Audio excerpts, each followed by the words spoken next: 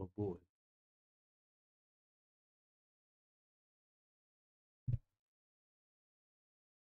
Make that up a bit.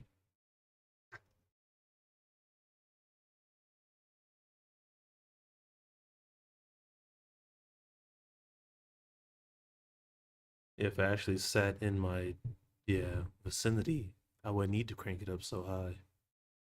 Oh, okay. Cool.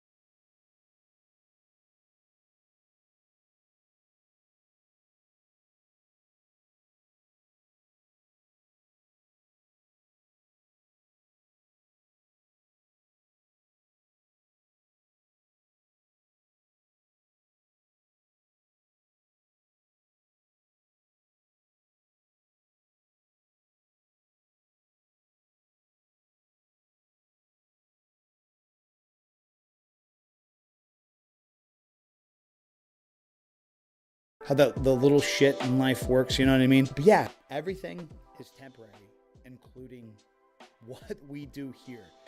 I think it's one of the most crucial things that you should learn being a creator, being an entrepreneur, being somebody that is trying to use this online creative world to grow something, to grow a brand, to grow a product. Everything is temporary. Trends come and go. Things that are popular now will not be popular in 6 to 12 months. From clothing, from content, from colors, from gear, from quality. Recently, we've been drastically seeing this with YouTube. Yes, I've talked about it already. Guys like Sam Solik coming out of nowhere, doing everything against the book, not fast-paced.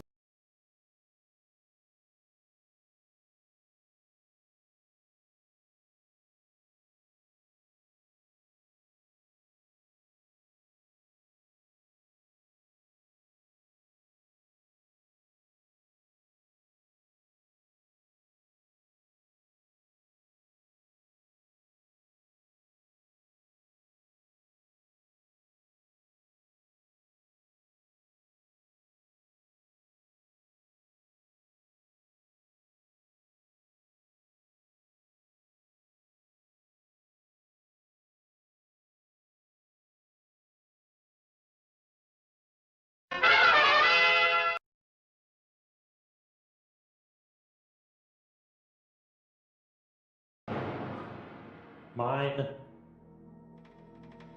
Dude, I wish we can like disable the mines and take them. Can you hear me? Goodbye, Steve. You were my best friend and I loved you. You're like, Steve! No! Turn around, Max, where's that door? Hey, Max, are you moving your head to talk? Not at all. Yeah, right. You're moving to talk. No, I'm not moving my head to talk. Yeah, you're like adding, like, you're doing, like, you're making it more What? immersive. Yeah, you'll be like, yeah. Excuse me. Yeah. I'm not doing Okay, wait. You are. Yes, you Huh? are. No, I'm not. Yeah. Yeah, just a little bit. No, I'm not. Definitely. Look at it. Yeah, look at Definitely this. not Look doing at this that. man. He's totally Excuse talking. me. He is talking. He's like Hey. Metal Gear Solid 1. I'm finding you very suspect. Oh, Both yeah? of you. Oh, look at that. You Ooh. and you. I'm gonna say, last time, shit. Steve, you were definitely the weak link in the group, so I need you to step up today. Oh, what was I? Because I got the most Please. stuff last time. It's kind of No, crazy how that definitely worked. not. That's not true. That is That's not absolutely true. Kenny was the second you know weakest what you link, did? and Simmons You know was the what you third. did? Wait, Hold on. You know what you did? What did he do? You know what you did? What did I do? Nothing. That's what you did. You didn't do a damn thing. I did I was doing everything. That is my not door true. support. That is not true. I'm gonna point at you so hard. Hey, look Okay, at that. dancing it. Yeah. Kenny, where'd you go? Kenny? No, no! I didn't want to come back. Yeah, it works. My Kenny flashlight got is gone, you teleported idiot. back? My flashlight. Kenny, where'd you go? Chad, we gonna make that money. Whoa, wait, no, no. What the hell is that noise? That's me. There's a bunch of stuff in here. Easy loot. I heard voices though. Voices? Yes. No, I hear you. Rude. How rude. Hey, stuff upstairs. Kenny, All right. Steve is hearing voices. I think we should talk to a doctor. Everyone always tells me to scan. Scan, Steve. Last time you didn't scan. Anyone in here? I'm in here.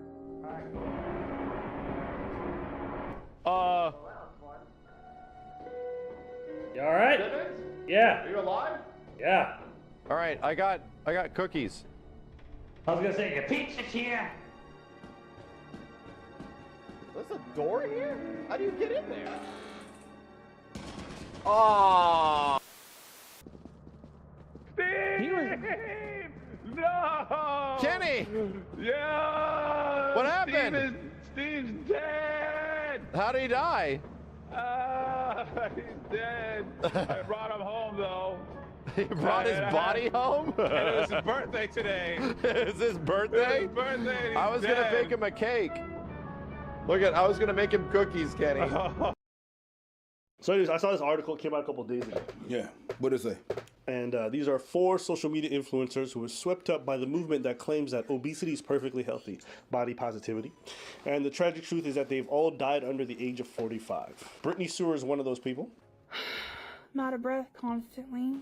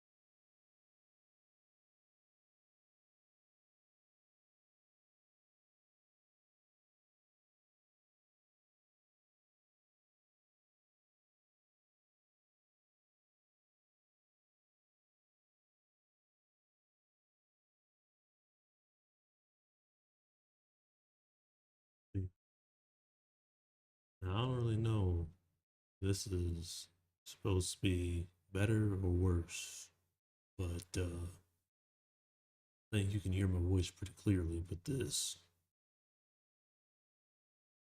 I don't have to yell.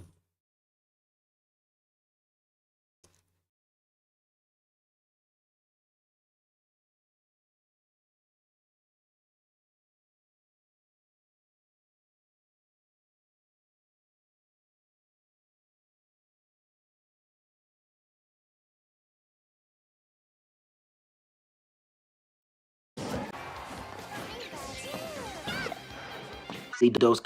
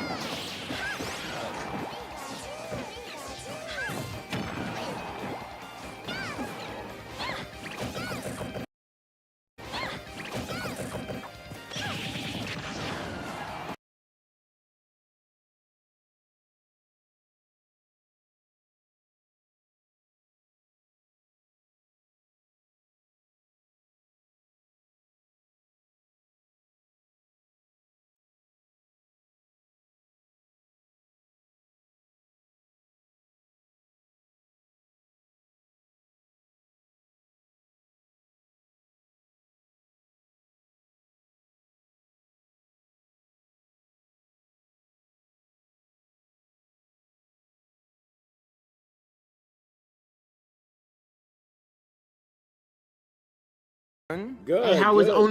only up to Agent? It was good. Was it better than the prequel? Cause bro, you know I ain't get too far in the first. Yeah, you would love it. Actually, it's definitely the type of game you could actually win in, bro. I think you could dead ass beat it. For real? Yeah, I think so. You got better as a gamer, bro. I think you could do it. I couldn't beat the prequel. Are you booting up finals, by the way, or are you just looking at your screen? Hey, what's the best heavy gun? Loading. Okay. I'm inviting you. Let me know when you're in. You gotta do like it's gonna ask you to do a tutorial. Skip that. It's useless. What'd you say, Aim? What's the best heavy gun? Chat, what's the best heavy gun? Final is way too hard for you. No, it's not, bro. I already it's played not. it on Agent Bro, Stream, bro. Yeah, and I and was you cooking. did fine. You did fine. Bro. Aim Don't let the niggas lie to looked you. like Good. Phantom. I did good. No, he doesn't. Like what? Bro, not bro. This bro. So generic. L jokes. Bro, I popped 4 energy Yo. today. God damn. Oh wait, I they're didn't talking lie about to in you, lethal. bro. Anytime I brought it up.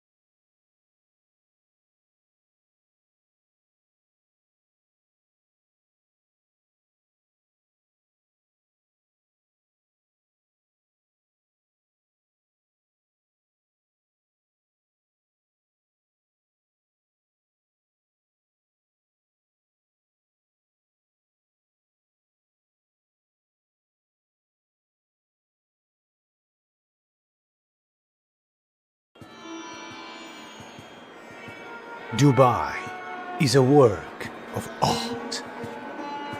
Take the 3 Palm Islands.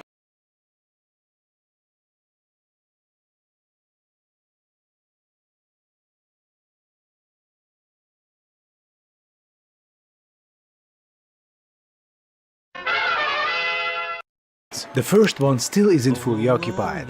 The second one is apparently abandoned. The third one is cancelled. The World Islands, where no sane person wants to live, with all of them sinking into the sea at a rate of 5 millimeters per year, allegedly. See those tanks behind your multi-million-dollar villa?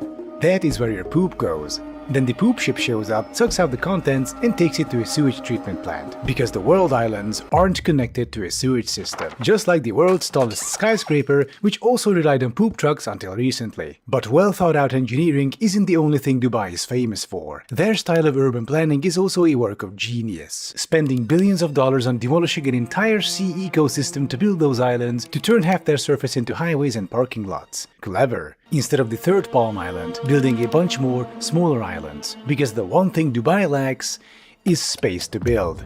Obviously. Well, at least they used some of that space to build golf-oriented saltwater swamps next to the jungle of skyscrapers. Oh, and there's also this industrial area. These massive structures must be logistics hubs, sandwiched between highways, large vehicles parked all around them. Wait, what is this? Staff accommodation? Oh. Alright, I guess we can call them staff now. How creative. Alright, staff, your job will be to perform agricultural activities on this rural cotton production compound. Into this vortex of foresight, intelligence, and human rights comes Moon World Resorts Inc. Oh boy. So the basic idea of the project is to build a 30-meter tall cylindrical building and then on top of it a 274-meter moon replica. We have the biggest brand in the world, Henderson told the Associated Press, that's the co-founder, alluding to the moon itself. So the basic idea of the project is to build a 30-meter tall cylindrical building and then on top of it a 274-meter moon replica. They're gonna build a 200-meter moon replica, and they say I'm crazy. They say I'm crazy, folks.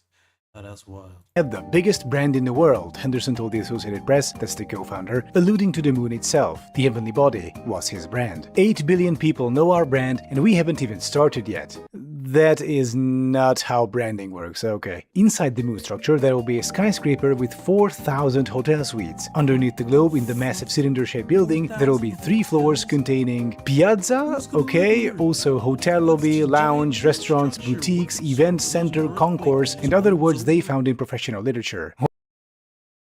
Leisure travel and tourism. Wait, what's this? Global meeting place. Oh great, finally! I hate those meeting places where people from other countries aren't let in. Also, why isn't the global meeting place inside the, the globe? Huge missed opportunity. You might have noticed that the large skyscraper inside the globe, housing 4,000 hotel suites, will have no windows whatsoever. Love to spend my horribly expensive vacation without ever seeing natural light. And what's the deal with that empty space in the bottom half of the sphere? Also, Moon World Resorts Inc., just a hot tip. Before you try building a 300-meter vanity monstrosity, please learn how to use layers. What is this? The contours clip in... Oh, I just want to say, stream daily. Twitch. Looking for that rocket power. Every day. To the texture. Also, this thin contour is missing on the 2 upper floors. Plus, you forgot to drag this contour line to the end. This is a $5 billion project, by the way. The big attraction of this project, aside from the whole giant illuminated moon thing, would be a lunar surface/lunar colony inside the upper half of the sphere. So from the hotel, you could take the elevator, the shuttle, to this theme park. And sure, the idea does sound interesting. A little artificial moonscape you can walk around in, experience your surroundings, take a few cool selfies, sure. The problem is, the project completely misunderstands why we find the moon and photos of it so compelling. It's dark, lonely, far away from home. We can see the Earth in the distance. But will we ever make it back? If anything goes wrong, this rock will be our grave. Still, the fact that we're here is a huge step for humanity. We did the impossible. We set foot on another celestial body for the first time. How awesome is that? There's this terrifying beauty, this aura of danger-addled glory about setting foot on the moon. Once you take all that away, however, what else is there really? Not much, right? is just a flat, grey rock desert with nothing in it. Mars is more exciting than that, and even there you would be bored out of your mind after 10 minutes. Now take that flat, empty, grey rock desert and fill it with hundreds of annoying tourists. Hordes of people just milling around, everyone is on their phones, children are screaming around you, people are trampling down the terrain. It would be the same experience as seeing the Mona Lisa. And oh boy, is that a lot of fun. So in the end, this whole surface of the moon attraction would just boil down to a grey, dull landscape with fenced-in pathways filled with hordes of tourists. The gimmick might be fun for the first 2 minutes, but soon you'll be looking for the nearest exit to escape from that dark, loud, crowded room reeking of X. There's no project summary, no additional renders or detailed descriptions. On their official Instagram page, we have a picture of some monorail train with moon written on it, going in a dark forest under a full moon. No creatures on caged display, no animal cruelty, no fur products, 50% gender equality at management and board level, complete gender incompatibility, 20% local population career. What the hell am I even reading? Oh no, what's this? Carbon offsetting included within all revenue streams, a tree of hope planted for every guest equating to 10 million annually, plus every budding astronaut equating to what? This is the future. This is moon, comma, mind plus body plus soul plus thoughtfulness plus generosity plus kindness plus respect plus inclusiveness plus equality plus meaningful and lasting change. I'm sorry, did they use ChatGPT to write their shit? Well, no, because ChatGPT knows how to punctuate a sentence. Throughout their materials, there are serious issues with legibility and grammar. Here, take this other illustration. 25 elegant, soaring towers housing an array of stunning luxury residents. Singular. Not to mention the stilted second half of the sentence. The other similar promotional image I found is just as bad. 25 unique, futuristic sphere residence towers comfortably surrounding Moon Resort, comma, welcome to living out of this world. $5 billion resort. Yeah, bro, we want to build like the 10th wonder of the world or something in Dubai. We have that ambition. We cannot type out coherent English sentences yet, but we have the ambition. So here's the layout of this fever dream. Apparently the moon will be in the middle, surrounded by a lagoon. Surrounding the lagoon are 60-meter diameter sphere residential units, so these things. Around them are typical towers. Oh boy, that's my favorite type of tower. 187 meters tall, 400. Those little things are the residential units. These right here, can't see it. This is a residential unit. Well, you can't see it because fuck. Those things are residential units. That's crazy. That's wild. Diameter sphere residential units, so these things. Around them are typical towers. Oh boy, that's my favorite type of tower. 187 meters tall, 415 units. And in front of them are typical parking structures, so 11-story parking garages, each of which having a pool and a park on top of it. And in front of those is the double road, whatever that is, which does not seem to have any intersections, outside connections, crosswalks or driveways. And these dark triangles in the corners are denote service buildings. Well, if you think this is a joke, speak for yourself. Personally, when I hear $5 billion luxury giga project, this is the exact planning quality I imagine. But apparently there are some other illustrations. The private residence at Moon, 500 sky villas mysteriously embedded into Moon's lower disk superstructure. Oh no, there's a third one. Welcome to the tranquil forested lagoon. Oh no, I'm about to moon myself. Wait, if that's the lagoon and those are the typical towers, where are the spheres and the parking garages? Also, still no intersections, outside connections or driveways. Cool. But how do they have 3 separate planes on their Instagram? 4 actually, because all their renders just skip the lagoons, spheres and towers and plop it right in the middle of Dubai. These are the ones everyone keeps sharing, and they do look decent despite all of them being in random different locations within Dubai. But in this AP article, oh hi Michael, there's also this. What am I even looking at? Is this bad fan art? No, it's credited to Michael Henderson / Moonworld Resorts via AP. Oh god, they even forgot to erase part of this lower-res texture so it overlaps the wave barriers. Oof, and that airplane. Oh god. Yeah, that's how contrails work. $5 billion resort. Judging by the bad grammar, the bad Photoshop, the amateur visualizations, the way every post is written on the Facebook page, and the founders themselves, this looks suspiciously like a boomer pet project. A crazy idea one person has had for years, which they kept pitching to investors investors but got nowhere because it's obviously stupid. I lean towards this explanation since, according to the Wikipedia page, Moon World Resorts was founded in 2000. How then did the Moon World Resort suddenly become the supposed next big thing in Dubai? How do you go from near complete obscurity to getting invited to speak at the Arabian Travel Market convention in Dubai? I believe I have an explanation. See, a consultant reached out to me a few months back to talk about how Middle Eastern fever dream gigaprojects come to be. He was on the design end of things, so he usually had tasks passed down to him from high above. Due to risk of imprisonment or execution, I cannot share his identity, but I've re-listened to our conversation and paraphrased what he told me. Say the dictator wants a new building, which would be the jewel of the Middle East, putting everything else to shame. So what he does is, he takes a hotel napkin and a pen and makes a quick doodle that looks like total shit. Then he conveys a really vague idea about it to his team of handlers. The team is then automatically thrown into a panic because they cannot ask him for clarification. They cannot ask what he's trying to accomplish, what are the overarching goals, concepts, and so on. They cannot have these conversations. They just have to make do with what they have. The handlers will then reach out to designers like myself and say, okay, listen, we have this sketch, we're meeting the dictator next week, and he wants to see something. It has to be impressive. We cannot bring him anything rough or vague, and we cannot ask for clarifications. It's kind of like appealing to a toddler. We cannot do anything practical. We have to do pizzazz, bright lights, shiny colors, and so on, and we have a couple of days to throw it together. Crazy rich people have extremely short attention spans. When you have a meeting with them, you cannot have several points of discussion, such as ethnographic or soil studies. You cannot talk about any of this. You have 5 minutes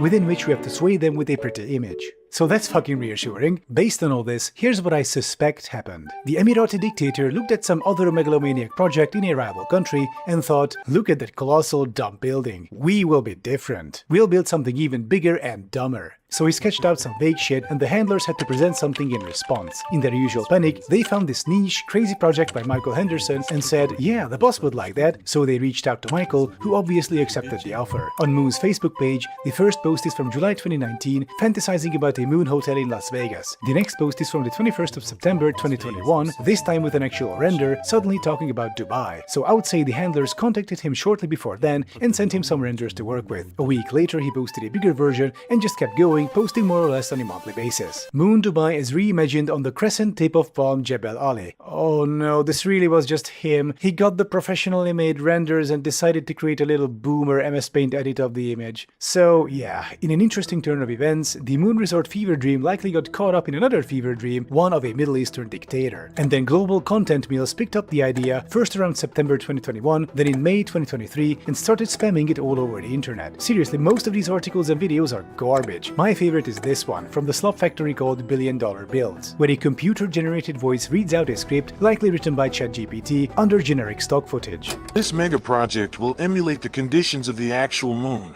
such as the low-gravity walking experience for guests to feel what it's like walking on the moon. As tourism sales have skyrocketed in UAE, predictions indicate that high performance is expected this winter when neighboring Qatar.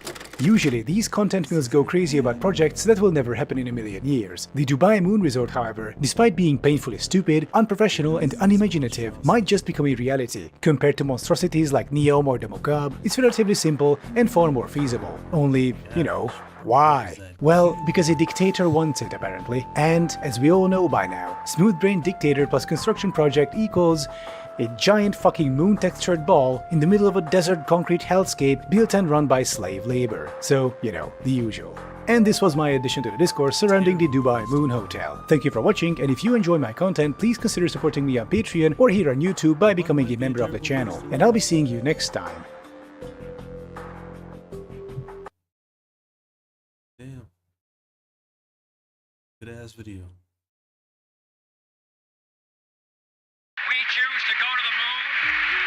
We choose to go to the moon in this decade.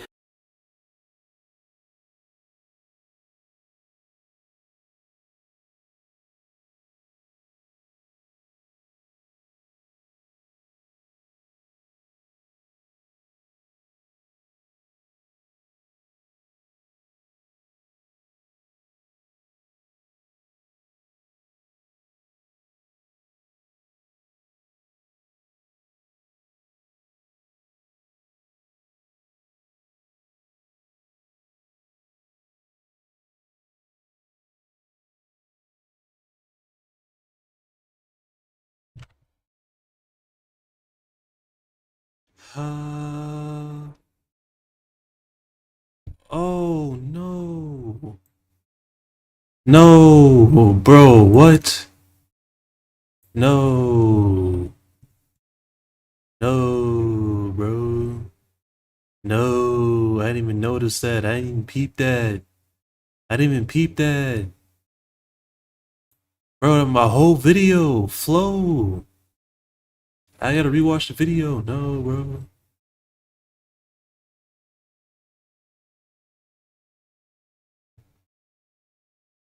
No, bro. I gotta do the whole video over, bro. Minus fucking 21? What the fuck, bro? How'd it even get down there?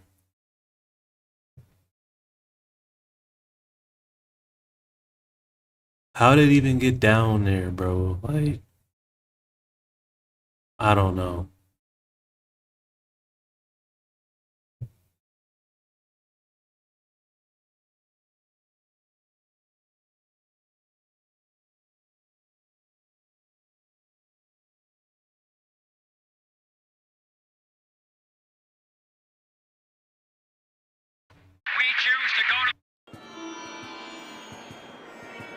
Dubai is a work of art.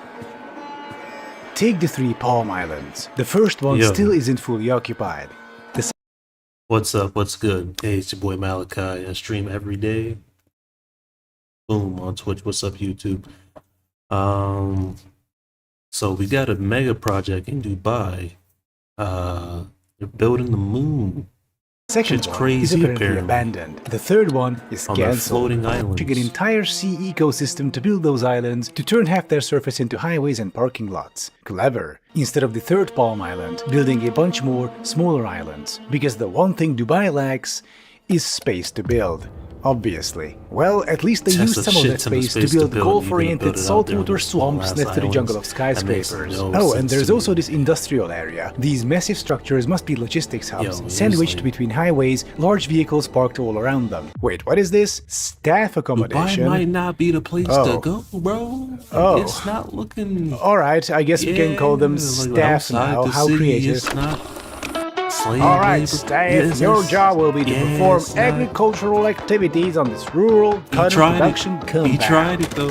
Into this He vortex tried of with that foresight, slave joke. intelligence, and human rights comes Moon World Resorts Inc. Oh boy. So the basic idea of the project is to build a 30-meter tall cylindrical building and then on top of it a 274-meter moon How replica. long We have the has this biggest shit been brand in the going on, world, though? Henderson Like, how told the long have they Associated been Press, trying to that's the build this co-founder, moon? alluding to the moon itself. Jack The heavenly shit. body was his brand. 8 billion people know our brand and we haven't even started That's not yet. how marketing works. That is not how branding works, okay. Inside the moon structure there will be a skyscraper with 4,000 hotel suites. Underneath the globe in the massive cylinder-shaped building there will be 4,000 3 floors hotel containing piazza, okay, also hotel lobby, lounge, restaurants, boutiques, event center, concourse, and other words they found in professional literature. Wait, what's this? Global meeting place. Oh great, finally! I hate those meeting places where people from other countries aren't let in. Also, why isn't the global meeting place inside the, you know, the globe? Huge missed opportunity. You might have noticed that the large skyscraper inside the Yes, globe, that's a housing big 4,000 opportunity hotel right there. suites, will have no windows whatsoever. Love to spend No my horribly windows? expensive You have to- vacation without no ever seeing natural windows. light. And what's the deal with that empty space in the the bottom half of hotel. the sphere? 4,000 Also, Moon World no, Resorts bro. Inc., just a hot tip. Big-ass shutter Before you try box. building a 300-meter vanity monstrosity, They're building a please shutter learn how box. to use They're layers. building What a is this? The moon contours clip shape into the building. texture. Building Also, a this travel thin for contour is destiny, missing bro. on the 2 upper floors. There's Plus, you doing a forgot to lot. drag You're this doing too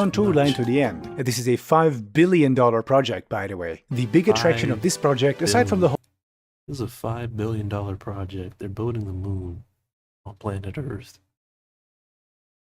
Imagine just throwing $5 billion away. 'cause you giant can. illuminated moon thing would be a lunar surface / Irresponsible. lunar colony inside the upper half of the sphere. So from the hotel, you could take the elevator, the shuttle to this theme park. And sure, the idea does sound interesting. A little artificial moonscape you can walk around in, experience your surroundings, take a few cool selfies, sure. Now, if this The was problem is, practically the done, it project would be completely cool, but it's not misunderstands gonna be why we find the practically moon done. and photos We all of it know so this. compelling. We all It's know it's not dark, gonna be lonely, practically far done. away from It's just home. gonna be We a can see the big, earth in the big, distance. shoddy But will we ever ever make it back? If anything goes wrong, this rock will be our grave. Still, the fact that we're here is a huge step for humanity. We did the impossible. We set foot on another celestial body for the first time. How awesome is that? There's this terrifying beauty, this aura of danger-addled glory about setting foot on the moon. Once you take all that away, however, what else is there really? That's how Not they hide all the bullshit construction. Because it's gonna be on the inside. much, right? It's just a flat, grey rock desert with nothing in it. Mars is more exciting than that, and even there you would be bored out of your mind after 10 minutes. Now take that flat, empty, grey rock desert and fill it with hundreds of annoying tourists. Hordes of people just milling around, everyone is on their phones, children are screaming around you, people are trampling down the terrain. It would be the same. Imagine paying all that money to be crammed in to a 4,000 hotel brick with no windows. You gotta deal with this. That's crazy. Experience as seeing the Mona Lisa, and That's oh boy, right. is that a lot of fun. I can't do that. I can't do it. So in the end, this whole surface of the moon attraction would just boil down to a grey, dull landscape with fenced-in pathways filled with hordes of tourists. The gimmick might be fun for the first 2 minutes, but soon you'll be looking for the nearest exit to escape from that dark, loud, crowded room reeking of Axe body spray. Now you might be asking, how do I know that the moonscape will be so boring and unpleasant? Well, there aren't any renders or illustrations of the inside, aside from some vague sketches. But these people aren't exactly powerhouses of imagination. You'll see why in a moment. Illustrations of this thing are just all over the place. We have these aforementioned weird sketches that tell you nothing about the whole construction. There are these schematics that look like they were made in MS Paint or something. Otherwise, there are no plans, there is no project summary, no additional renders or detailed descriptions. On their official Instagram page, we have a picture of some monorail train with moon written on it, going in a dark forest under a full moon. No creatures on caged display, no animal cruelty, no fur products, 50% gender equality at management and board level, complete gender incompatibility, 20% local population career percent. What the hell am I even reading? Oh no, what's this? Carbon offsetting included within all revenue streams, a tree of hope planted for every guest equating to 10 million annually, plus every budding astronaut equating to what? This is the future. This is moon, comma, mind plus body plus soul plus thoughtfulness plus generosity plus kindness plus respect plus inclusiveness plus equality plus meaningful and lasting change. I'm sorry, did they use ChatGPT to write their shit? Well, no, because ChatGPT knows how to punctuate a sentence. Throughout their materials, there are serious issues with legibility and grammar. Here, take this other illustration. 25 elegant, soaring towers housing an array of stunning luxury residents. Singular. Not to mention the stilted second half of the sentence. The other. I hear $5 billion luxury giga project, this is the exact planning quality I imagine. But apparently there are some other illustrations. The private residence at Moon, 500 sky villas mysteriously embedded into Moon's lower disk superstructure. Oh no, there's a third one. Welcome to the tranquil forested lagoon. Oh no, I'm about to moon myself. Wait, if that's the lagoon and those are the typical towers, where are the spheres and the parking garages? Also, still no intersections, outside connections or driveways. Cool. But how do they have 3 separate planes on their Instagram? 4 actually, because all their renders just skip the lagoons, spheres and towers and plop it right in the middle of Dubai. These are the ones everyone keeps sharing, and they do look decent despite all of them being in random different locations within Dubai. But in this AP article, oh hi Michael, there's also this.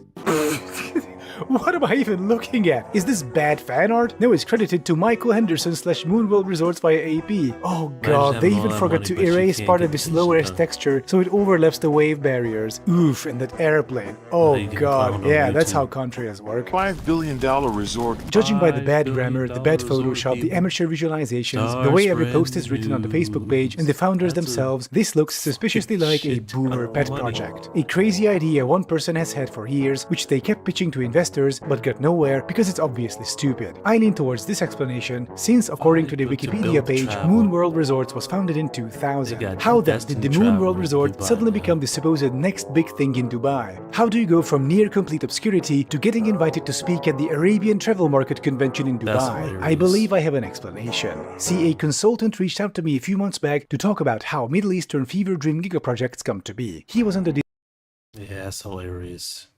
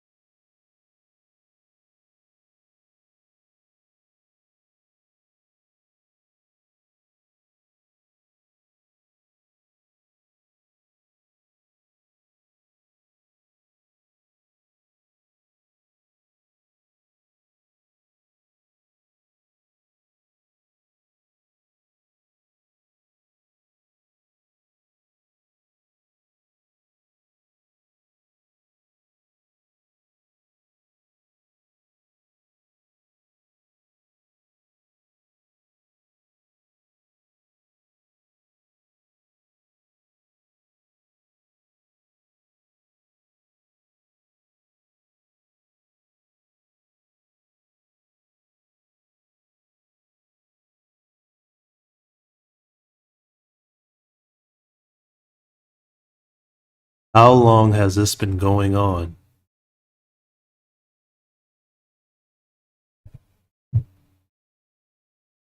$4,000?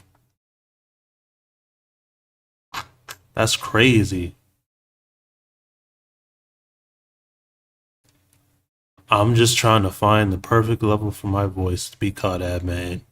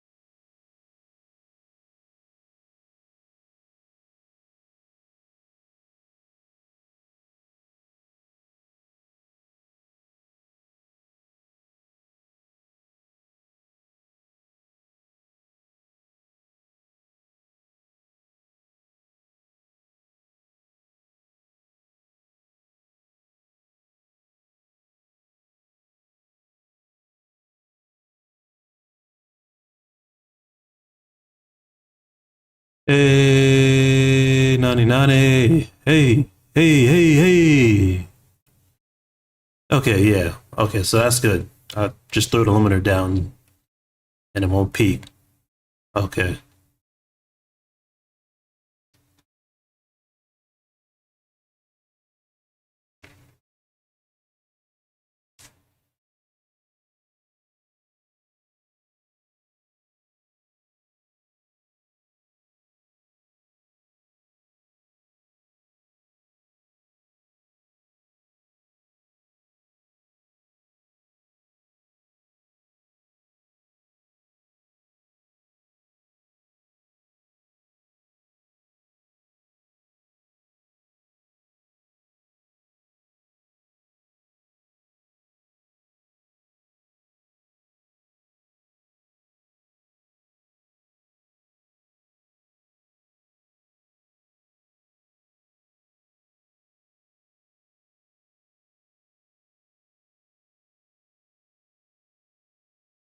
Okay. Okay. So why did my voice come through like that?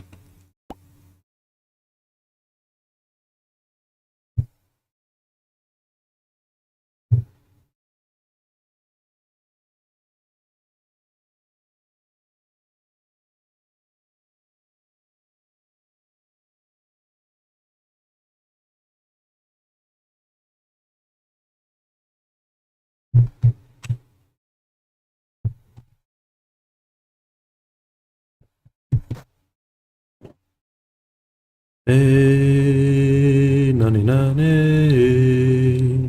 Hey, 99. Hey, 99. Hey, 99.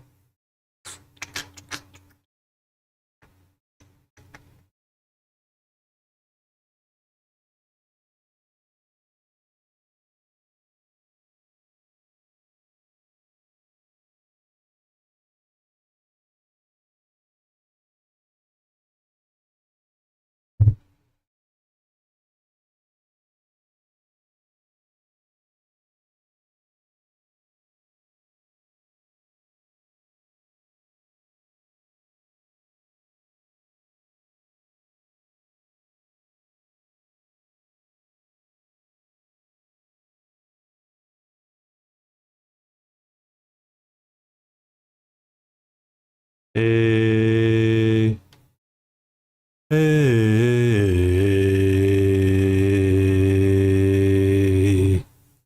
Bum bum bum bum bum.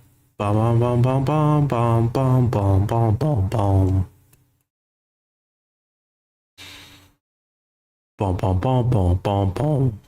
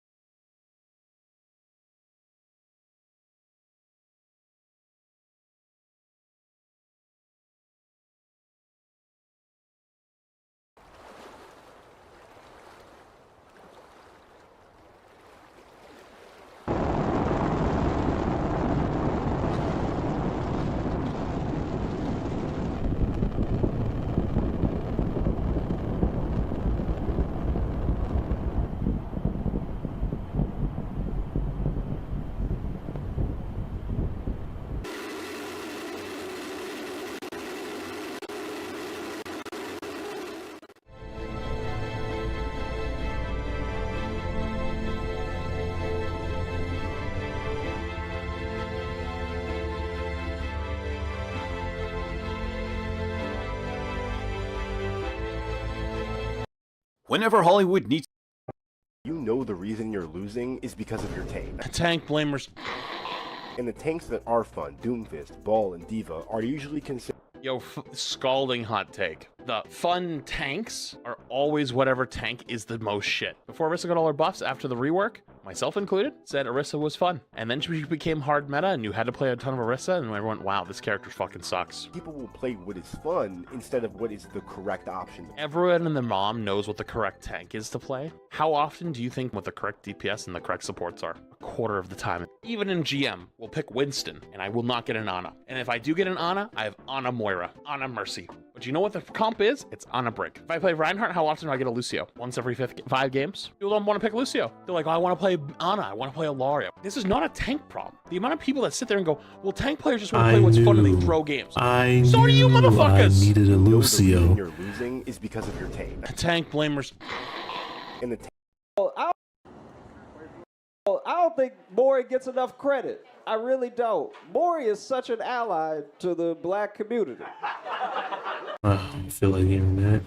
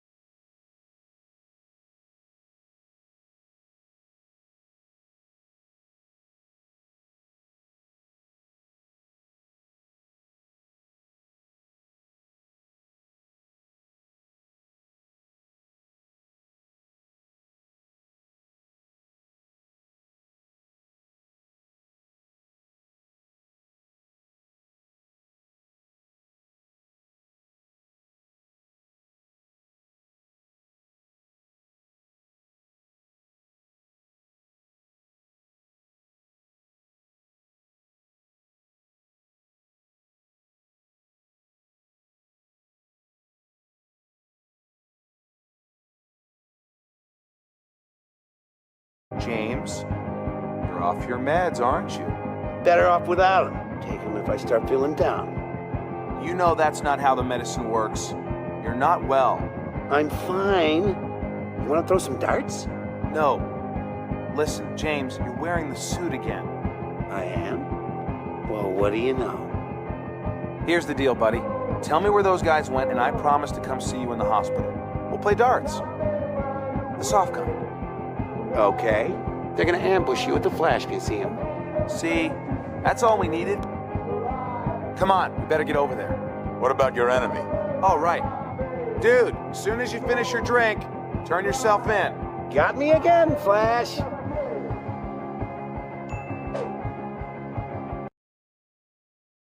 I left a comment in this. Said, why was he training CS to not answer questions?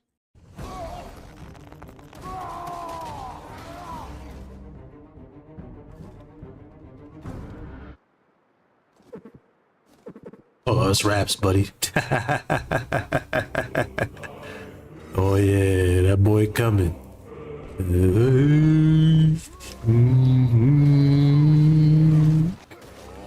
Yeah, run from that.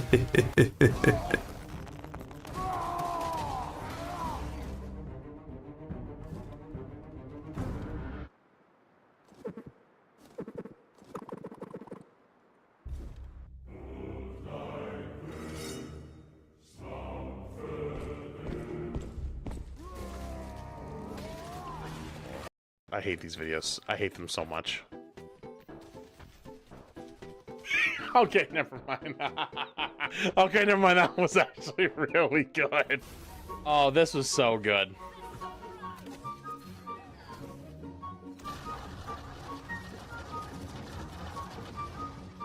Yeah, I crashed the server when I did that. You recreated her origin story? Nah, that's fucked up, dude. Rose started climbing.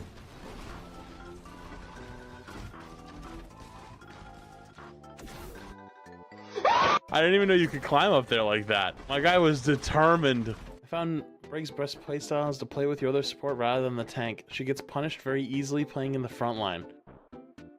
It took a year, but the Overwatch 2 players are learning. They're evolving right before our very eyes. I hate these videos. I hate them so. Dr. Choi found an antidote to your poison, Molo. It's over. Not so fast, for with the push of this button, I'll launch a nuclear warhead, and your beloved Eastern Seaboard will be blown to kingdom come! You monster! Now, my patriotic parasite, I have a few demands. I mean, launching a nuclear bomb at innocent civilians? Thousands vaporized in seconds! You're sick, Molo! Yeah. Men, women, children, wiped away in seconds! What are you doing? What is this some kind of bid? If you want to be the first person ever to launch a nuclear weapon on a populated city, then you better be prepared for the fight that's coming your way. The first man to nuke a populated city? Yes. What? Truman. Who? No way. No fucking way. Really? Is there something I don't understand? Oh, fuck. Dr. Choi found Hey, just wanted to see how that... I'm in a foreign. Foreign. I'm switching lanes. Move, bitch. Ain't playing no games. Get over here. In the fast lane. 100 on the gas. I'm about to crash. Boom.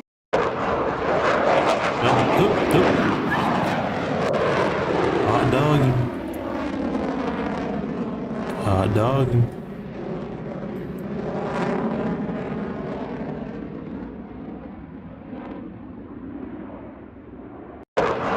Why do you... They're one of the best survival foods that you're going to... Why do you... They're one of the best survival foods that you're going to find in the woods. The only problem with acorns is they contain a lot of tannic acid, or tannins. So if you eat one, it's going to be very bitter. Wow, that's bad. So you have to get that tannic acid out of the acorn. To do that, you have to leach the tannins out of the acorn with water. First, I'll dump them in a pot of water. The bad ones will float, and I'll take those ones out. The good ones will sink, so I'll gather up all the good ones, put them in a t-shirt, and crack them open. Then I'll take the meat out of them and put them in a pot. Fill it up with water, then I'll fill up a second pot with water. I'll put them on my fire and bring both of them to a boil. Then Now I'll you know how let to the eat your acorns acorns, boil people. for about 15 minutes. And you can see how That guy brown the Malachi water just is taught you how with to the eat fucking acorns in it. acorns. That's all the tannins that I have boiled out of them. And they're still going to have some tannins left in them, so I'm going to boil them again in the second pot of water. So you just want to repeat this process over and over again several times until the water runs clear, or close to clear. I roasted them a bit, now I'll eat them. And you can salt them if you have salt. They're one of the best survival foods that you... Only way I know for somebody who has time and a little bit of money, the number one thing is flipping. You can't do much with $1,000. So for me, the one place to take $1,000 and make it 10,000 is garage sales and flea markets and thrift stores and dollar stores. Oh boy, Marshalls, this nigga talk TJ about Maxx. fucking garage It all just sales works. shit again. Oh, Gary, hey.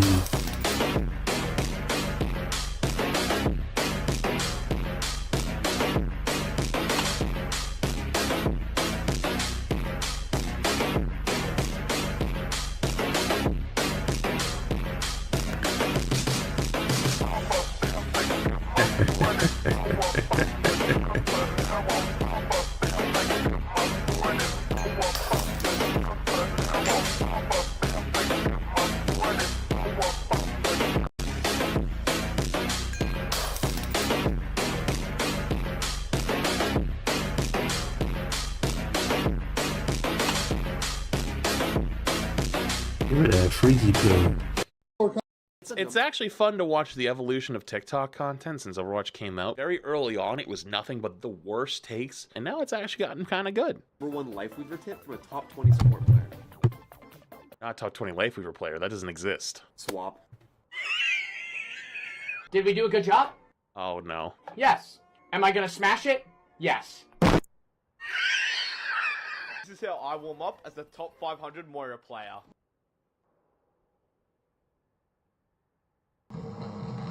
Oh. No. This is actually incorrect. You're supposed to be behind the Roadhog. You're in front of him. You're not playing Moira correctly. You girl boss from behind. No, are we gonna catch a stray? What is the most pointless video game out there? My first thought was Rock Simulator, as you don't do anything aside from look at this rock. Yeah, it's very pointless, but I found a game even more worthless than that. It's called Overwatch 2. It's actually fun to watch the evolution of TikTok content. When Kanye was working on Pablo, I remember he just had the sample to it. Father stretched my hand. He was like, man, I want you to fuck with this. He had gave me like the session, all the files for us. And to me, like, this Kanye, like, this one of my all-time idols. So I'm like, whatever I do, bro, he probably ain't gonna fuck with it. No way. Sent it to him, but I still didn't know was he gonna use it or not. He called me, I know it. This when he was at Madison Square Garden. He was playing all the shit. He called me, he was like, yo, you need to send that tag. Send that Young Metro tag. I sent it without my tags. I was like, this a Kanye song. I ain't just trying to just throw my tags. So I was like, all right, I just sent it to him. I got off the plane, I opened my phone and like Twitter, Instagram, like everything exploded. And just that video of him and Cudi and Travis jumping around. I had never even heard it like that until I had seen that shit. It was really some shit I almost didn't do, bro. When Kanye was working on Pablo, I remember he just had the sample to it. That's the Brazen Bowl. I came from a planet, now ashes and pieces. A fetus to Phoenix. They thought I was Jesus, but closer to Moses. You study my thesis, I lived in the zenith. You pull a heater on me, you're not much of a genius. Your shooting is useless like hands with no fingers unless you're a... You wanna fight? What's lost?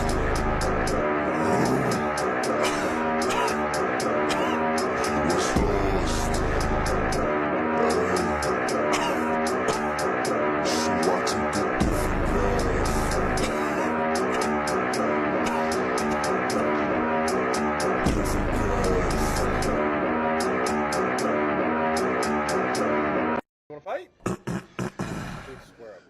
What's lost?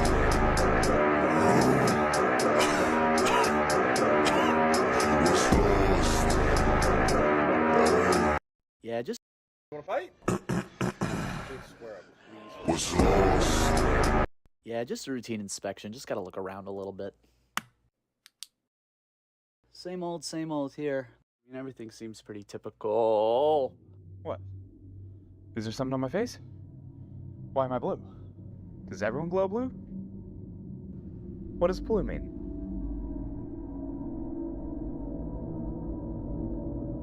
What does blue mean?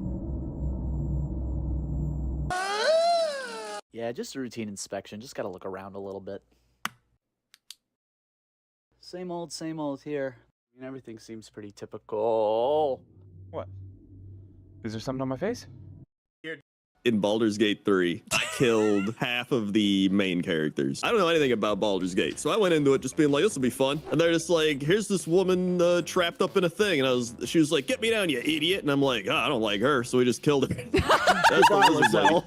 Yeah. Then, like, So straight long, up, then the vampire dude attacks, and I'm like, holy shit, he tried to kill me? And then he's like, yeah, and I'll be at your camp. And then the hunter guy's just like, hey, I'm a vampire hunter. You got any vampires? I'm like, yeah, I got one at the camp. You go get him. It's like, all right. Barbarian Devil Girl. She was actually part of the team until I killed the one town with all the goblins. Then she was like, I can't watch you do this shit. And I was like, get out of here. And then she left. Wait, what happened to Will? Did you ever pick Will up, or did you just ignore Will?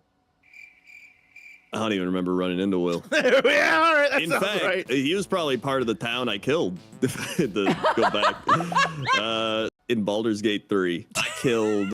Isn't it suspicious to you that a storm there could go on for 350 years without a break, and we never have storms that go on for 350 years without a break? So, first of all, what is Jupiter? So it's 1,000 times bigger than Earth. It's mostly gas, and it rotates once in about 10 hours. You want to talk about ferocious Coriolis forces? We have storms that last weeks. Hurricanes. Go to a planet that rotates twice as fast, is 1,000 times the volume, and is mostly gas, and you're complaining that it lasted 300 years? Isn't it suspicious to you that a storm there could go on for 3? Well, like, what is a number that you think that you would need to live off for a year and sustain you? Like, based on my current expenses. Like, assuming I don't spend any money on my stream. I'd wait 45,000. You surely don't pay rent, right? Of course I do. What the fuck? Well, I own a house. How much do you pay? Can I ask? Wait, you own a house, but you pay rent? Well, I mean, Who's your landlord? there's a monthly payment that I make. How much is it? Oh, like a mortgage? It was $700.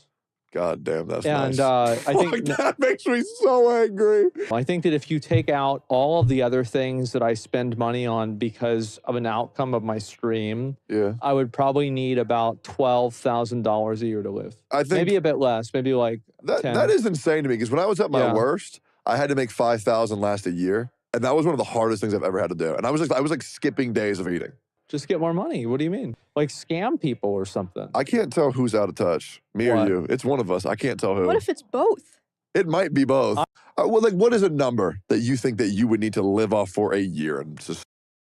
Did you see the cop that pulled over someone for reckless driving and then 14 minutes later got called to the crash site that ripped off the front roof and killed them instantly? That was a haunting video. I did see that. Basically, officer pulled over this couple, said, hey, calm it down there, sport, be a little more careful. I think wrote them a ticket if I remember correctly and sent them on their way. And then he gets a call a little bit later about a crash that ended up ripping the roof off of a car and what was the terminology? An upper torso decapitation or something? No, it wouldn't be decapitation. But basically both passenger and driver, like they were split, like their entire upper torso, because what happened is they crashed into a truck and they peeled it right off, and it was the same. This is the Brentmore Arrow Extractor, and this was made after the...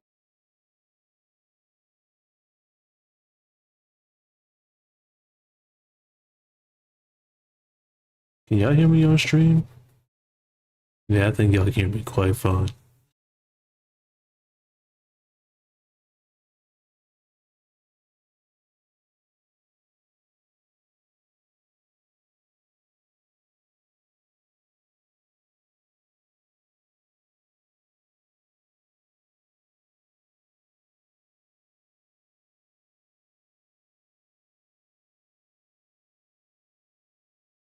Alright, well there's some potential here, I'm not gonna lie, and if this is how he's looking now, I'm already invested into what augments Corvex will be getting down the line. Now mind you, he's definitely not the strongest of the releases that we've had recently, but he's nowhere near the bottom and has a pretty fun concept. So let's have a deeper look at what he offers. As always, timestamps added. Beginning where all things should, let's break down his kit, starting off with his passive. Any equipped weapons will receive a +3 punch through in the hands of Corvex, and I won't lie, this isn't super interesting as a passive, but it's quality of life, and it does synergize with his control styled abilities. Either way, it's nowhere near the worst, so we'll definitely take it. Corvex's first ability is Chirinka Pillar. Corvex will go and smash down a radioactive pillar in which staggers nearby enemies with eruption. The pillar will then pulse out radiation damage and status, whilst also slowing enemies that enter its controlling zone. Corvex can actually place 2 of these pillars down, one after the other, to increase that surface affected area.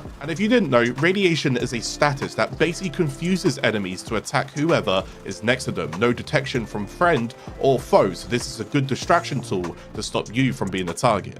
Chirinka Pillar is also the ability that can be fed to the Helminth for other Warframes to subsume into their kits. Corvex's second ability is Containment Wall. In a line in front of him, Corvex smashes together closing walls in which inflict radiation damage to enemies inside, but also adds a damage vulnerability to them. This is a debuff, which means all sources of incoming damage deals more damage to them whilst this debuff has been applied to the enemy. And guys, I'll be honest here, as much as I visually think this ability is stunning and something Atlas should have had, I don't think it's that great of an ability. So in terms of group related abilities that already exist in the game, it's a bit of a lackluster one, although it does synergize with his fourth. The damage vulnerability is considered quite low, especially when I browsed around at other Warframes such as Yareli, Najjar and Sephiroth as examples, and therefore I believe that this would be the ability to remove from your kit and make room for new abilities and subsume. It's just my personal opinion.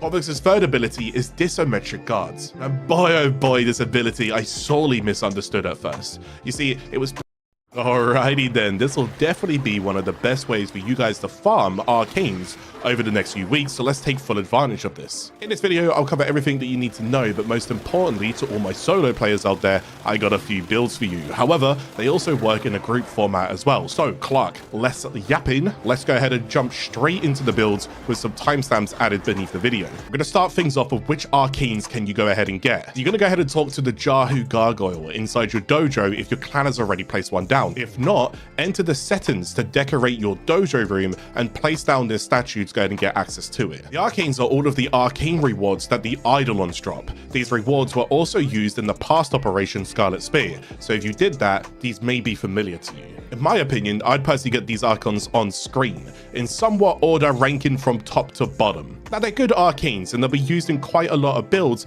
especially Arcane Energize, which has been proven to really help those builds that struggled with energy returns. Each arcane costs a different amount per arcane in the reward material called Grotesque Splinters, which you get from killing the boss. I'll explain more on that later. It would definitely going to take quite a few runs to go and get some of these arcane sets rolling in, but this clan event is still ongoing for a while, so take your time. Even if you could manage just 2 hours a day, you'd still make a good dent in progress here. Okay, so what do I do to go ahead and get the splinters? Well, with the new update Whispers in the Wall on Deimos, once completed the quest line, you can go and begin a new boss fight on the node Ethervo. This is an assassination mission, but instead of just entering and killing the boss, you're gonna have to go and do a few steps beforehand. So let's just keep this part simple, short, and to the point for those who don't know. Step 1, when you enter the mission, go find a probe located on the map. Walk up to it, interact, grab it off its holster. Step 2, with probe in hand, head over to your next waypoint and inject the probe into the Vitrium. Step 3, the Vitrium will now seek out Murmur Eyes for us to go ahead and collect. Simply jump into them and you're kind of getting the idea. The eyes do go ahead and have a duration though, so don't waste time. Get moving and collecting. The Vitrium has around a minute duration before it can pulse out, seeking more eyes. But if you kill enemies around the located zone, it decreases the timer, rewarding you for being active and speeding up the process. The process countdown can actually be halted, however, as if enemies are in the zone, they can go and block the Vitrium's vision. So go ahead and kill those enemies and keep the area clear from hostiles. So after a certain amount of collected Murmur Eyes, the Vitriums begin to exhaust and move into a new location, and you'll basically be wanting to repeat the process. But you can activate more Vitriums after the first area is completed, so do go and keep that in mind. It's not always just one Vitrium. Keep doing this until you collect 30 Murmur Eyes, and now you'll be prompted to head over to the Murmur boss's location. Step 4. Now, step 4 doesn't actually have to be step 4, but somewhere in this mission is a Void Angel, and it's important for the curse rewards for the clan event. I do actually have a guide on Void Angels if you need a full breakdown on how to go ahead and fight them, but they're pretty simple to go ahead and figure out. But basically, if you ignore the angel, it will consume the curse rewards you get from the boss at the end. If you kill the angel, it won't consume the curse rewards.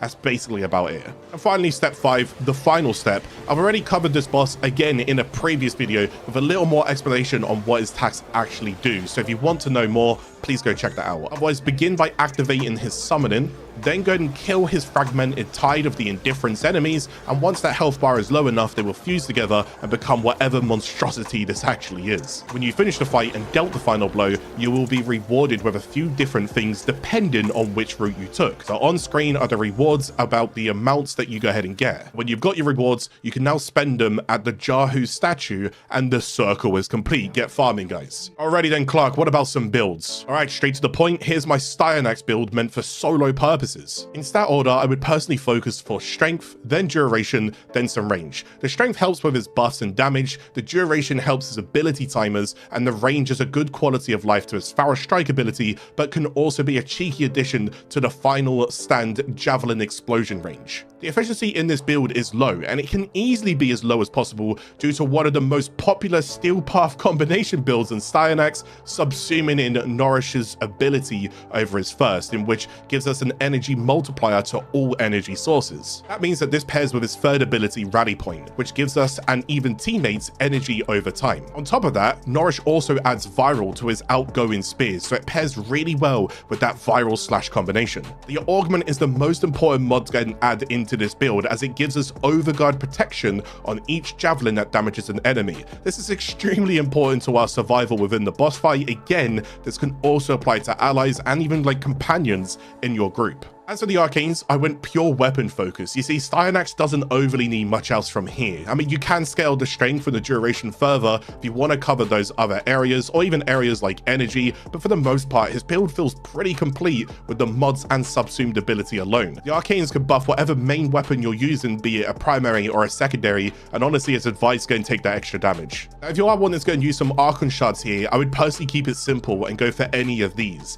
as they all work fantastically within the build and are pretty self-explanatory, but as always, it's more about what you actually have because Archon shards are limited to us at the moment. Ability rotations for Styanax. Now, since I'm using the preparation mod in mine, I can straight away cast my rally point, go and get energy back, and then combo it with Nourish. This absolutely ramps energy returns from there onwards. I don't really need to worry. Now, if you don't have that luxury, or if you're not using any kind of energy efficiency at the very beginning, like preparation or amber shards for it, then please just go ahead and get a couple of kills, activate your rally point first, and then get your Nourish in a little bit later. This fourth ability, Final Stand, is something that you'll be using a lot throughout the mission. It's the main core of the build. You can use it offensively to go and kill enemies in your way, or you can even go and use it defensively and protect yourself with overguards, either and or. Second, the Pharaoh Strike is used for any tanky Eximus units that are taking just a little bit too long for you to go and kill if you're struggling, but most importantly, if you are focusing the Void Angel in this mission to keep those curses, then Pharaoh's Strike with 200% strength will remove the armor from the angel in one swift ability cast. That's mostly about it with this build. It has a lot of room for error due to how much survivability it has, and it can easily solo the boss and all enemies throughout the mission without much issues. Lovely jubbly. Next build is for Octavia. And guys, I didn't really see this one coming, but here we go.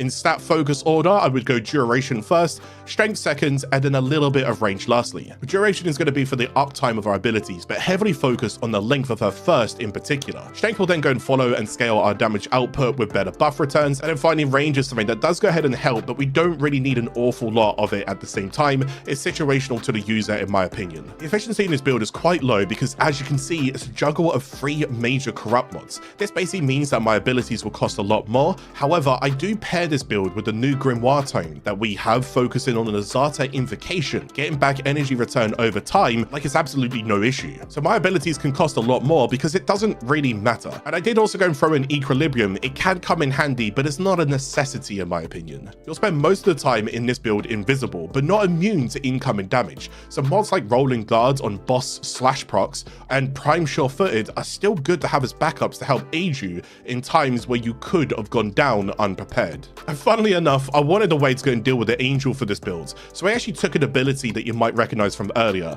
We subsumed in Styanax's Pharaoh Strike ability to help us armor strip Eximus units and the Void Angel. And although that we could go and use Intensify here, that would actually give us 100% armor strip right off the bat, I actually preferred August Secrets because I can quickly spam the second ability and get shields back if mine go down, giving a little bit of gating protection whenever needed, also added on top of that invisibility. However, if I just get 1% more from Mole Augmented here, I can go ahead and get the full armor strip. As for the arcanes, we scale both duration and strength here. Octavia is the weapon, so I'm focusing more on her than adding weapon arcanes in. But hey, each of their own. If it works for you, then chuck him in. Archon shards for Octavia. So I'm gonna go and keep this part short. I would simply just whack in 5 Crimson shards. She doesn't overly need the utility in many other areas, but the duration or ability strength would work way better here in my opinion. As always, fit in whatever you have to work with. The ability rotations for the Octavia build. So I'm gonna be wanting some energy and protection first. So at the beginning of the mission, I really want to go and use my Grimoire's ult fire on a couple of enemies and let it build up my energy return. The moment I have enough, the first ability I'll cast is her third Metronome. Spam my crouch button and enter invisibility modes. This is my safety net that allows me to get away with most, and especially not being a target. So now that we're off to a good start, on the Vitrium parts of the mission, I'll place my mallet down and let enemies attack it. This causes a distraction to them, slowly ramping up damage as well, and they will go ahead and kill themselves. From there, I could go ahead and combine and buff the mallet with her 4th ability, Amp. This will be my ad clearer, but is also the exact combination that I will do against the boss, 1 and 4, 1 and 4. And just like the Styanax build, I would have subsumed her Pharaoh Strike ability to remove the Void Angel's armor. That makes the fight a little easier for myself. But do keep in mind there are other options like Vastalog. Now it is to note that the boss will target the mallet and receive damage from the mallet, so pairing a weapon with this only but speeds up the fight itself. It's a really effortless build with quite a fair bit of safety to it as well. Companions. So there's honestly quite a few different companions to go ahead and run. I'm not going to break down each and every single build in much detail here, but on screen are my advice. These are some of the candidates that you're wanting to aim for. What I will break down, however, is something that I'm quite enjoying, a Primer Hound build. Since the addition of Manifold Bonds, your companions, when using their abilities, will proc status effects depending on whatever they have equipped on their weapons. In this case, my Hound for this fight is using the Bataten, so I apply elements that I'm not really using, like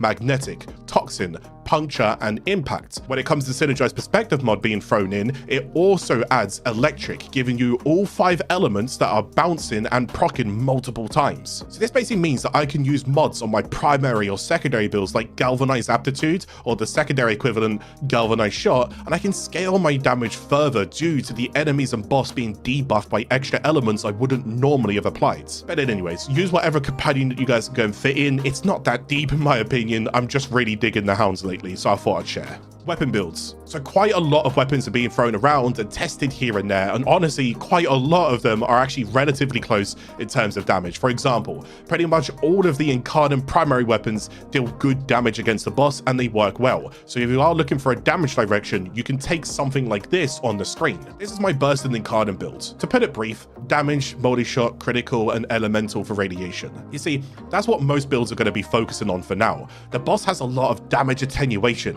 and I've spent quite a fair bit of time trying different builds, but ultimately seeing each of them barely marginalize each other in terms of DPS. So my honest opinion, pick your own poison. However, what I will go and do is throw up this Nadarak build. You see, since most players have done the new war before all of this, you will actually have this bow, and it genuinely surprises me as to how well it can actually keep up. Bows are never really that ideal in terms of quality of life due to it being manually active, click and hold, click and hold, click and hold, but it definitely gets the job done, and at quite a reasonable pace too. So if you don't have the Incarnates, try this, Focus Schools. Yeah, I'm not gonna lie to you guys, there's pretty much only one Focus School that excels here, and that's Madurai, due to a few things. Sling Strength can increase your ability strength for the next 20 seconds. Power Transfer gives critical damage to your amp, but also gives cast speed to your Warframes. Void Strike is the most important one here, buffing our weapon damage by whatever percentage of energy you consumed during its ability cast. For the most part, you should have 1000% increased damage if you consume all your operator energy,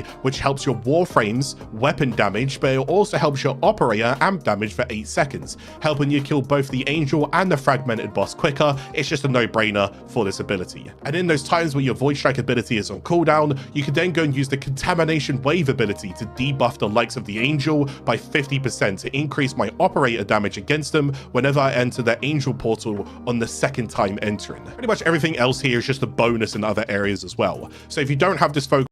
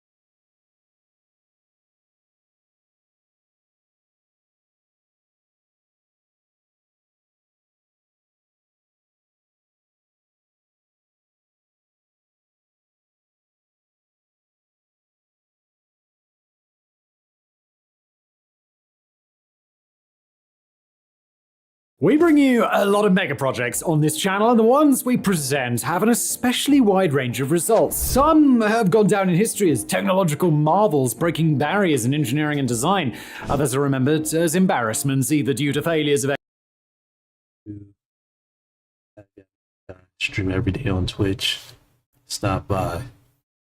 Looking for that rocket power. That's all you gotta look for. execution, or sometimes because they were beyond stupid from the start.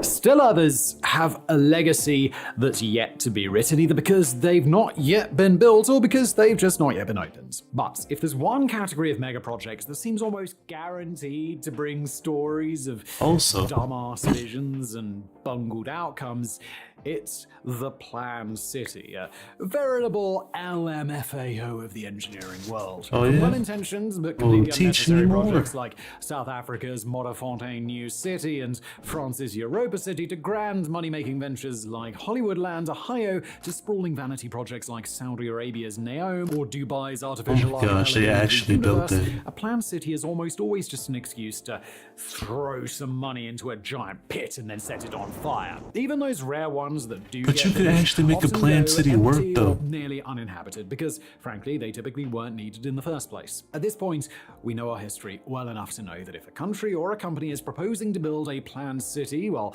that's code for, ooh, we're not going to successfully build a planned city. But like any rule in this world, the rent's cheap if you can actually live there. Perhaps none stand out quite like the city of Abuja. Planned by the country of Nigeria in the 1970s as a new capital city, Abuja has not only been built, but get this, people actually live there. In today's video, we're gonna dig into this is beautiful. This is a beautiful thing.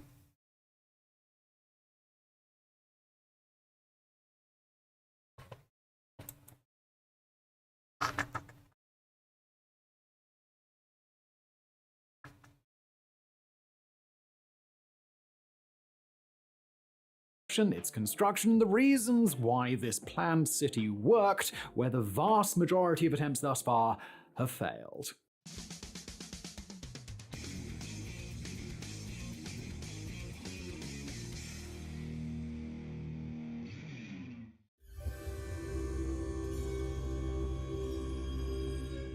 The now former capital city of Nigeria, Lagos, is a booming economic and cultural hub, referred to by many even today as the informal capital city of all of Africa. It's a megacity with an estimated current population of about 24 million people, and it's one of the fastest growing cities in the last half century compared to its population of 1.5 million back in just 1970. But Lagos also has a whole lot of problems, and it's had many of those problems for decades. Wealth inequality within Nigeria exists on a massive scale, with one of the highest birth rates in the world and a massive constant influx of refugees from neighboring nations, many of whom have suffered conflict after conflict throughout the 20th and 21st centuries. Much of the city's population does not maintain permanent residence anywhere in the city. Its streets and settlements are badly crowded. Many parts of the city lack any basic sanitation and access to clean water, and many of its slums, including the Makoko floating community built on wooden stilts, are surrounded by wastewater and threatened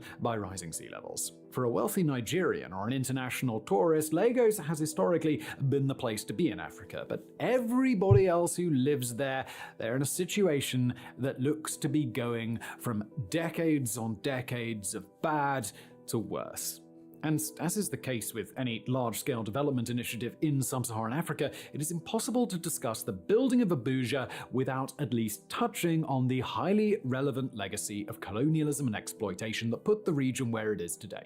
This is just as true in Lagos as it is anywhere else, and in fact, the city only exists where it is, on a patchwork of land that's hard to build on, harder to organize development on, and damn near impossible to even get an accurate headcount of its inhabitants, because it made sense as a port city to funnel raw goods toward Europe prior to Nigerian independence. Lagos is a bad location to have a capital city, not just because of the gridlock and the stinking slums that many Nigerian elite fear would cast their nation in a bad light, but because those problems have been getting worse, not better, ever since Nigeria gained independence in 1960. Not only that, but Lagos had a difficult time reaching outward to its faraway provinces. And finally, it's important to recognize the ethnic divides within Nigeria itself.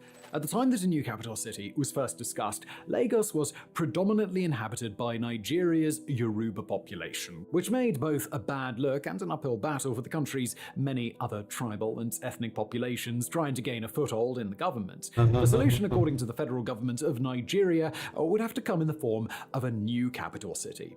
In sharp contrast to the planned city proposals of recent years, Nigeria actually identified its need for a new capital all the way back in 1976, 16 years after Brazil's planned new capital city, Brasilia, had successfully opened. In Nigeria, the Committee on the Location of the Federal Capital established a list of criteria for their new site. It would have to be central, located in a climate conducive to human comfort and vigor, include plenty of extra space, an adequate water supply and power resources, acceptable security, accessible transport, easily drained, agreeable to most of Nigeria's ethnic groups, and located near building materials.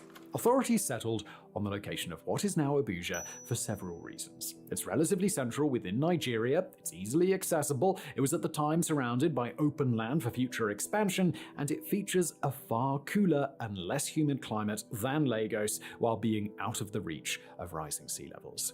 The area is dominated by a couple of monoliths, some really big rocks, and an ecologically vibrant watershed. It's also situated on land that isn't claimed by any of Nigeria's major ethnic groups. The name Abuja actually belonged to a nearby town at this point, although it's since been renamed. But despite picking their location, Nigerian leaders also would have to contend with real barriers in this project, not least the enormous price tag in a country with only limited financial resources and a not insignificant problem with corruption.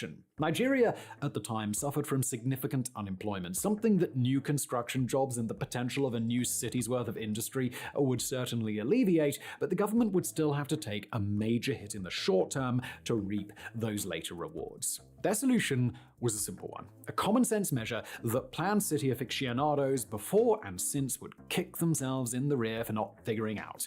Abuja wouldn't be built all at once, and it would not be an artificial city that was constructed around vague estimates of a later population without thought to whether or not anyone would actually want to live there. Instead, Abuja would grow and develop naturally as needed, ensuring that Nigeria would only be building I'm glad to see you, man. range of what would actually be filled, and it would not at any point have to justify I had a the sort of terrible time insane last night. expenditure needed to build a London-sized city. I was out playing of Overwatch. nowhere. And Abuja wouldn't make an attempt to supersede Boy, am I Lagos as rusty. Nigeria's And by capital rusty, of I mean commerce gone. and trade. It had a different function, a different reason to exist, and both Abuja and Lagos would be focused in a way that benefited I thought I both still cities had if they it. closely collaborated. Construction would take place over 10 to 15 Thought I still years, had the learning spark from the silver. failures of I'm rush old. city planning in Brasilia and elsewhere, and Nigeria would solicit strong international support in order to do so. That shit was terrible. No, At the that time did the not. planning and I've been implementation waiting on that work shit. began on Abuja, Nigeria was under the control of a military government led by Generals Murtala Muhammad and Olusegun Obasanjo after the close of the Nigerian Civil War. But rather than using the project solely as a way to funnel revenues into the maw of the military regime, Abuja was to be an important part of the transition back to civilian leadership. Among the regime's contributions was their selection of a triumvirate of 3 American firms to lead the project, winning a global bidding process to do so. Yeah, I'm Under streaming Nigeria's right now. first democratically I don't think they elected can hear. No, yeah, they president, can't hear you. Shehu Shagari, construction began on Abuja in 1979.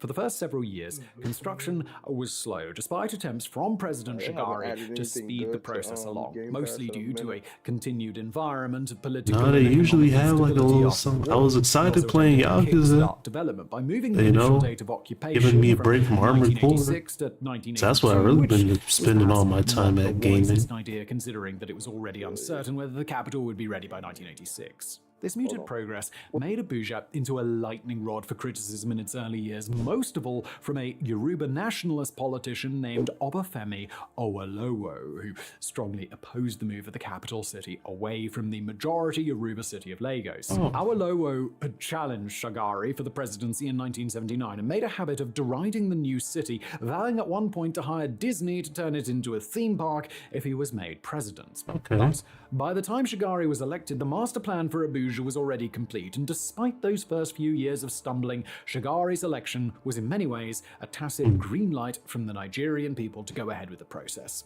But the building process in Abuja also ignored a real human cost. The land on which the city was built might have technically been ethnically neutral, sparsely populated, and ideal for a big city, but it wasn't empty. In fact, it was the ancestral land for the Gwari ethnic group, thousands of families who worked in rural agriculture who were not consulted when their land was chosen for development. Instead, they were kicked out, taken away in military trucks, and brought to poor areas around the new capital that still host the area's surviving former landowners to this day. Abuja's federal capital territory sits on lands that once comprised over 800 villages. This is a crazy landscape. 1,000 naira apiece, that's the equivalent of $2, its inhabitants were taken out of those villages to a location with minimal infrastructure, no farming land, and no schools, all of which Wait, so if you can hear me fine in Discord, can you hear me fine on stream? None of which were provided. These days, the Nigerian government claims that everyone removed from their land in the 1970s was cared for and consulted previously, and nobody was forced to leave. But obviously, history What if I turn tells a my game somewhat down? different story. How A is that? slow construction wore on. The development process took even more hits. Eggs and President bacon, cheese Shigari's and first dip. board to design Abuja had been filled with professionals in all the right fields for the project, but when the time came to replace them, it was with political appointees who were disinterested in the process. Alright, In late what if I took 1983, off this little dozens of microphone developers were arrested on charges of fraud, and significant allotments of money for the project managed to find their way into the coffers of President Hello? Shigari's political party. By 1984, most still of the there. area set aside for Abuja was still minimally developed, largely because of Shigari's decision to waste more time and money building temporary facilities so he could show off in Abuja on Nigeria's Independence Day 2 years earlier. But Shigari was no I'm longer using president in the 1984, Yeti and in fact, mic. Nigeria was no longer a republic. A coup led by Major General Muhammadu Buhari overthrew Shigari in December of 1983 and installed a military administration similar to the one of a few years previous. By the way, if the name Muhammadu Buhari sounds all too familiar, that's because Buhari is still the president of Nigeria today. Rather than get into Buhari's own convoluted political history, we're going to focus on his rationale for the takeover in eggs and 1983, bacon. though. That a civilian government, as deeply corrupt and as flawed as Shigari's, this right was here? just as bad as not having a Oh, okay. democracy at all. So Now, I we'll flipped it. leave the philosophical side I of that switched debate the for mode, comment section. that way, But as 'cause for I the think I was picking allegations up of the front and corruption back. and general Belendish behavior So I sound a by hell of a lot better Shigari, right now. I mean, well, yeah, fair enough. Now, look, we here at Mega Projects, we're not going to argue that rule by military junta is an altogether good time.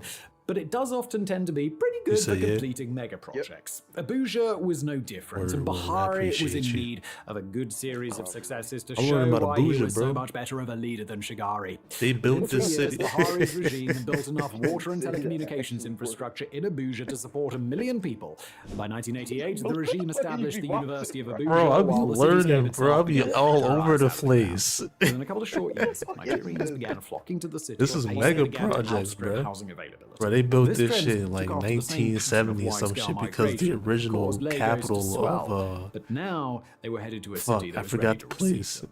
but The it was like unexpected surrounded in population boom slums. led to the construction of new dams and hydroelectric power plants. Hundreds of schools were built. Hey, and listen, some I 300 did doctors the- moved to Abuja to support a I did series some of normal shit hospitals. earlier. I was looking at Particularly, the Moist private industry Critical didn't miss reacting out to on a the sex chance to make machine. some fat stacks, and a wide range of developments started up in support. Now, we've held off on describing what the city actually looks like thus far, due to the patchwork and Yeah. often heavily revised plans that got Abuja to this point. But by This 1990, bold phase one Englishman of the don't city had lie. taken shape, with a concentric series of inner districts that Mhm. spread outward 20 hours from ago, the foot fresh of a off the 400-meter block. tall monolith called Aso Rock. Other phases of construction moved outward from there, each divided from each other by various expressways and highways, with the districts of Phase 5 including be space watching for Abuja's shit. International Yeah, you Airport lucky you and ain't the catch me in University my of damn Abuja's quantum permanent phase. campus. Although many of Abuja's You suburbs learned and about quantum exurbs physics would and be shit. built later, the city and its nearby transportation infrastructure was designed in a way that could easily be built into bedroom communities and other non-urban developments.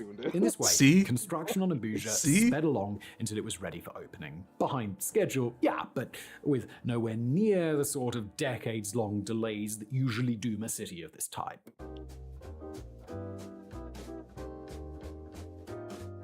What's The going Asset on Rock in Presidential Abuja? Villa was opened in 1991 when Nigeria's military president at the time, Ibrahim Them niggas really Babangida, built that shit. became its Nah. first official resident. As the villa became the Nigerian presidency's home base, so too was Abuja made Nigeria's seat of power. By then, the area was already well settled, and a population boom around the turn of the millennium would significantly expand the city. With more people came a level of cultural and artistic Nah, this is vibrancy great. that started to make the city feel quite a lot Sure, less it's in- sterile. it's in and Nigeria. A lot more lived in.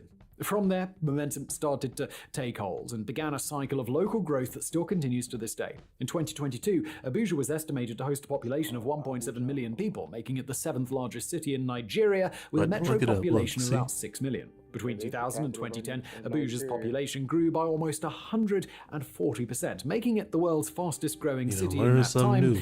And the growth hasn't stopped. If anything, that cycle of expansion within the city has only gotten more powerful. That's In what I modern was saying Abuja, earlier before there's you was in more here, bro. than enough available resources, beautiful. developers, and potential inhabitants to just toss up another city district when it's needed, often on relatively short timescales. Today, Abuja is beginning to host Oh, them niggas skyscrapers trying and to other build tall a moon buildings out in that typically Dubai's define a desert. city of its size, most prominently the Millennium Tower and Cultural Center. Abuja also hosts the Nigerian it's another Presidential video. Complex, the Central It was Bank a of $5 Nigeria, billion the Abuja mega National project. Stadium, the National Mosque, and the National Church, as well as a long Yeah, it's list of gonna other be a cultural, religious, moon-shaped and economic resort. landmarks that are meant to consolidate power within the city.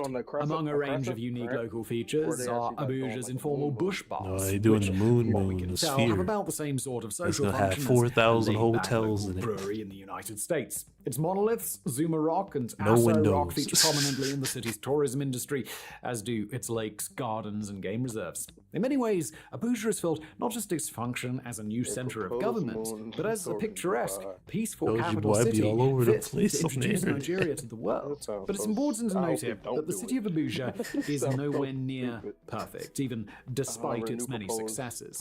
As with the rest of Nigeria, wealth inequality remains painfully commonplace. The city's Wus district features some of the highest property values in Africa, pockmarked by mansions and federal bureaus. On the opposite end, Abuja's shantytowns have grown quickly on the edge of the city, hosting many refugees who've fled the Boko Haram insurgency in the northeast part of the country, as well as international refugees who have crossed the border. Urban poverty is often dismissed within Abuja as an inconvenient reality, one that can be ignored You can without live much in the trouble moon. and They got a neglect, global. as lead sanitation Niggas continues to building pile the up what? on They building the outskirts. traveler on Abuja's high Earth, cost bro. of living makes these shantytowns difficult to escape, even as they're stuffed with the drivers, cleaners, cooks, and other personnel who make the city function. But they're also conveniently situated outside the city, unlikely to get in the way of a diplomatic tour through boy, it Abuja's works when they business show or up. entertainment district, so the problem goes unchecked. Making matters worse, a security task force known as the Abuja Environmental Protection Board, or AEPB, has worked to harness and often repress the urban poor, often via extortive or physically violent methods. Yet even with Abuja's systematic and pervasive inequality, even with the continued and deeply hurtful legacy of forced evictions and relocations that made the city possible, it's hard to see Abuja in aggregate as anything other than an overwhelming success. The city has taken Nigeria from a capital that was rotting at its core to one which certainly does have major problems, but nonetheless meets all the needs of the Nigerian government. And it's taken a sparsely populated land and it's turned it into a booming metropolis, one that will probably continue to grow for decades to come. So why did the planned city of Abuja actually work when so many planned cities before and since have failed? That sounds There's a wide like range fun. of answers, but they all bear repeating. Perhaps the most important was the simple fact that Abuja was a response to demand. It was built over time in order to meet the I don't know where this actual nigga get his needs B-roll of from. an actual people, instead of simply existing as a This ain't no geopolitical ordinary flex B-roll. like some of the planned city concepts that we mentioned today. Also crucial was the fact that Nigeria was at that time and still is defined by high internal migration rates and birth rates, with a strong tendency for both rural Nigerians and immigrants from the region to flock toward major cities. That is to say, there were people who would actually want to live in Abuja. The capital also has some real tangible benefits over the one that it replaced, both in terms of its accessibility and its climate. And although it's unfortunate that things are this way, the reality is that a cleaner, safer, and less slummy alternative to Lagos appealed to Nigeria's elite. It's often not enough for a planned city to just be decent if there are other cities nearby that are equally decent. Instead, they've got to be an improvement in some way, and Abuja was just that. So even despite its complexity, history, that. and despite the pervasive Wait, problems that it wait, still what has game? yet to truly fix, the city has managed to break Power the World. mold not just among sub-Saharan Africa's capital cities, but we've among seen the attempts to trailer build together. planned cities Yeah, at all. we've seen that As shit. Abuja continues to swell in population, it will January, absolutely need to actually. work out its kinks Oh, and find a shit. way to keep its growth sustainable yes, sir. while I'm making about the to be in city that an joint equitable wildin'. place to live for the people who are already there. But it's Already already know me. beaten the Get odds the many minigun times, joint. from civil wars to military juntas to internal corruption to resistance from many of Nigeria's powerful leaders, and now it has taken its place as one of the economic and Only thing I need is cultural a centers of trusty blicky. Africa. If any I'm city good to has go. proven that it can overcome a challenge, it's Abuja, and we, for our part, are very interested to see whether Abuja can do just that. This man be covering everything, bro. He got a video about the Javelin, the missile that redefined modern warfare, Russia's worst nightmare. Nigga be covering everything, bro.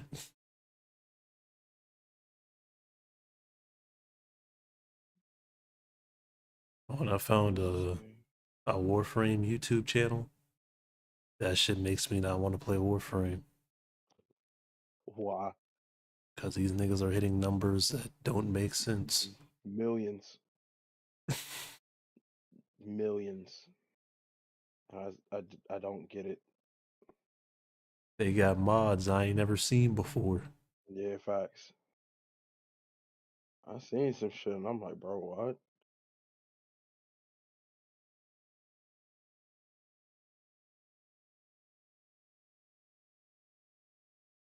Shit like John the Dane. People been loving wait, what? People been loving the finals. I'm not really that much of a fan. It's cool. Right. It's alright, but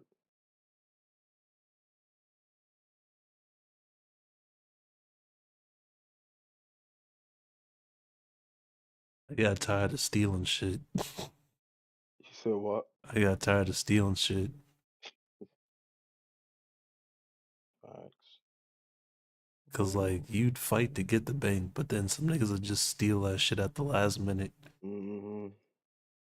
Usurp the whole game. What they had to do.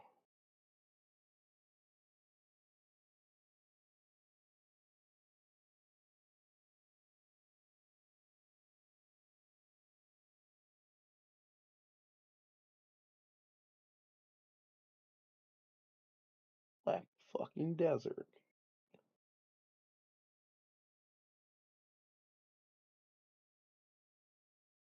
That's a game I ain't click on. Close that out. Close out this Xbox shit.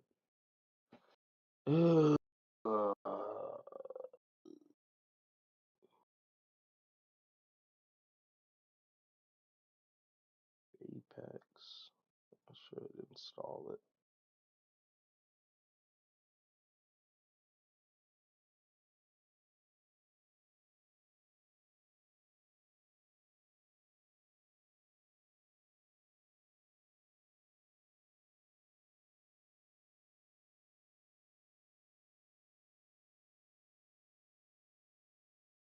I wonder if like This nigga did a YouTube promotion, right? For where he just put up one of his videos for like $100. Mhm. That nigga got like 2,000 subscribers. And they counted towards his monetization. niggas always finding ways, ain't they, bruh? I want to try that shit. Fuck it.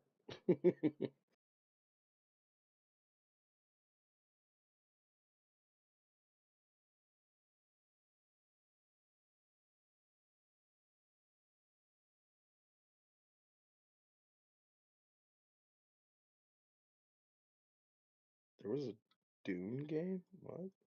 Oh. RTS.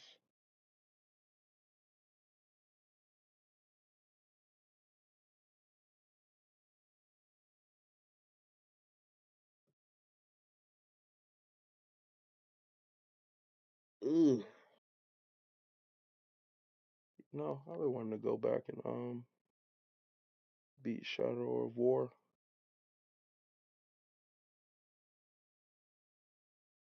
Well, for a second, I was like, how the hell do you see me? And I was like, oh, yeah, I got this big ass fucking web camera in my face. For a second, I was like, how the hell did you see my bonnet? I was like, oh, yeah, I forgot about this big ass webcam in my face. Exactly.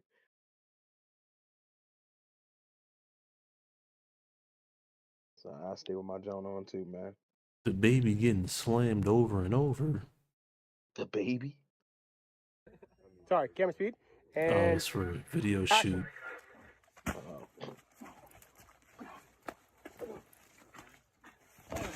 damn. What's wrong, Dex? What happened? What's going on? He's a little man. Who did it? Who did it, Dexter? All right. What's wrong? You want to come up here? Come on up. Come on up. That was a slam, goddamn it. Oh, your bitch ass If that don't look good, fuck it. All right, let's move on. I'm done. All right, so now sorry, camera speed. And action. Get comfortable. There you go. There you go. Damn.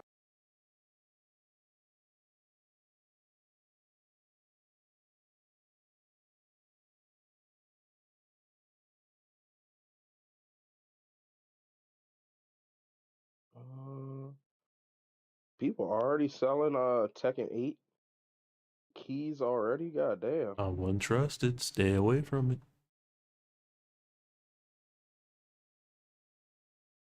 Shit ain't supposed to come out till spring. Nah, Tekken 8 come out next month. Oh, shit. Yes, sir. But it's just crazy that people are already selling like keys. All this hell divers.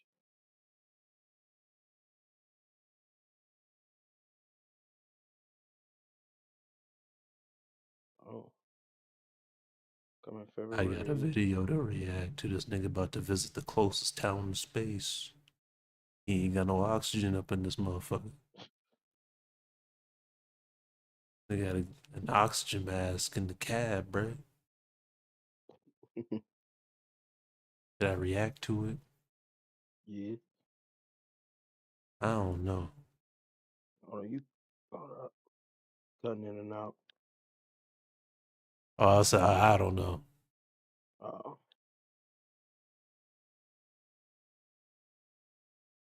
I'm trying to find something to play for when I set this shit up.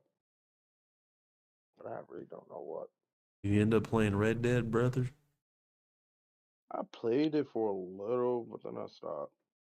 Like, I booted it up yesterday and was doing a little bit of the story missions, but then I got bored of it because I already did it. I got you. No one survived. In a new game. Fresh game. Damn, Dexter. Your mama scared you, huh? Jumping down like that.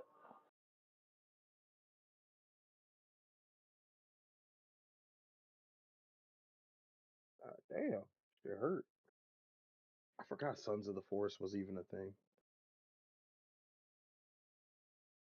Don't you have this? Sons of the Forest? Yeah, Sons of the Forest.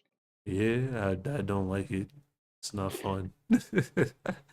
As a damn scam for $30. What was it, terrifying? No.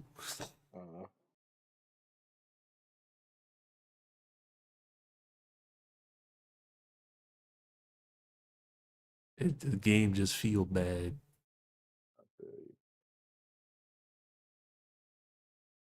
One of those survival games. You know how me and survival games go.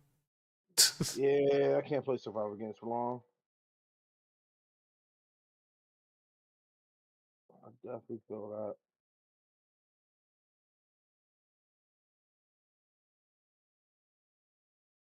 I want to try to get the fuck out, but at the same time, I'm good.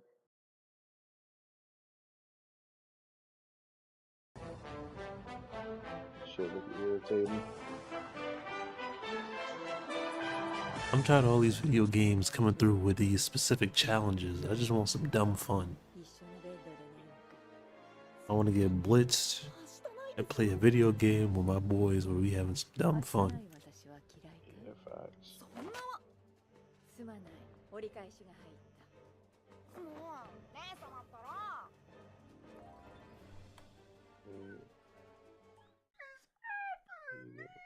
Please, just Japan. Did you ever play New World? The No. Amazon MMO? No, I haven't. I don't think I'll plan on playing it. Yeah, I'm thinking about it. 'Cause I mean, I think the eh, housing market's still broken. I won't be there for a while. So it's broken. It's broken. I seen some PvP for this game. Actually, didn't look bad.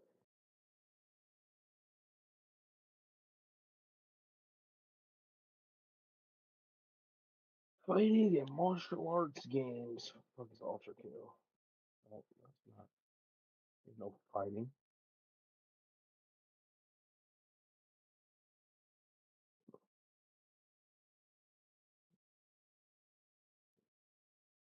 I forgot to give me DNF Duel for free. Earn it with that money on me.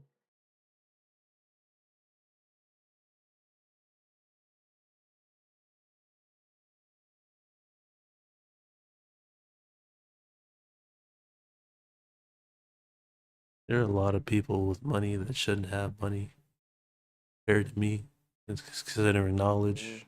Because my boy, that dude, all like the hidden secret like sauces and food secrets and bullshit. That man did not know you weren't supposed to put the styrofoam cup of cup noodles in the microwave. People be stupid as shit. They be stupid as fuck. How do you not know that?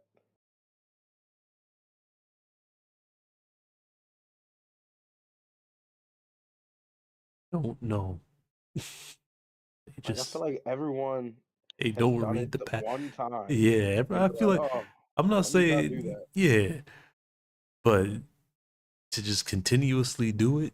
Yeah, facts is crazy. Like, I remember I did it one time and I found out, oh, I'm not supposed to do that.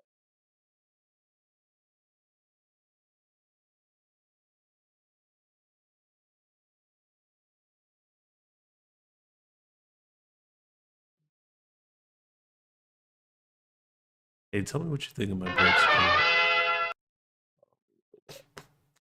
Go back, go back.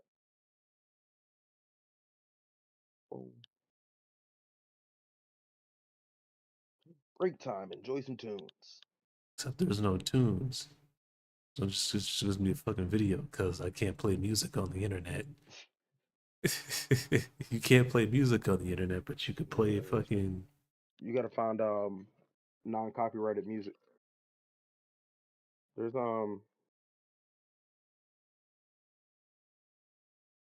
like a site with a bunch of shit. That's non-copyrighted music that you can use. I gotta listen to that shit too. I was just throwing videos here. I feel you.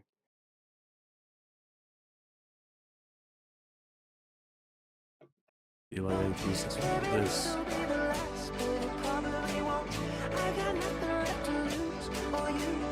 But I don't feel like listening to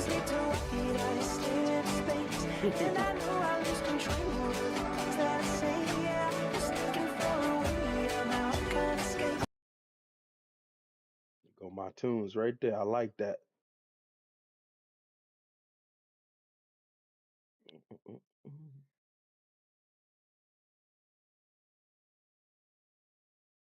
We'll throw up the Neuralink. Future is now, and you'd better be ready.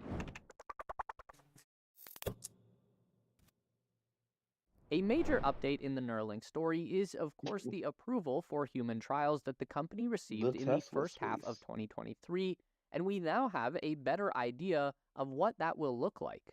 The company announced in September 2023 that they have started recruiting for the first human test subjects for the N1 brain-computer interface and R1 surgical robot that will be used Oh for yeah, the implants. implants into people's The PRIME brains. study, Yeah. short for Precise Robotically Implanted Brain-Computer Interface, aims above all to determine the safety of both the BCI and the robot for human application. It will they can also still hear assess you on the the break initial screen. I forgot functionality about of the that. BCI in enabling people with paralysis to control external devices with their thoughts. For the purpose of the trial, an ideal candidate would be an adult under the age of 40 who is experiencing paralysis in all 4 limbs. This patient would have their Neuralink implanted over what's known as the hand knob area of their premotor cortex, which controls the hands, wrists, and forearms. In 2021, Neuralink performed a total of 155 surgeries on sheep, pigs, and monkeys, and in 2022, that number grew to 294 total surgeries. In a This shit is typical weird, FDA bro, human 'cause, like, trial, the medical they're really company about would to be slice limited open to people and just put that chip one in human there. experiment in the first year, with a long cooldown period to assess the results. But in the case of Neuralink, thanks to their existing track record with animal testing and the massive outpouring of interest If you from allowed them to prospective do human that, patients, I'm sorry, the you company crazy has as hell. already received a green light for multiple human Like, surgeries whatever in happens, Crazy what as happens. 2024. hell. The Yeah. plan right now is I for refuse Neuralink to to allow perform them to just go on my 11 head and human put shit implants in. in 2024. That will increase to another 27 Shit implants don't in even feel good 2025 talking and about it. 79 why- in 2026. Come on now. If all goes well, after this point, operations at Neuralink will truly begin to ramp up. The company anticipates 499 surgeries in 2027, and then exponential growth into 2030 when they are performing you're doing, 22,204 Cyberpunk surgeries again. in that year. Yes, 22,000. That was not a typo. With human subjects, the I can't surgical play prep and Cyberpunk craniectomy anymore. are expected to take a couple of hours 'Cause they performed took away by my build. neurosurgeons, followed by about that's 25 alright, minutes for the actual implantation via the R1 robot. The I company had a estimates that shotgun each quick implant hack surgery build. will cost them That shit about is weak now. $10,500 I was for struggling. exams, parts, and labor, and the amount got they like charge a, insurers will be about $40,000. Neuralink forecasts annual revenue as high as $100 million within 'Cause I got a 5 years. coupon on The PRIME study is expected to take Neuralink Epic 6 years Games. to complete and It's like verify their 33% off findings. of any game. The company is recruiting specifically for patients who have quadriplegia due to spinal cord injury or amyotrophic lateral damn. sclerosis, more commonly known I as can get Cyberpunk ALS. plus the The DLC for primary phase will $35. take 18 months once the device has been implanted, and the patient will check in every 2 months with a don't medical know, should I team to go ensure the switch- device is I working do a as playthrough of this intended. again? The bulk of the research will happen in 1-hour sessions twice a week with the Neuralink BCI team, where they will monitor and collect as much data as possible. Once the primary phase is over, the long-term follow-up phase will commence with 4 clinical visits annually for the next 5 years. So all this looks promising, but with such experimental technology at play, things remain uncertain until they are completed. And while there is a lot we can learn from our primate switch cousins, microphones for the human Discord. body and brain still has is its that? own I said I think I'm unique gonna switch attributes. microphones for And while the Discord. US FDA has Okay. approved the trials, you can be certain they are keeping a close eye because I do it this. hasn't That been sounds all like a good smooth deal. sailing for Neuralink. In December $35 for 2022, Cyberpunk the U.S. plus the Department of DLC? Agriculture Oh, launched that's a a good probe deal. into Neuralink's That's what treatment I'm of some saying. animal subjects. In Hey, February you got that house? 2023, You could the put U.S. the ray Department of tracing. Transportation opened an investigation over allegations of unsafe transport of antibiotic-resistant pathogens, and the latest one, in September 2023, comes in the form of I'm really thinking about allegations that the monkeys that died during trials were not terminally ill, as Elon Musk claimed, but instead due The to monkeys the died Neuralink from a implant. terminally So ill. with humans now See, directly don't put that involved chip in in the nobody's trials, head, we bro. can What's be going on certain with the it? scrutiny will be at its peak, because while BCI might not be new technology, the way Neuralink is attempting to execute it still remains uncharted waters. We know that Elon Musk is no stranger to risky technological innovation, so it's not entirely surprising that in 2016 he decided to cross Hello? over from rocket science to brain surgery. While sensationalist Hello? and fear-mongering headlines scream, Elon Musk wants to put a chip in your brain, the truth is more nuanced than that. Neuralink's primary objective has always been to cure brain diseases, spinal cord injuries, and correct disabilities, and they seek to do that through the use of a brain-computer interface. To understand how a brain-computer interface, or BCI, works, it helps to know how the brain functions. Within the skull, the lumpy biomass we call the brain controls the rest of the body by generating very specific and directed electrical impulses. Wait, can you hear me? These are fired to different areas of the body via the neural network to carry out various functions. But sometimes the pathway between the brain and the desired body part gets broken, either through injury or degenerative disease. A BCI is a device that can function as a way to bypass that broken connection, allowing the brain to once again talk to the desired body part and restore function. Since the BCI is implanted in the brain, it can pick up an electrical impulse and transport it beyond the damaged part of the neural network to the part that is still functioning. It is a simple concept, but incredibly complex and delicate to actually execute. Neuralink is certainly not the first to try this, as BCIs have been around for decades and proven their success. The current generation of BCIs use a device called the Utah Array. It is a tiny metal square smaller than a human nail with up to 100 electrodes on one end. Each electrode is connected to thin copper wires to transport I thought I electrical switched the signals. microphones. The I array didn't is switch the implanted microphones. directly onto the cerebral cortex of the brain, where it picks up electrical impulses and sends it to an external device. With Neuralink, Elon Musk does not seek to reinvent the wheel when it comes to BCI. He just aims to push the technological limits of BCI further than it has been done Epic so Games far. be giving out a bunch of In a free sector fucking where games. caution is the name of the game, Musk is willing to make big Oh, bets yeah? on unproven technology Yeah, as he this was figures like out a in the way past, to make it all for work. Christmas, I And guess. Neuralink has I got already started that Fallout shakeup 3, that the Musk Game of the and Year his edition, ventures have DNF become well known Duel, for. There are Deathloop, three key ways Neuralink has innovated like, to there was take like the a bunch of industry like forward. The first smaller is the games way the that they device gave out. interfaces with the brain cortex.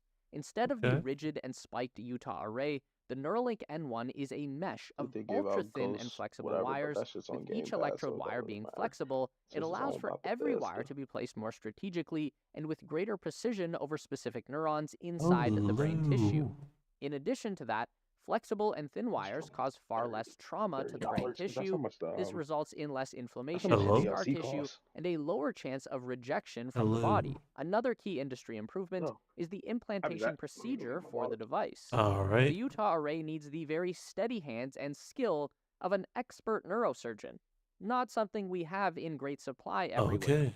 Neuralink, on the Well other then. hand, furthers Elon Musk's vision Looks of automated like, everything by using a fully autonomous robot for the procedure. Modern robots have superhuman precision like- and can yep. potentially make the device far more accessible and safe as it Alright. removes the human error component. We have seen precision machines used to great success for LASIK eye correction operations, where a highly focused laser burns a human cornea to a very specific degree.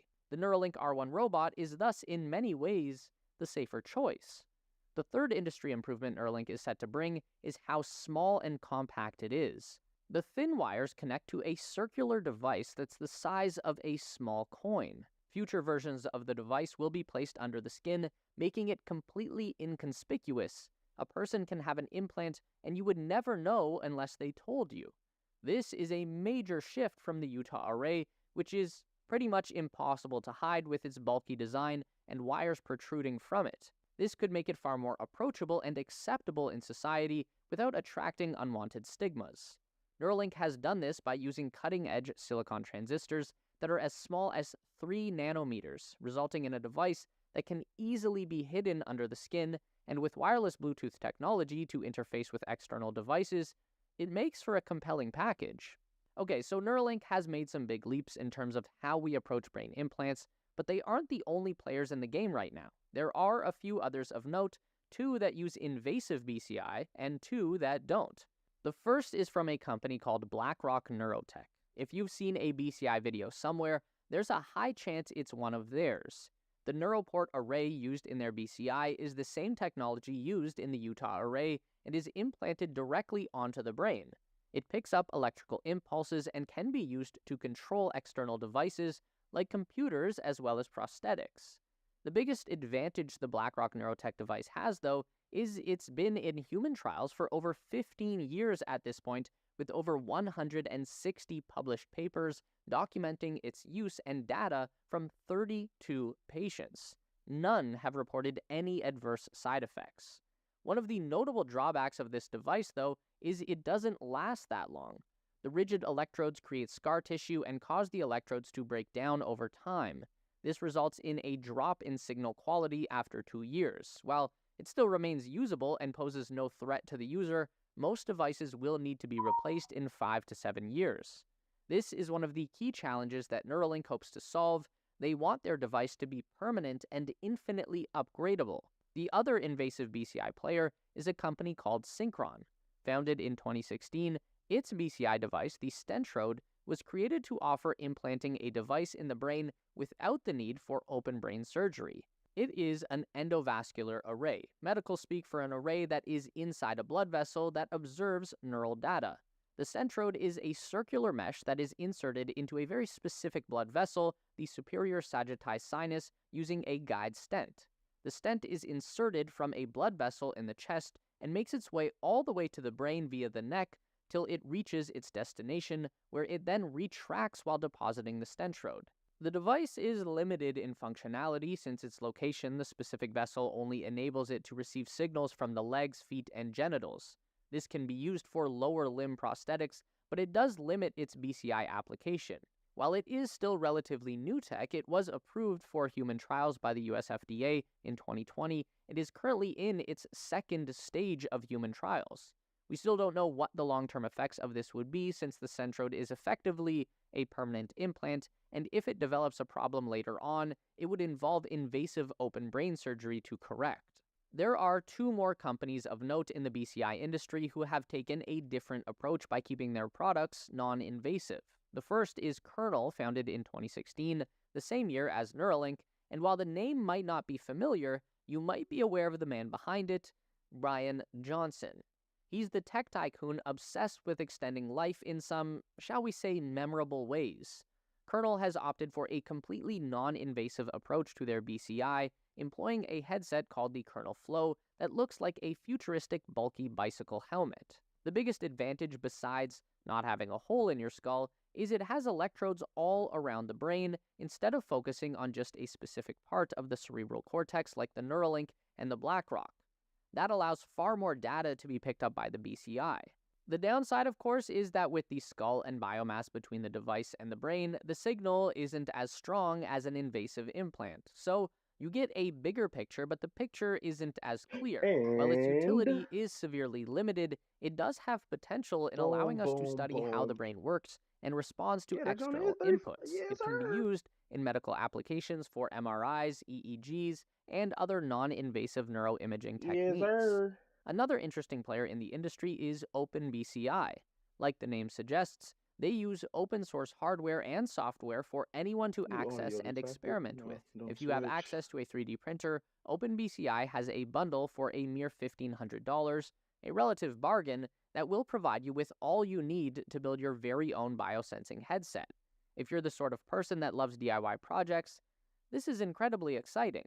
Furthermore, they are also working on a headset called the Galea that combines a BCI with a VR headset. If you thought the Apple Vision Pro was cool, this takes it way further, incorporating your own brainwaves into the experience. Of course, it's $25,000 to pre-order, so it's either this or a new car. You choose. Cutting-edge technology is always expensive, and while the Galea costs as much as a car, the Kernel Flow 2 with the included 40 modules will set you or your medical business back an eye-watering $99,000 before taxes. So you can rest assured the Neuralink BCI will not be cheap, at least not initially. We've come a long way from crutches and wheelchairs to experimental BCI to help with injuries and disabilities. Faster wireless internet coupled with smaller and faster computers has played a big role in this boom, and sure, almost every piece of new age tech can be misused. War and violence is, after all, an industry worth billions. Right now, the goals are noble and social. Neuralink seems to be at the forefront of this industry, and with the approval for human trials, this is no longer fantasy. We are on the precipice of something incredible for humankind, and there is a very good chance we will be the generation to experience it for the first time in history. If you enjoyed this video and want to see more content like this, please consider supporting us directly on Patreon and hit the like button. If content like this starts to perform well for us, then we can continue to make a lot more high quality videos for you in the future.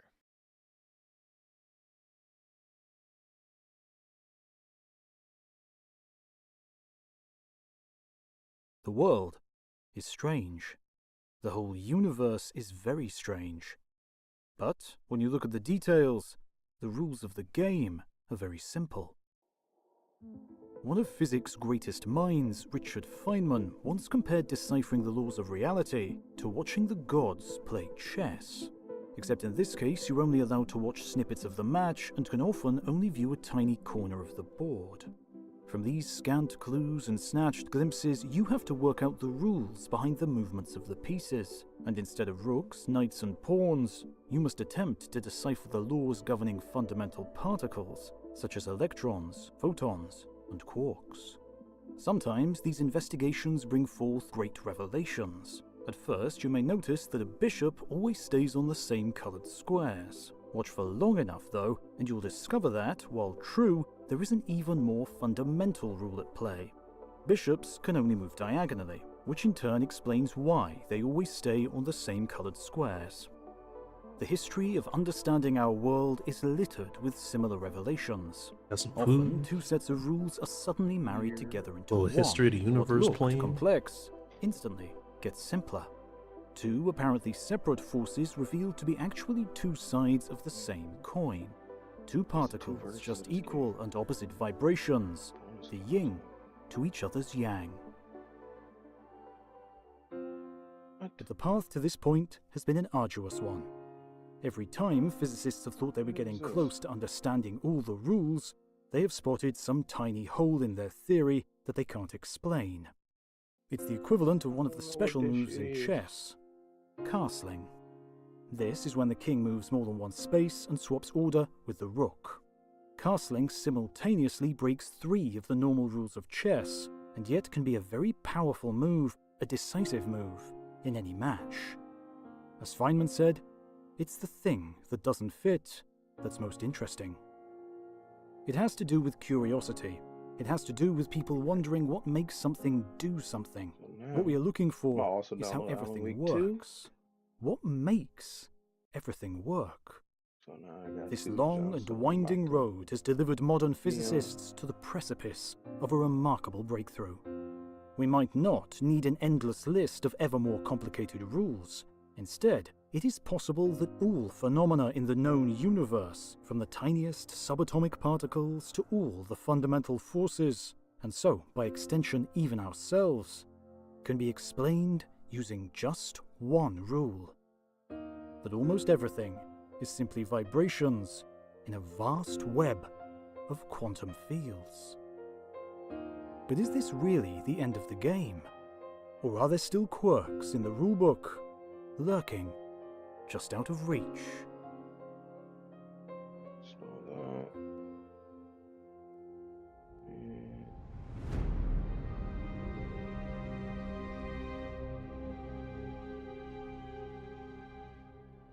Thank you to BetterHelp for sponsoring this video. Everything we call real is made of things that cannot be regarded as real. The world of theoretical physics is full of moments that pull the rug from under you, and so is day-to-day life. Sometimes you just need someone to help you organize your thoughts. BetterHelp is the world's largest therapy service, and it's 100% online. With BetterHelp, you can tap into a network of over 30,000 licensed and experienced therapists who can help you with a wide range of issues, whether existential questions like what is everything made of, to more down-to-earth problems. To get started, you just answer a few questions about your needs and preferences. That way, BetterHelp can match you with the right therapist from their network. With BetterHelp, you get the same professionalism and quality you expect from in-office therapy, but with a therapist who is custom-picked for you, with more scheduling flexibility and at a more affordable price. So, get 10% off your first month at betterhelp.com/HOTU, and I've also linked them below in the description. Thanks to BetterHelp for supporting educational content on YouTube.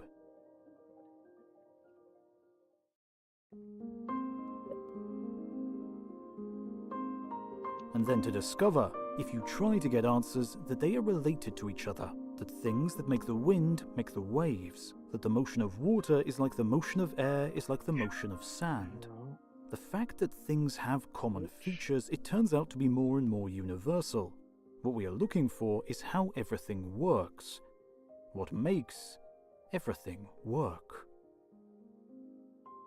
Cities and continents whiz by as the Japanese Hitomi satellite hurtles around the Earth at almost 30,000 kilometers per hour.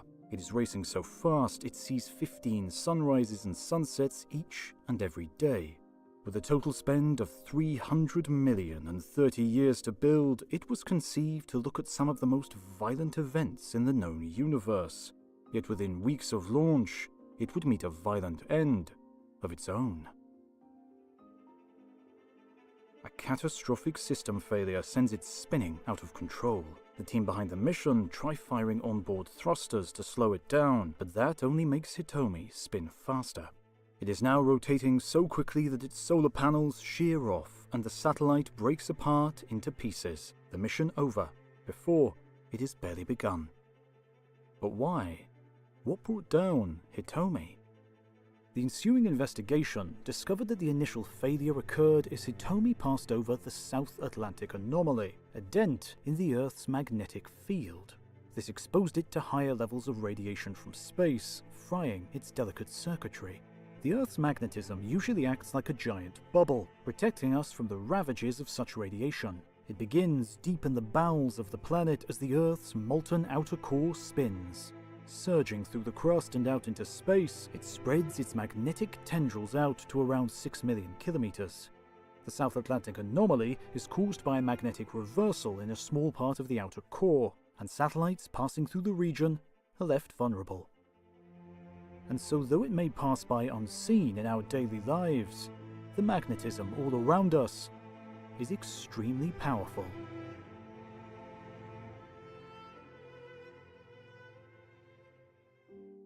Humans have been fascinated with the Earth's magnetism for millennia. The first compasses were made 2,000 years ago during the Han Dynasty in China, when naturally magnetized pieces of iron called lodestones were used for land navigation. Centuries earlier, the ancient Greek philosopher Thales of Miletus thought lodestones had souls because they attracted iron to them. But it took far longer for scientists to explain magnetism, and in doing so, a fascinating new concept crystallized: the field. In physics, a field is a region in which each point has a physical quantity associated with it. Television weather forecasts are a good example, because they show how the temperature varies across a given region of the Earth's surface. Those maps are temperature fields. They tell you the temperature you'd experience if you were placed in a particular part of the map. Similarly, the Earth's magnetic field is a map illustrating the strength and direction of the magnetic force a particle would feel at various points around the planet. The South Atlantic Anomaly is a part of the map where the Earth's magnetic field is particularly weak. The International Space Station has extra shielding to deal with the increased radiation that lets in, and astronauts aren't allowed to spacewalk while passing through this region. First used by English scientist Michael Faraday in 1846, he saw fields as more than mere mathematical maps. He considered them physical objects that fill otherwise empty space. And to illustrate this, Faraday used this idea to help explain the perplexing behavior of ordinary bar magnets.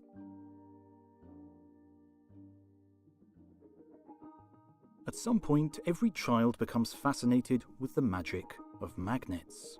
Try and push two north poles together and they resist. You can feel them pushing apart from one another. How can they do that without even touching? What's going on in the space between them? Faraday's answer was that the magnets may not be touching, but their magnetic fields are. His explanation introduced the concept of field lines. You may remember the classic school experiment of sprinkling iron filings around a bar magnet, which trace out the magnet's field lines, looping out of the North Pole and back into the South Pole. The magnetic field is strongest at these poles, and so the field lines are packed more tightly together. At least that's the 19th century way of thinking about it. As we will see, the truth is much stranger. Yet that was not the end of Faraday's genius. His most famous discovery came when he found that changing a magnetic field can induce an electric current in a nearby circuit. A decade earlier, the Danish physicist Hans Christian Ørsted had spotted the reverse, that an electric current passing through a wire deflected a nearby compass needle away from magnetic north. Clearly, a changing magnetic field could influence an electric field, and vice versa. Why were the two fields so connected? The answer would come from Scottish physicist James Clerk Maxwell. In 1865, Maxwell describes Faraday and Ørsted's discoveries mathematically. This work is so important that in 1999, leading physicists voted Maxwell the third greatest physicist of all time, behind only Einstein and Newton. Pungent and Maxwell's equations show that rather than being two separate fields, electric fields and magnetic fields are both components of a single. I'm not gonna lie to you, I have to switch to edibles. That's why changing one changes the other. Swahili. You're altering parts of the same thing. Maxwell had combined two seemingly separate phenomena into one. In the chess game of the gods, spotting that changing magnetic fields and electric fields influence each other is the equivalent of realizing that the night always alternates between white and black squares. Uniting them into the electromagnetic field is akin to discovering that's because the night always moves in an L shape. You've reached a deeper, more comprehensive understanding of the rules. And the quest for similar unifications has kept physicists busy ever since. This was just the tip of a very large scientific iceberg, for Maxwell had another trick up his sleeve.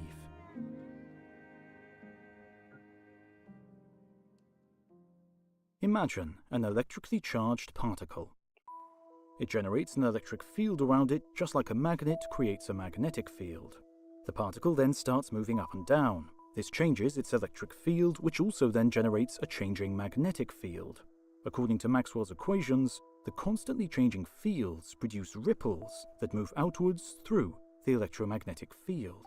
Electromagnetic Oh, my mom got her waves. job today. How frequently the particles move up and down dictates how long it takes for the peaks and troughs in the electromagnetic waves. She just working at Walmart. From his equations, Maxwell calculated the speed of these electromagnetic But she got waves, something to get out the and house. the answer he I'm proud found of her. was remarkable. Because she They retired. move at the speed of light. That's good. Surely not a coincidence, Maxwell became convinced that light itself is an electromagnetic like, wave. Indeed, if spark up true, so it would bad right explain how now. sunlight reaches us despite the sun being 150 million kilometers away. But that pre-roll The I got, that shit electromagnetic was trash, field would bruh. fill Like the every empty space pre-roll that between I've us, and the gotten, light yes, could bro. rumble through it like an ocean wave. I mean, how are could they this be are the proved pre-rolls you're getting like cheaper? definitively? The man with the get 'em answer like, was regular Heinrich gas or- Hertz, now so synonymous with electromagnetic waves that the unit for measuring how many times I they think repeat in so. a second is named after him.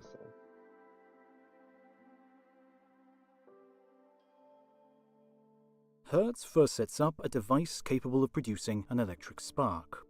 Then he I still raises a got receiver flour. 15 That Pluto meters will- away. When the generator sparks, another Pluto spark will hit soon me. follows in the receiver. To prove that this is caused by an invisible wave traveling between the two devices, Hertz puts a mirror between them. He has to move the receiver in order to get it to spark again, See, I'm over because here the on my mirror quantum reflects the shit. wave onto a new path. Don't need to be over He's here. even able to measure the I didn't want to watch that.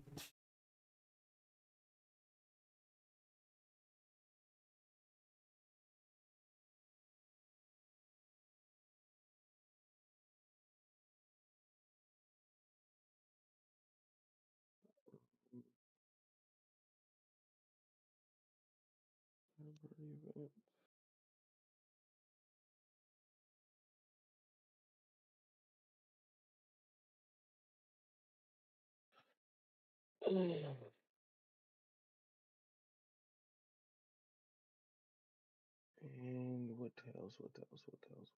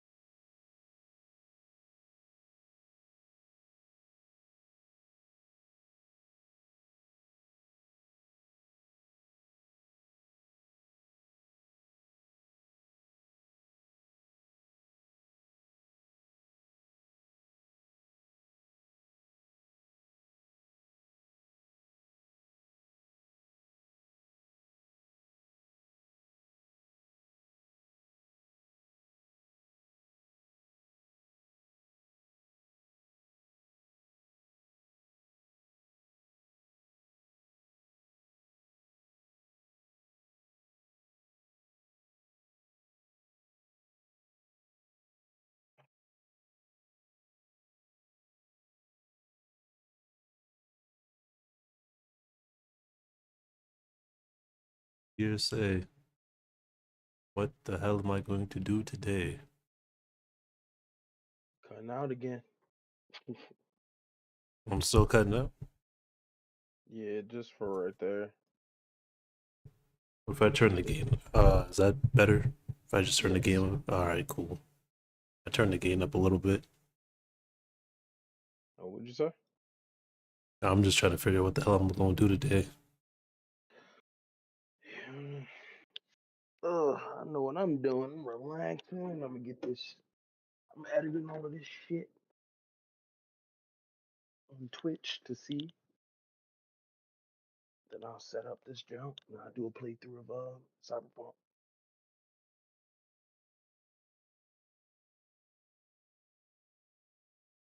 Sounds like a good old plan to me.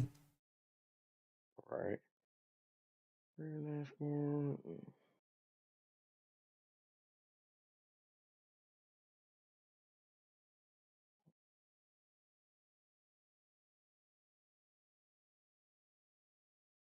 Yeah. I've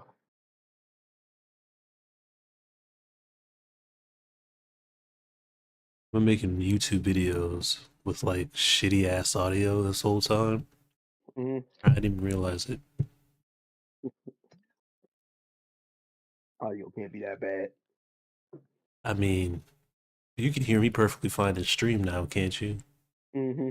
Yeah, you couldn't hear me like that before. Oh.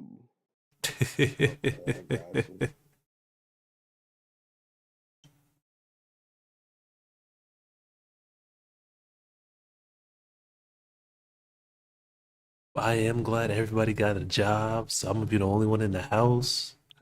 Ooh. Did your mom start already? Yeah, she had her orientation. Oh, okay. You can say, leave me the fuck alone.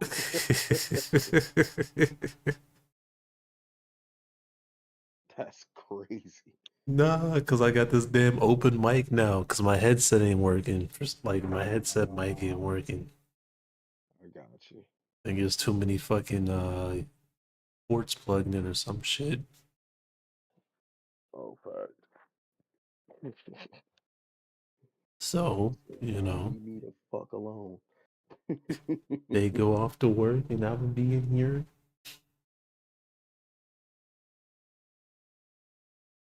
Getting hot. Speak Swahili. Ain't nothing wrong with that. What are these extensions? Crowd control. Oh, those are like plugins for your That's channel. plugins. Oh, you can stream with Sunny. Sunny don't ever stream. Sunny got a whole VTuber avatar, but he don't use it. Why does he have a VTuber avatar? I don't know. He built one. I got questions. I got questions. He don't use it, but he built one. Have you seen it? Yeah. He ain't got no furry ears or nothing. Okay, I was about to say, do it got ears? Why don't it have ears? That's like the best way to get people. He fucking up. He fucking up. He really fucking up.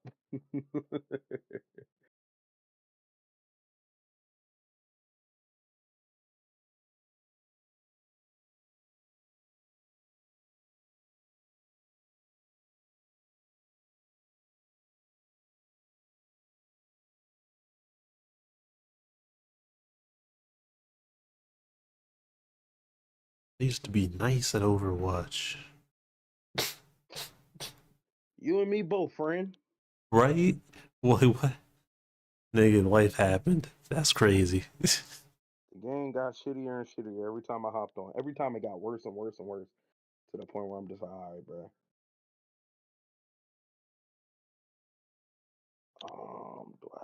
I should have Twitch on my phone. I feel like it'd be easier to do certain things on here. Yes, it will be. Actually, no, it won't.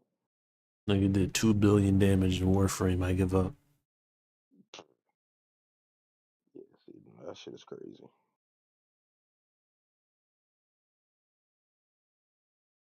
Negative 2 billion. Not bad. And they did negative 2 billion damage.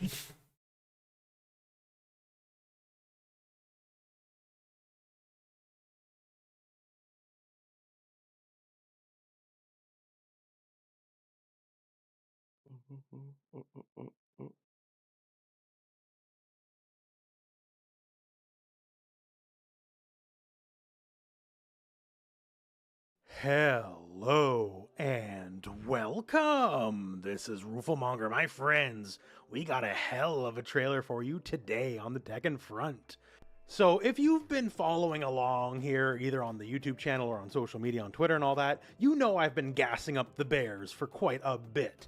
And not only does this Kuma trailer deliver, it over-delivers, because it turns out they've been hiding secrets from us all along. So Kazuya fans might say he's not going to sugarcoat it, but Kuma is not going to honeycoat it, because the Bear Electric Wind God Fist is real. Just like in the previous Shaheen trailer breakdown, I mentioned how there's some moves here that are not in the quote-unquote final build of the game. And, well, Kuma can do the Wind God Fist, right? And that definitely was not in the quote-unquote final press build of the game. That's a pretty big secret to keep under wraps, you know? Memes can become dreams, after all. I hope at this point there's no confusing who Heihachi's true son is anymore, because he can do the Wind God Fist. Reina is just a cheap Heihachi imitation, a cheap clone. Kuma is the real deal. Also, this is specifically a Kuma trailer, not a Kuma and Panda trailer. So it looks like if they're hiding something that major for Kuma, maybe Art of Panda is gonna be real as well. And Panda will inherit some Xiaoyu moves. What you looking at a Kuma for, man? And basically, hey, who knows for everybody, right? Obviously, the quote-unquote final build wasn't final. We got all sorts of big improvements going on here, so who knows what the actual retail build of the I'm game about to will click hold for us. record and Personally, I'm over the moon. make a I'm YouTube very video. excited. I'm very happy. And, well, let's do the whole trailer breakdown thing, because The Kuma fuck? is here, This and fish turns to Heihachi's a true rocket? heir is now on the scene. Yes, it turns into a rocket. So, starting the trailer idea off, why, as but fuck always, it, we we have did. to have our fancy code name for a character, and Kuma is the master of salmon. And yes, the fish is more than just a title, because Yeah. he's using one as a weapon as well. Kuma could be the in both his master of Heat salmon. Smash and in his Rage Art. Kuma looking extra sharp here in his new fit. So he's wearing Heihachi's gi, and Heihachi's belt he's wearing as a headband. So he's definitely repping his father hard here. Even this is a Heihachi pose, right? So everything's in service and in tribute of Heihachi. Although Kuma's a little bit of a silly boy, right? So we do have some references to some other characters, like Brian's intro in Tekken 7 here. So he's just walking in, and he's going to take that fish and just whip it at the camera, breaking the camera, because it's a very heavy fish. So our first gameplay sequence here is actually quite interesting, not the least of which we can see some of the new mechanics that Kuma has compared to previous entries in the game. So we start out here up.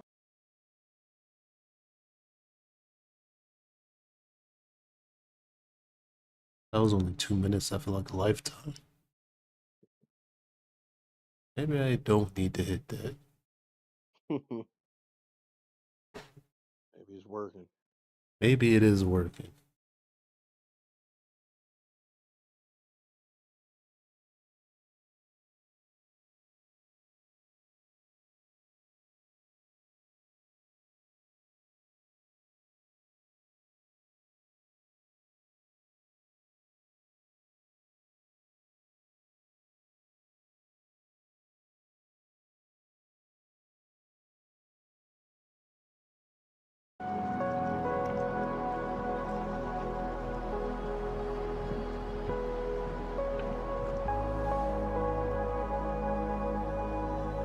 They will need a much bigger net to clean up Trash Island.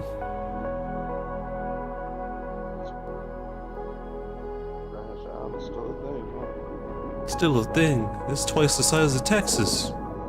Disgusting. Burn that shit. I don't think we can, brothers, too much.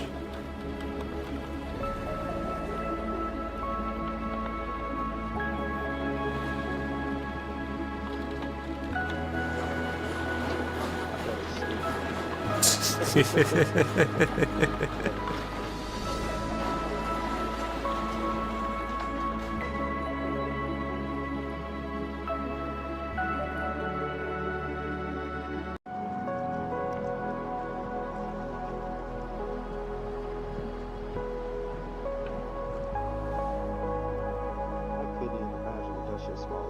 about the fish that get caught up in the trash net? Whatever talks about that. I need to go grab that shit. Find somewhere else to put it.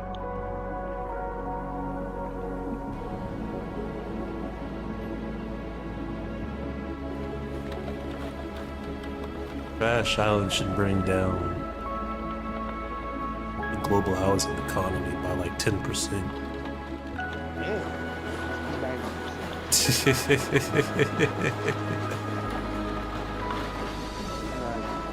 It is a big eyesore.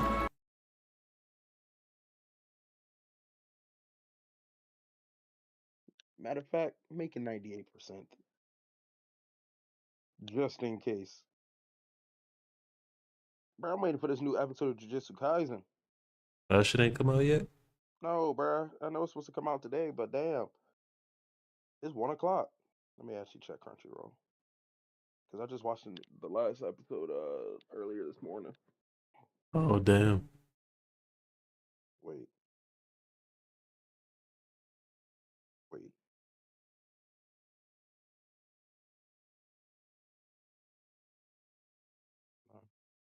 Nah, it's not out.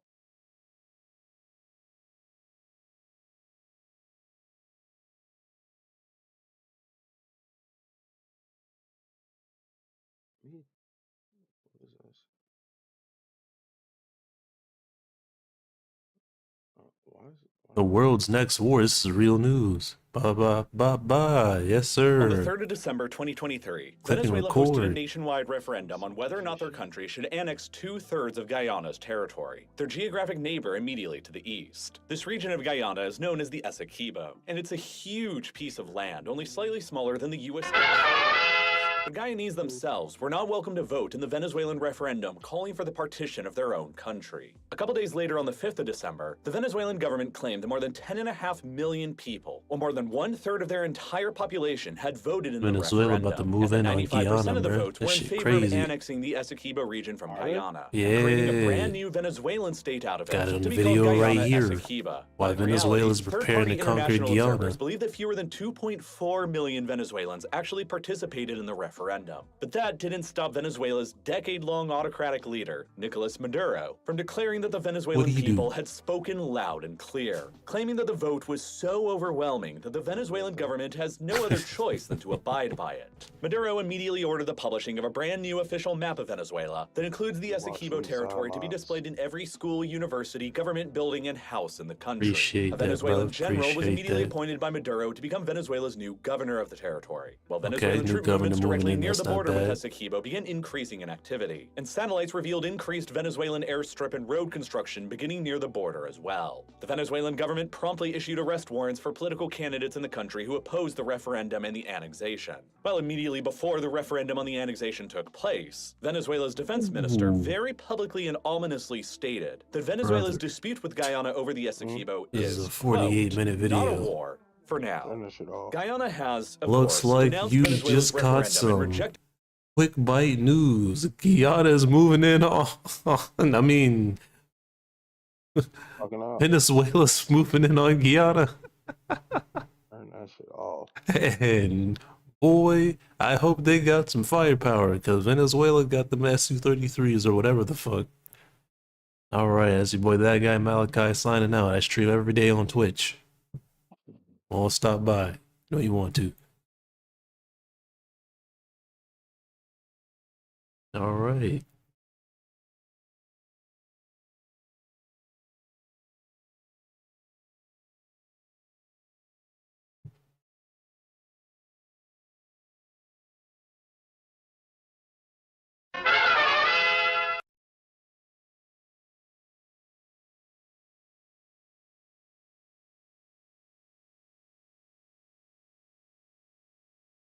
Mess with this stuff more.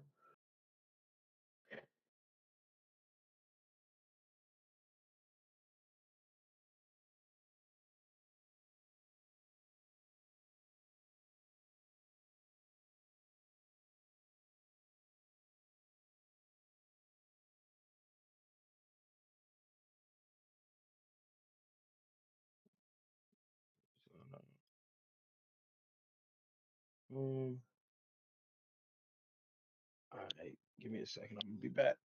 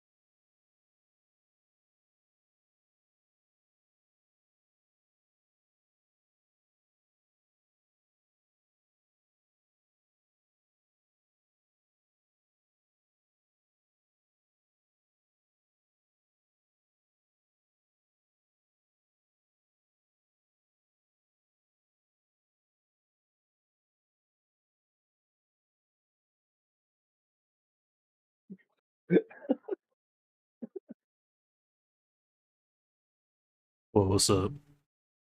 You ready? Yeah, what's up, bro?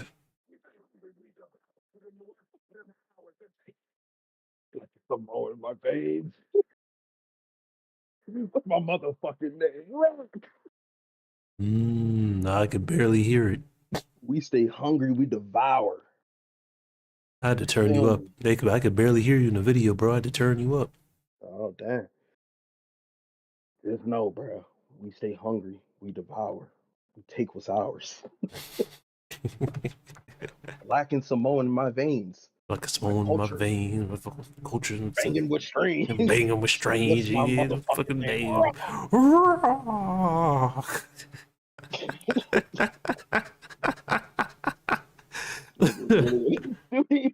Oh, he know he goofy for that one. What's my motherfucking name? Rock,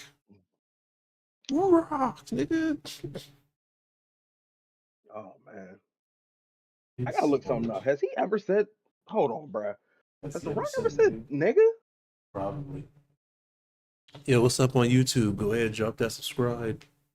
I'm gonna throw on some Black Hokage and not the next threat of real life catastrophic lore. wars continue to rage Real between life Russia lore, and subscribe. Ukraine, Europe, and between Israel and Hamas. Ethiopia in the Middle prepared to East. invade, There are ominous storm clouds gathering over the Eritrea. Horn of Africa. The This shit whisper crazy. of yet another cataclysmic war still to come soon.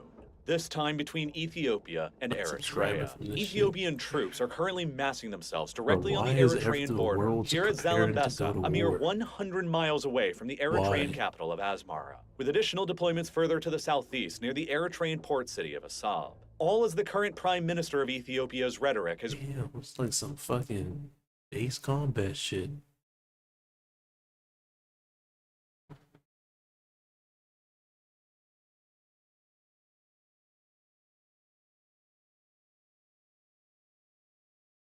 The Rock is the goofiest nigga ever, bro. That's one of the goofiest niggas. I need some hip hop news. Who should I watch all day for hip hop news, bro? Hip hop news? What kind of hip hop news you want? That's all it really depends on. I need some dumb shit. Some dumb shit. All right. So you're not gonna watch lame ass nigga Adam 22. We don't support that shit. Adam 22 is a we don't support that. Oh man. So where's my man Blackie? So you got Blackie Speaks. That's one who's I support. You feel me? Put him up on stream. Yeah, Blackie Speaks is good. He actually makes like decent, content, and he's always usually up to date on stuff.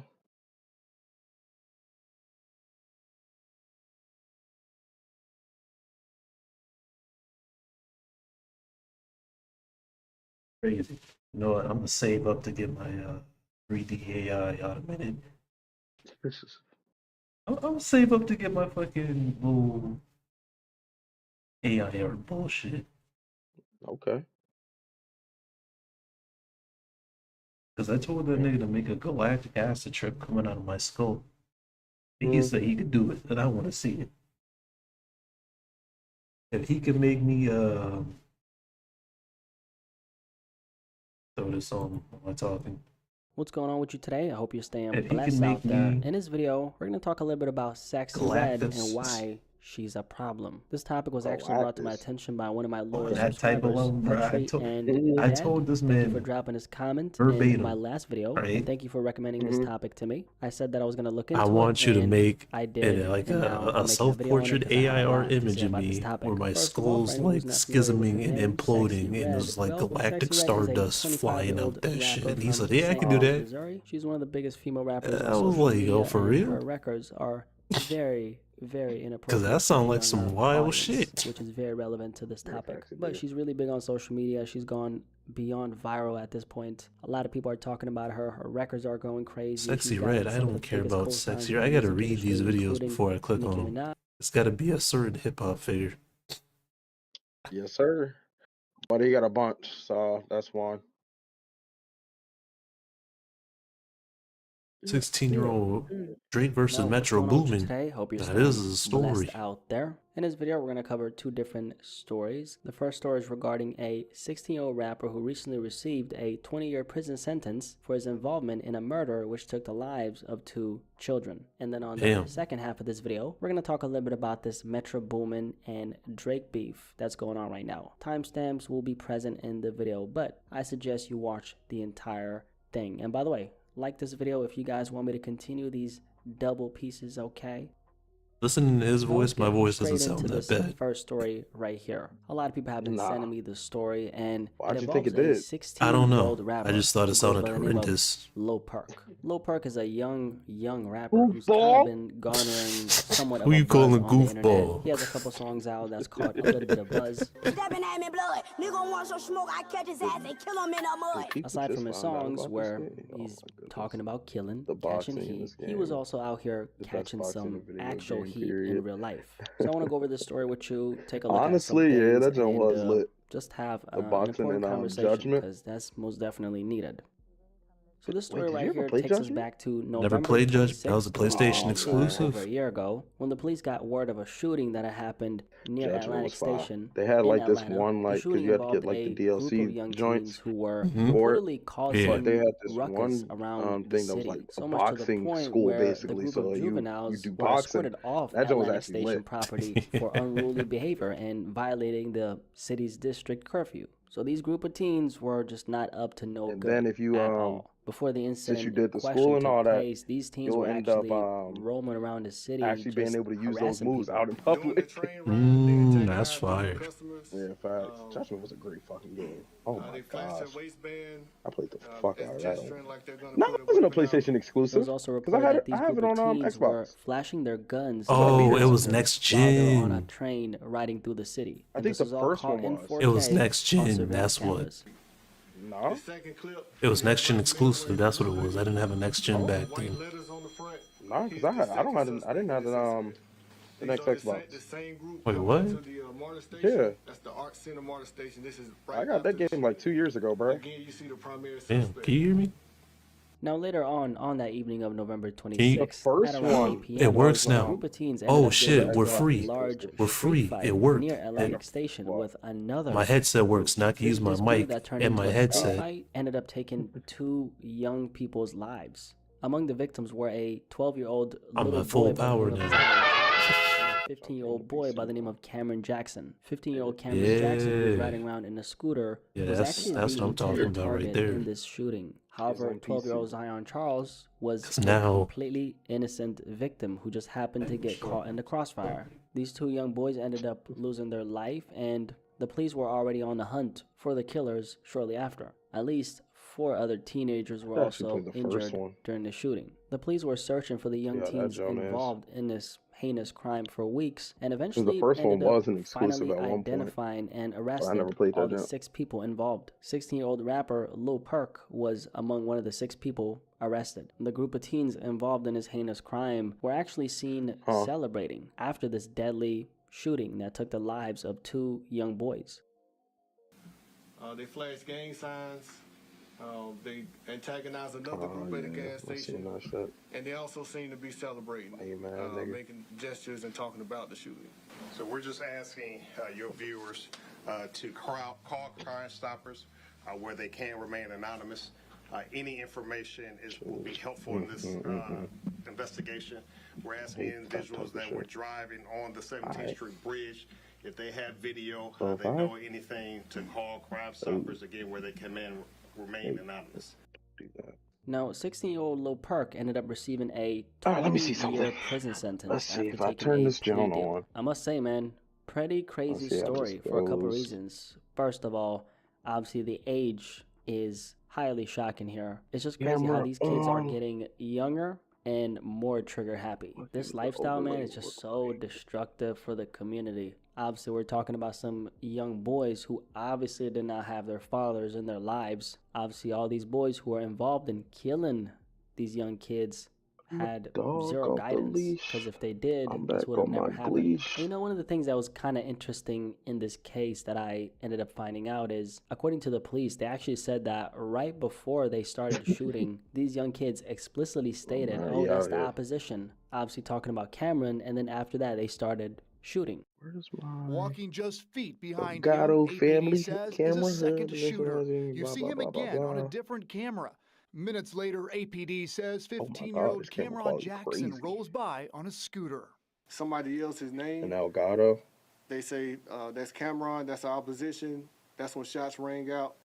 And opposition, i.e. ops, is a word we hear a lot in hip-hop. So this is proof that this music, man, all this music about killing is negatively affecting these kids and inspiring these kids to actually go out and take lives. And it's always funny when people are in denial about that. And I'm like, how can you not realize that the promotion of this lifestyle is motivating these kids to go out and pull the trigger? Because that's the kind of story that's being painted in the music. So it does make sense why this will be the outcome. 16-year-old Lil Perk actually ended up putting up this statement right here on his social media account, and this is what he said. To all my family and fans, I would like to I think he's trying to say sincerely apologize to y'all and to all the younger generation looking up to me. Let me and my situation be a lesson learned for our whole generation. Everything not what it seems, and I'm still pleading my innocence. I love you, Lil Hot, and to the family hurt by this situation, forgive me. Also, still keeping my faith alive. 20 years, was it worth it?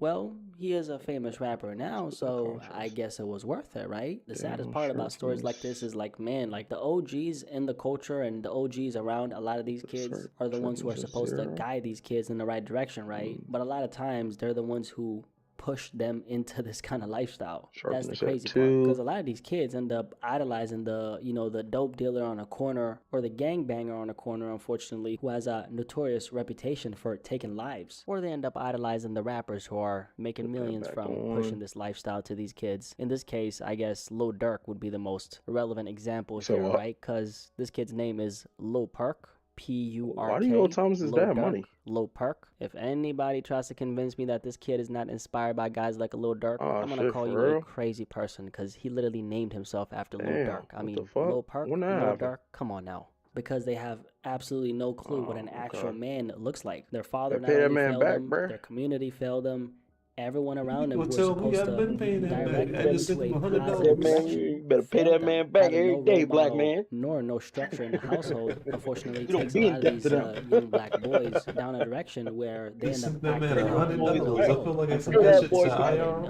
towing guns, running around the streets, terrorizing their community, selling dope, getting caught up in this, you know, gangster lifestyle. The music serves as a soundtrack for them to keep on living that life. They drop all this demonic music taunting their ops. Them antagonizing the opposition leads to the opposition responding on a diss track that ends up fueling an actual street beef, which unfortunately ends up taking real lives. Most of the time, they're young kids who are getting caught in the crossfire, and that leads to more homicides. The murder rate keeps on rising. A lot of mothers are crying. A lot of families are grieving. Their communities absolutely terrified and terrorized as a result of their actions. No one is really stepping in, because the fathers were supposed to do that, but they're not even in the household. The mother is far from equipped to handle a young boy who's full of testosterone on her own. He's not only trigger happy, but he's already been entrenched in this lifestyle from the start. He's listening to all this demonic music, which is validating his lifestyle, and that prompts him to go out in the world to fulfill this quest of his deep-seated need for revenge so you go in and OBS, murder, because at the end of the day, that's all he knows. None of the you go to OGs around sources, him know what a positive direction even looks like, because they're as lost as him. He finally gets his opportunity to fulfill his fantasy of murder, and once he gets his shot, he takes it. And in the process of taking that shot, he not only kills a young boy who looks just like him, but he also manages to destroy his future right there and then before it's even started. And that's a story of a lot of nameless young black boys all around the world, in a lot of communities now. Their passion to kill and their need for blood to spill takes them down a dark road that they can't come back from. They pull that trigger not realizing the weight of that action, because no one has really taught them anything, and this is all they know. They pick up that gun, start firing, a product of their environment. It's going to take an immense intervention for things to truly change, honestly. Now that story aside, Hold I'm gonna on. talk a little bit about this I gotta edit Metro some shit Boomin again. and Drake beef. Some of y'all might have seen some things on a timeline about this, and I kind of want to just get my take on this really quickly and just give a little rundown of what's going on. Metro Boomin wants some more, nigga. I'm sure everybody's familiar with Metro Boomin. One of the top producers in hip hop, has worked with pretty much everyone in the industry. Metro's really that guy as far as a producer. Now earlier this month, Metro Boomin actually ended up posting a tweet, okay? And this is what the tweet said. He said, "Yet her loss still keeps winning Rap Album of the Year over Heroes and Villains. Proof that award shows are just politics and not for me. I don't care about awards, honestly. The true award and reward is knowing that the music I spend so much time on brings joy to people's everyday lives." Now this tweet right here was a tweet and delete. And as you can see, he talks about Her Loss, which is the joint project with 21 Savage and Drake. So Heroes and Villains is a project that Metro Boomin released back in 2022. It's his sophomore album as a producer. And along with Her Loss by Drake and 21 Savage, Metro's project was actually nominated for Best Rap Album at the 2024 Grammy Awards. However, Her Loss has actually been seeing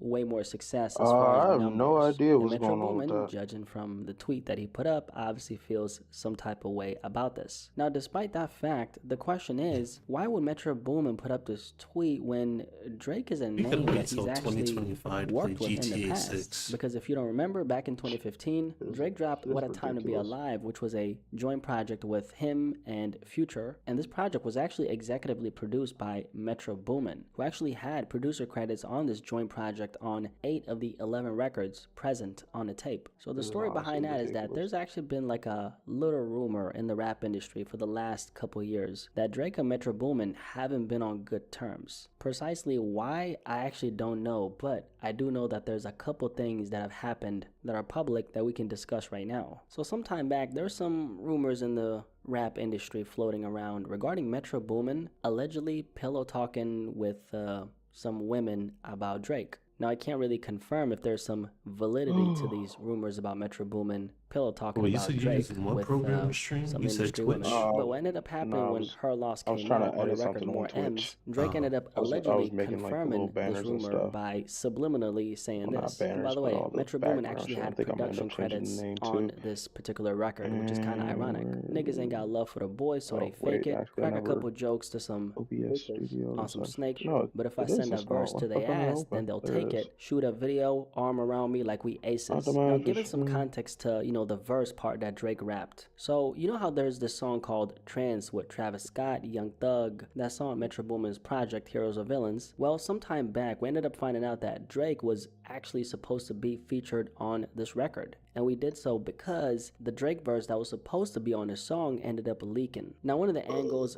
/ narratives to why Drake's verse didn't make it on Metro Boomin's project is connected to the fact that they've allegedly been beefing. Another narrative is that Drake's verse didn't just fit the project, or should I say it didn't fit the song, and that's why he wasn't on it. And then another narrative is that Drake ended up finishing his verse too late, and that's why he wasn't on the final version of this record with Thug and Travis Scott. And then at the beginning of this year, what happened was Metro Boomin actually ended up leaking the original version of the song called Knife Talk. Like, they Now, have Knife Talk hella is a song from songs. Certified Yeah, Lover Boy, but like one produced by nigga Metro was like, Boomin. And Metro what ended he up just said, he's like, it could have the been the OG fact that version his of it flow didn't without fit. Drake's Drake vocals. And a lot recorded of his fans after shit that too were late. kind of, speculating, hey, is Metro Boomin leaking this OG version without Drake because he actually has beef with the Six God? Now, as for the tweet that Metro Boomin put up, Drake ended up responding to Metro's tweet subliminally Is that during a why live he- stream, and this is what he said.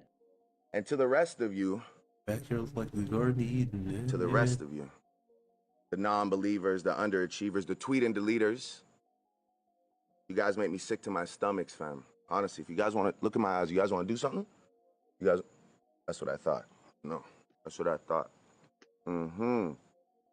That's what I Drake also subliminally ended up responding to it through his Instagram story by sharing some lyrics that says, damn little mans, I'm just trying to do me. If the record's 2 mil, I'm just trying to move 3. And last but not least, Metro Boomin ended up subliminally sliding in a little shot on Twitter by posting a meme, allegedly, right, subliminally responding to Drake. So that's the beef in a nutshell, and honestly, you know, it seems kind of petty. I really don't know what the actual issue is, but I will say this: there's a lot of people who don't like Drake, man. I'm not saying that Drake is the initiator of these issues that he's having with a lot of people, but he seems to kind of, I guess, bring out a lot of emotions out of a lot of artists he's worked with in the past, and I think a lot of that has to do with his status. You know, we're talking about Drake here. Obviously his presence is very intimidating, and Metro Boomin putting up that tweet shading her loss, right, obviously tells us that he feels some type of way about all the accolades that project has gotten. So I don't really know if they'll ever actually put their differences aside, because one thing about beefing with Drake is, you know, Drake, he has a very, very good memory. Drake is one of those artists who, if you beef with him once, he's never gonna forget that. He's of course made peace with a lot of the artists and rappers he's beefed with in the past, but more often than not, he said that P. seems Diddy. to not be the case. Anyway, there you have the video. Before we leave, guys, if you like this double piece right here, do me a favor and drop a like for your boy. I'm that afraid really of helps power. promote the video The in the evil algorithm. forces. Like, it really, really, really helps. So I would really appreciate it. Also, I'm curious what you think about both of these topics. What you think about Drake the ain't that scary 16-year-old compared to who P. received a 20 Diddy or for Suge that Knight. heinous Suge Knight crime held a he was nigga involved outside the in? window. And also, what do you think about this Like his Metro Boomin ankles. and Drake beef? Any Hey, thoughts? Diddy did Curious the to know what you same have thing, to but he say. had some So folk with that do it being for him. said, catch you on the Yeah, next one. nah. Peace. I am out. Lock these niggas up, man. Honestly, Super villains. Honestly. all of them. All of them. Close. All right. I got a viewer on YouTube. That's what's up, bro. 56. This multicast shit fun. Nigga left. That's crazy. That is crazy. He's a Native American man over there by the water. Let me shoot him. Let me shoot him. Hey, what'd you say? How do I get the jump to show up? Dog, man. Oh, yeah. So you're an OBS? So you go to sources and you click the little plus? On the same spot, They bro. hold you, bro. They hold you. They hold you. They hold Oh you. my god. Hey, you should did the Get fishing out, earlier. You saw what? You should did the fishing earlier. Our hit I levels should've- was I should've- trash. They were not giving us no wins last They were holding the fuck out of our humor. Let's do it. Let us be serious real quick. All All right, y'all all go to yeah. Me and Ben, give us 4 shots. Well, how you do 4 shots? All right, you say the sources. Yeah. If it's you and Ben. Okay, You're gonna click on boys. All right, Captain. the plus sign. Let's do this. Let's do this shit now, Ben. Don't let me. Click on video capture device. Listen, boys, I'm tired of All saying right. that. So you go on that side, stay on this side. We'll And figure from this shit out. there- Let's So figure this shit out. You stay on this side, I'll go over there. You should be able to I select think if we cam in the properties. If we want, brother Dylan. if we do the task too fast or something, we get more notoriety level in the or the hints become better because I feel like Ben was doing tasks really I slow. or appreciate that. They're over there by I you, Ben. do. You might might be be onto on something, brother Dylan. Oh, nice. I gave good, clear instructions. Now, usually we go through this thing where someone gives some instructions and But we don't gotta let them know that, brother Dylan. but usually it's because we're letting DJ give this. Not gonna lie, I thought I fucking told. I need more RAM. That's what I really need. Get you some RAM Well, I on don't know, sale. like, the notoriety level is doing that. I need a 132. What you mean? I really want 64. Do we need to know the audience level? I think notoriety level gives You them, may want 64 and better D, brother clues. man. Hey, check the mail, Ben. Check the mail. Check the mail, Ben. Yeah, one second, I thought it helps your buffering. Hey, what hint level are y'all? Hint level. I mean, you got a house in there. You should be able to, you know. All right. Oh, Eliminate I thought it gives you I thought it gives you whatchamacallit? Little RAM upgrade. Dilla? Like our Hours. I'm gonna find the one that actually matches for this joint. Nah. I got 2 right here in my eyesight. 3 of them.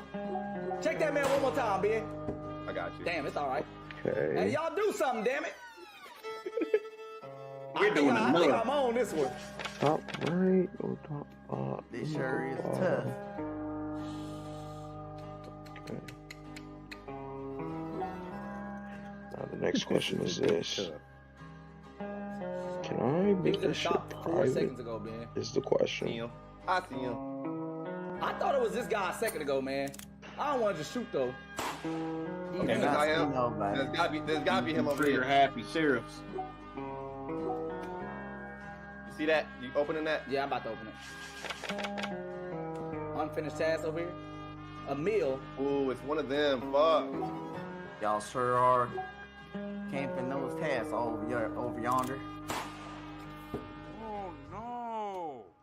Oh my fucking gosh, this shit hard. These are as some fuck. trigger happy niggas. It's fucking hard as fuck. I don't think they got too many shots left, boys. Might as well just fucking spam the task. So now, Bro, I think it's one of these dudes in his hat, man.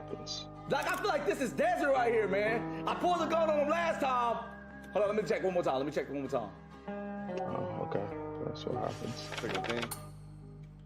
Stop. Somebody playing with us over here, bro. Somebody is playing with. I can't figure out who the fuck it is. I don't get no more shot.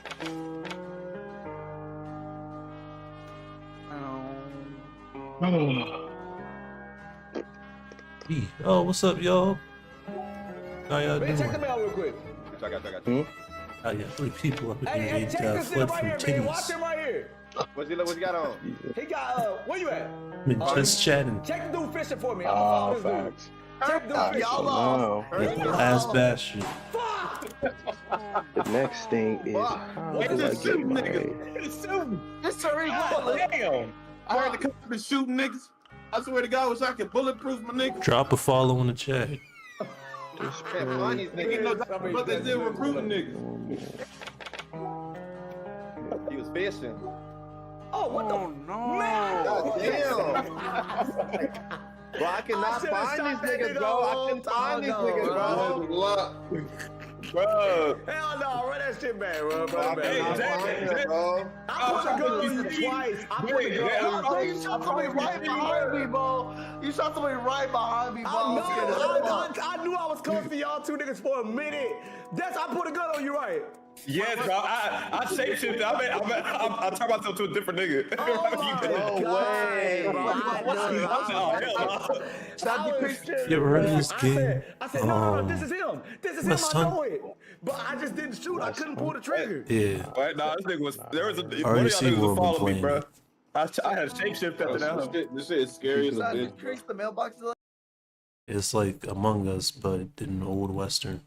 I'm gonna go on Mega Mansion tours. Okay.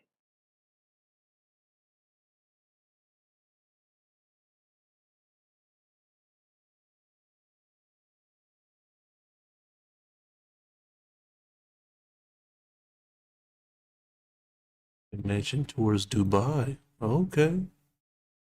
60 mil. 200 mil. What's up, guys? Welcome back to the channel. Today is vlog number. Link say something? Say something. Say something. 100. That's right, guys. I've done 100 of these vlogs, and I really appreciate all the love and support all of you guys have shown, the subscribes, the likes, the comments, the community that we've built on YouTube. I really appreciate it. And today I had to bring you guys something super special. I know I use that word a lot, but today's villa is worth 200 million dirhams, guys. This is in Palm Jumeirah on the Billionaires Row with some of the most stunning views of the Royal Atlantis and the beach. And I hope you guys enjoy the tour. And like every time, guys, don't forget to like this video, subscribe to the channel, and enjoy the rest of the tour. Can I save these settings? Show us the house. Huh? I'm watching this tour video. Mega Mansion tour, baby. Boom. Alright. You can be over here one day with me. I started playing games too.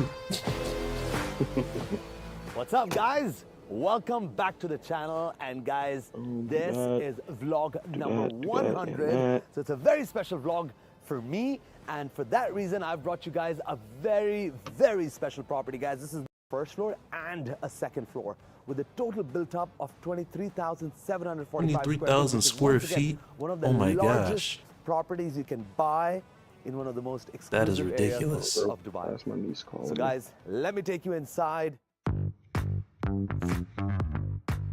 So just as we enter into this house through this oversized pivot door, we are greeted by this triple height entry foyer, which is beautiful because on one Now, side, why does every there's mega amazing mansion woodwork have some with big ass chandelier piece of ugly above art in it? us.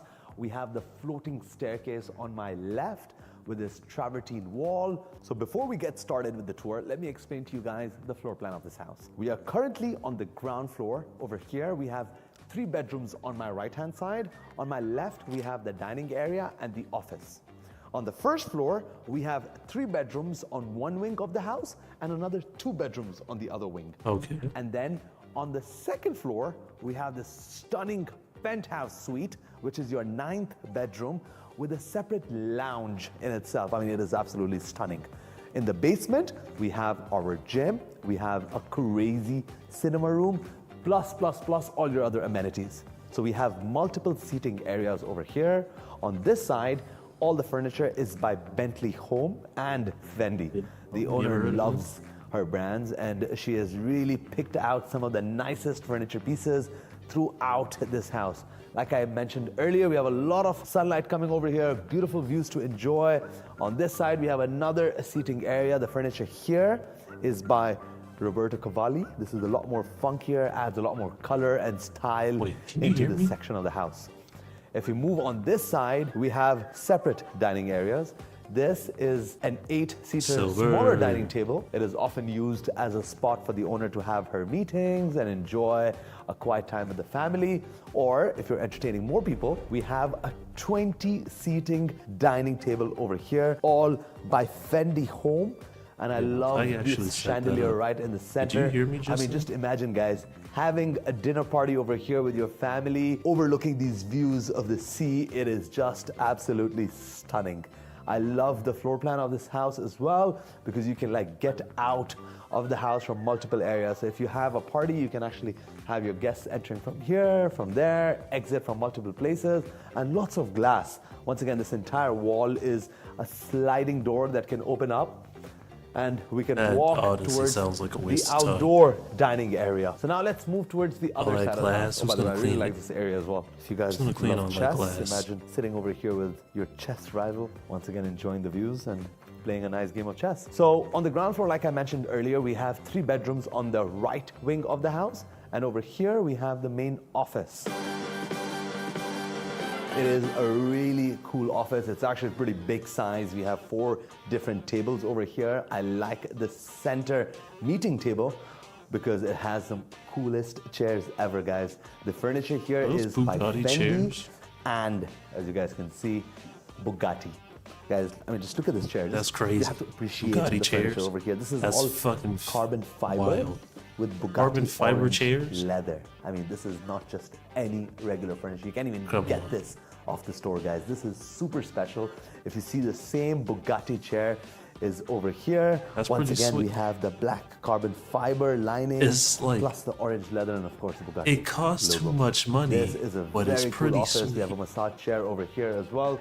There's a lot of personal items of the owner. So I like the hyper all I can modern say is you can style. really use this to have all your billion-dollar meetings in your house.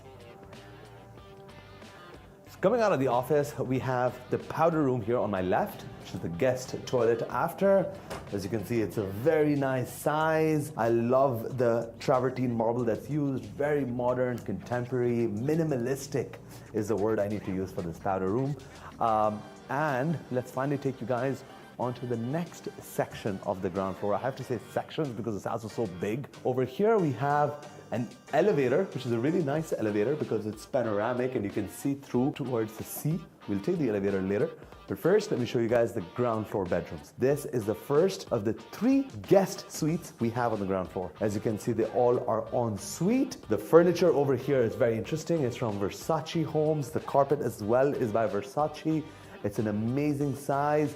The bed is by Visionaire. The wallpaper here is by Versace as well. Now let me show you guys the second guest suite on the ground floor. The second guest suite is done in a very cozy style. The carpet is by Versace. As you can see, the Versace head over here. The wallpaper is by Versace as well, and it continues into the ceiling as well. Everything is by Versace. So now that we're leaving the Versace bedroom, we're gonna enter into the Roberto Cavalli bedroom. And this Follow me, guys, is my favorite guest suite. First of all your furniture here is by Roberto Cavalli. If you look at the details, all of the leather, we have the Cavalli design elements over here. Even the bedside table is all Cavalli. Even your bed sheets are by Cavalli, and that's why I call this the Cavalli bedroom. And what I love most about this bedroom is that your guest is gonna get up from here, and the first thing they're gonna take in are these stunning views of the beach, the sun shining over the water. I mean, guys, this is exclusivity at its best.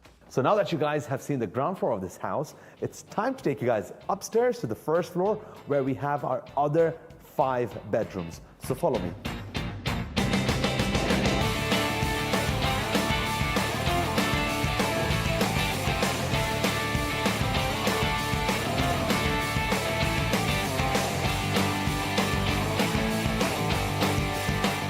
So just as you come up, we have this amazing bridge that connects the 2 wings of the first floor. On one wing, we have the 3 bedrooms, and on the other wing, we have the other 2 bedrooms. And I love the fact that we have glass all around, so it allows a lot more sunlight to enter. As you can see, the sun's going down on that side. And over here, we get to enjoy the views from literally wherever you are on this property.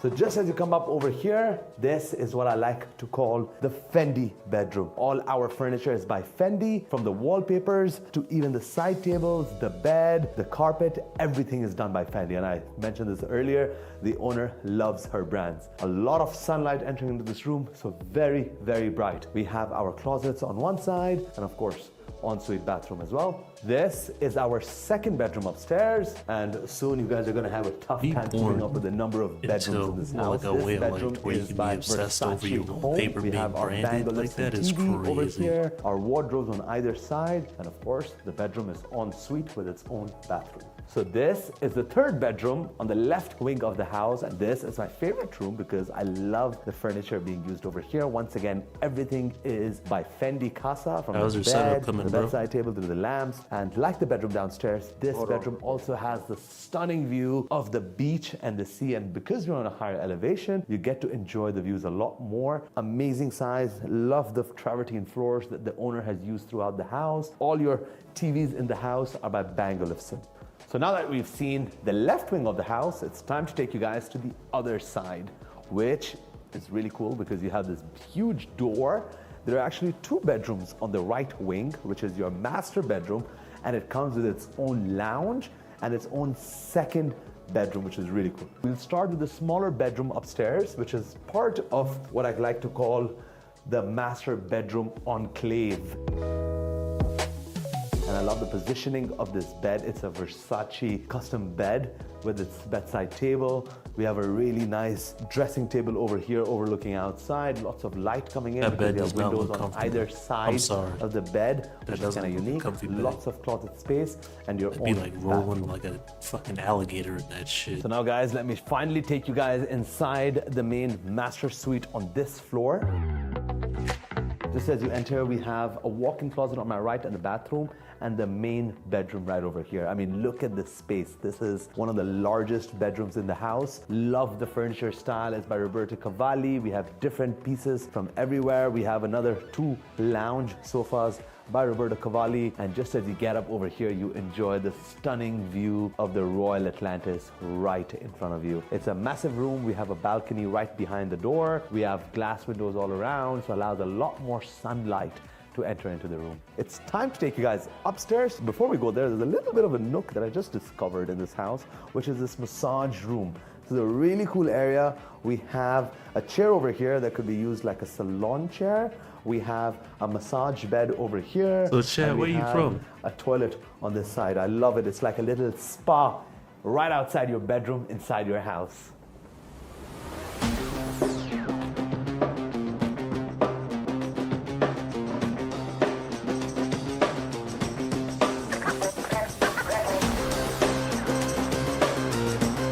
Finally up over here on the second floor of this house, which is actually my favorite floor in this house because it's literally like a penthouse suite. Over here we have a really amazing entertainment lounge. The reason why I call this the entertainment lounge is because we have this amazing PlayStation TV up over here. This is a great place to bring guests, soak in the views because from this height We have literally glass windows on 3 sides of this lounge. We have a travertine wall. We have amazing sofas and lounges. The windows all open up to give a perfect indoor-outdoor feel. Hey, what's up, YouTube? Absolutely stunning. That guy Malachi, We're him finally every here day in the looking for that 9th rocket bedroom power of on this house, Twitch. which is, like I said, my favorite room because We got a it's the only $200 room million on this beach floor. mansion You in have Dubai. glass all around on Shit's one pretty side, crazy so far. glass on the other, and even above the bed, you have views towards the sea and the beach.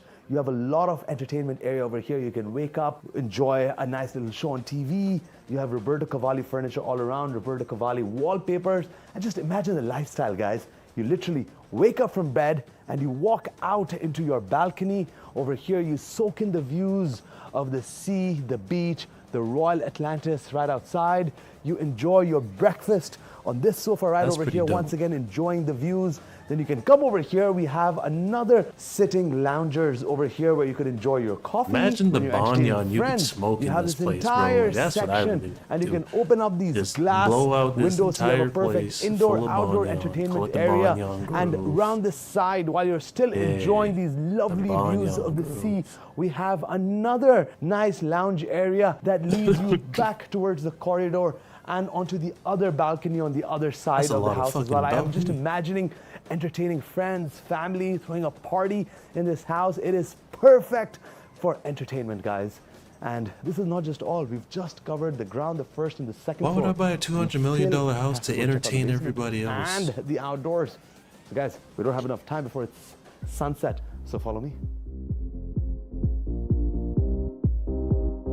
So we're finally here in the basement Even of the house. the nouveau And there's a riche lot in have this basement as well. Just as you come out of the elevator, we have the staircase that leads down as well. We have an outdoor seating area as well, which I'll show you in a bit. But through this door, we have the entertainment area of the basement. Here we have this pool table and we have a foosball table over Imagine here. paying as well. We have $200 an million access and towards your the basement main kitchen of the entertainment house, is which fucking has all foosball and restaurant-grade billiard balls. equipment. And through this section over here, we enter into the wellness And you area just crammed a of bunch the of basement. The reason I call this a fitness wellness machines area down is that here. it's not just a gym. I mean, we have every equipment from Techno Gym, Life Fitness, the best of the best. There's And no space, over it's all here, We have cramped. an ice bath, we have a sauna, and See, the ice we have bath and a the steam room. sauna. I mean, there's not a lot of houses that have all of these features. And that's just not it, guys, in the basement. Through this door over here, we enter into the cinema. Check See, this you don't out, need a guys. full I mean, shower, yeah, this sauna. has got to be one of the nicest cinema rooms inside of a house. I mean, just kick back, relax over here. We have this huge lounge seating area. Enjoy That's a inside nice the little gym? movie with your friends and family. That's why there's no space So in now the let me gym. show you guys the other side That's of the not supposed to be a basement. Over here, workout we have a area. really cool sunken Yo, open or lounge. whoever lives nice here, little Miss sofa Markets. area, which is very private, allows sunlight to enter. And over here, we have a really cool private little bar, which the owner has set up with the best selection of spirits, complete with a cigar lounge inside as well. And from here, we have the staircase that leads us back towards the main garden, pool, and the beach. So now that you guys have seen pretty much most of the 24,000 square feet in this house, it's finally time to take you guys outdoors to my favorite part of any house, and definitely the favorite part of this house, which is the outdoor. So just as you come out into the garden, we have our access to the basement. Right in front, we have this amazing 17-meter long got, infinity like, this edge swimming tiny pool. strip On one pool. side, we have the How deep 8 is it? tanning beds, which is amazing because it gives you that Why? beachy vibe. Who's living Over here here, with we have me? an amazing entertainment area with sofas and a fireplace right See, in you the could center. only do I love the shit fact like that it's this the same outside in travertine arid that's desert been country used because, throughout the house. And on the far end, we yeah, have a rain 12-seater ruined dining all table, of this. which allows you to enjoy outdoors with your friends, From the poor man's especially in the perspective, weather rain that we would have in ruin Dubai's this winters. entire- From like, here, you cannot we have do the this in access down Florida. into the beach, and from here you have to actually really enjoy the fact that you know, have this amazing beach lifestyle over here. Just look at the view of the house. I mean, Does this high house just tide looks come up to the- absolutely if that stunning. does, that's we a have to problem. enjoy the architecture of this High house tide from comes up to outside, the the steps, that's a lighting, the problem. night feel. The water over here is actually much nicer than any of the other fronts of Palm Jumeirah because the front actually ends right over there. So you have the open sea after this.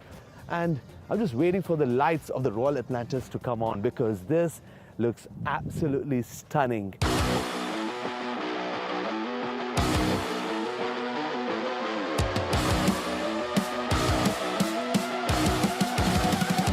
I've been everywhere. It's goddamn house where you're going next. This is yeah, I thought so.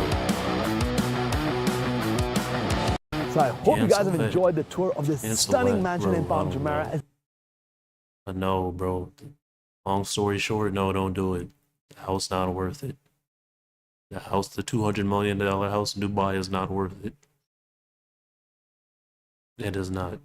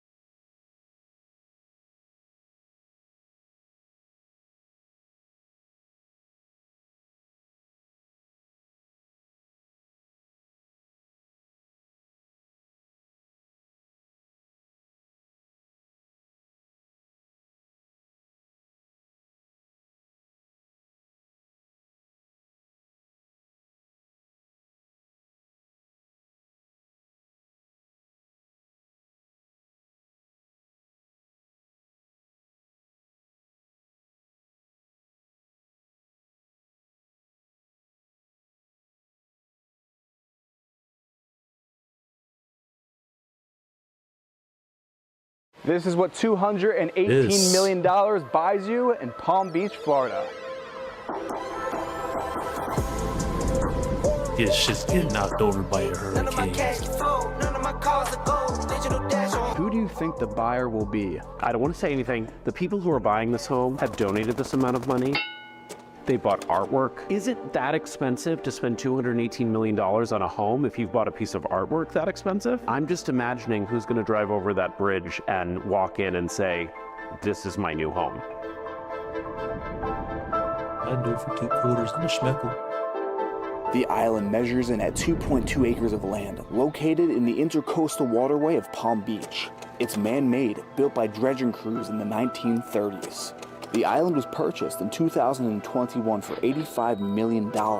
It featured a 1940s Florida-styled home which has since been totally reimagined and added onto, now measuring in at 21,000 square feet with 11 bedrooms and 22 bathrooms. I mean, it's definitely a fireplace I to don't think live. I've ever been this excited to share a home with you on my channel. Welcome to the island. So you enter over your own private bridge where you have security there out front. It is the only private island in Palm Beach. Little perspective here. All these homes around us are going for at least 40, 50, 60 million dollars. It's $218 million for your own private island. So setting foot on the island, welcome. You have a beautiful rolling front lawn on your left and your right side here. The bridge then leads to your motor court where you have 2 beautiful banyan trees really adding to the essence of the space. And as you can see, the architecture of this home is a colonial style, which is very different from most of the homes in this area, which are a bit more Mediterranean. And the original house, off to my side here, that's the original structure. And all this was added on. Off of the motor court, there is a 5-car garage here off to my side. Now entering the home through this huge mahogany door, let me just take a look at this. The scale of the home is incredible. So as you enter the space, you have this open concept room. It's the gray room / dining room. But I'm going to take you to what you probably clicked on in this video for. The whole wall of this space opens up, leading out to your loggia, where you have a view of your 98-foot-long swimming pool with hot and cold plunge at either end, views of the intercoastal, palm trees. I mean, you are in Palm Beach, Florida, and you're standing on a $218 million island. From this perspective, you can really see the colonial architecture on the exterior of the home here, where you have multiple covered loggias, Juliet balconies, upper terraces. We have a tennis court pavilion off to the corner there with a clay tennis court. To my far side, and then on the other side of the island, we have yet another swimming pool. Check out the size of this dock. So the harbor isn't quite deep enough for a mega yacht, but you could easily be taken out to your mega yacht. I mean, this is, it's a private island. It's a private island. So of course you would have a beautiful dock like this. But let's make our way back inside to check out the rest.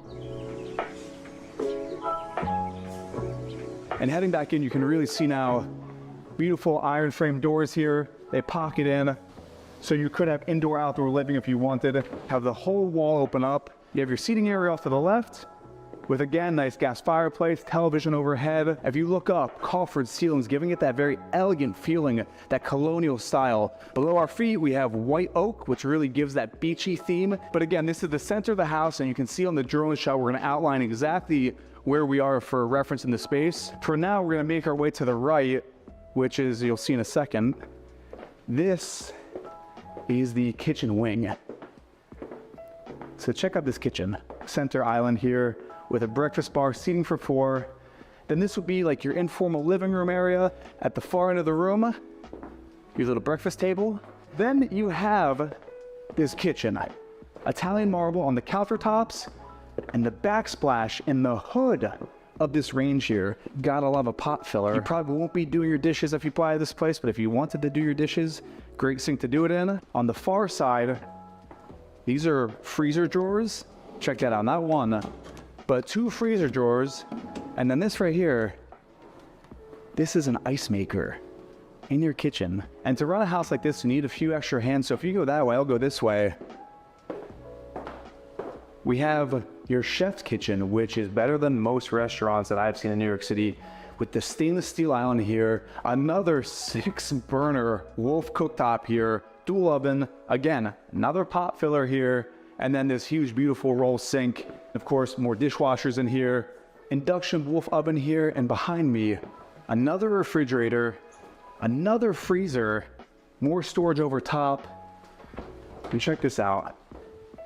You have a commercial grade freezer in this home. Brand new, it's not even on yet, but you have a walk-in freezer in your house here. Pretty crazy. And if you follow me this way, here's another little prep area, again with that marble, open concept shelving, and then you have your wine room here, right off the kitchen. This whole wing is for the kitchen area, kind of the domestic wing of the house. Off to my right here, we've got a powder room to the left, and check out this laundry room. You've got 6 washer dryers in the space. Marble to fold your clothes. Like, this is the top of the top of the top of the line of homes. And even we've got another sink here. Like, just, it's such an immaculate space that's so grandiose. It's tastefully done too, I have to say. So we're gonna just keep this as one shot to really give you a frame of reference of the home and how large it is. I almost got lost for a second. I was like, what's there? That's the chef's kitchen. I mean, the place is so big you can get lost in it. We're gonna head outside again to the loggia. This is basically everything we just saw, indoors, outdoors. The marble switched up a bit, so you have the blue marble here on the countertop to really accent the water and the pool and the blue skies and everything that makes Florida, Florida. If you go this way, this connects the motor court to the loggia. So again, we have 5 garages here in the motor court, and this just connects the space from the front of the property to the back. And then you can see again this fireplace, just for perspective, how high the mantle is here. The scale of the home's unreal. And then at the other end of the loggia, you have your tennis pavilion. Look at this space, double height ceiling here, just letting in light from every angle. Views optimized in every direction. And then if you look down below my feet, we've got that white oak again, and it mimics the design of the space. One of the most beautiful rooms that I've ever seen in any home. And of course you have your view of your clay tennis court. And if you look up, you've got your Juliet balcony overlooking the space. Let's actually take a look down onto the courts. We've left the pavilion, and this is one of 3 tennis courts in all of Palm Beach that has lights for playing at night. And this is grandfathered in, so you're not allowed to put night lights on tennis courts. You have to be grandfathered in. I can only say one of the other owners who has this feature, Jimmy Buffett, also has his tennis court lit up so he can play at night. Making our way back though, we have a wet bar here, wine storage, you know, because you have your tennis match, you wanna have your refreshments. Behind me is access to the garages and a powder room. And up the stairs here, you've got multiple landings, a window here to let in some light on the stairwell. And this is the guest quarter. Again, let's check out the view from the top here. So there's that Juliet balcony. There's another perspective of the tennis pavilion. And like I mentioned, this is the guest quarters or the guest apartment. So again, out the window here, views of the banyan trees, the motor court. We have a bedroom here off to our left. Views of the Intercoastal Waterway, the tennis court down below. And just look at this bathroom. You even have a guest room. And you get a view of the tennis court from your shower. And I want to show every inch of the house. I get a lot of comments saying that we don't show every inch. So we're going to really show everything. Another bedroom. Again, same finishes in the bathroom. And for a guest bedroom, very large bathroom. The footbridge we came in on. We've got our steam shower and a floating vanity. So we don't lose the light of the window, but we can still have a vanity. And then again, pocket doors to optimize the space as well. So continuing down the guest wing, making a left here, this is a pretty cool area. This is like the family room here in the guest wing. And again, this is another kitchen in this house, and this is a full kitchen. We've only got 4 burners up here, but again, same marble on the countertops, and then a nice sitting area to take in the views of the Intercoastal Waterway. Now to save some time, we are back in the gray room dining room for a bit of frame of reference of where we are in this space. We've seen one wing, now we're gonna check out the whole other wing of the house. So if you follow me off of the gray room, this is the executive office, separate from the rest of the home. Just look at this space. Coffered ceilings again. You have views of your pool, Intercoastal Waterway, floor-to-ceiling glass windows here with the steel black framing. And this space even has ensuite bathroom. Let's check this out. Huge steam shower, marble everywhere. And then right off of the bathroom here, we even have a little wet bar, wine storage here, and a refrigerator. And then leaving the office, you do notice we have double doors, so you could close off this whole wing and have a little bit of privacy. Here's another peek of that fireplace, sitting area in the living room. And off to my right, to the other wing of the house, this could be, I don't even know what this would be, another sitting area. Could be your family room, huge flat screen TV, coffered ceilings again throughout the whole space, and doors to the front porch of the house.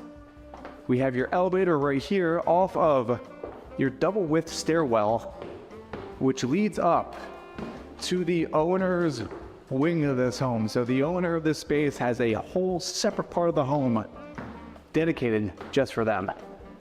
So if you pull back, I just want to show the length of this hallway. Off of the stairwell, you have this hallway that goes all the way back to there. And then if we whip it way back to me, to my left, the third laundry room in this mansion, just in case, because you don't want to run through the whole house because it is a huge house. And now, should we go here or here? Actually, I want to show you this first. This is your front loggia, so you have a view of your motor court, the banyan trees, and the bridge leading to your property. You can hear all the birds. Grove, oh my God, yeah, it's real. It's another level. This house is another level. Again, you have not one but 3 doors that can lead into the hallway, back on in the hallway. It's Banyan. Through these double doors here, this is the only doors, birds, just... Banyan tree, yeah, it's another level. Grove. This house is another level. Again, you have not one but 3 doors that can lead into the hallway, back on in the hallway. Through these double doors here, this is the only...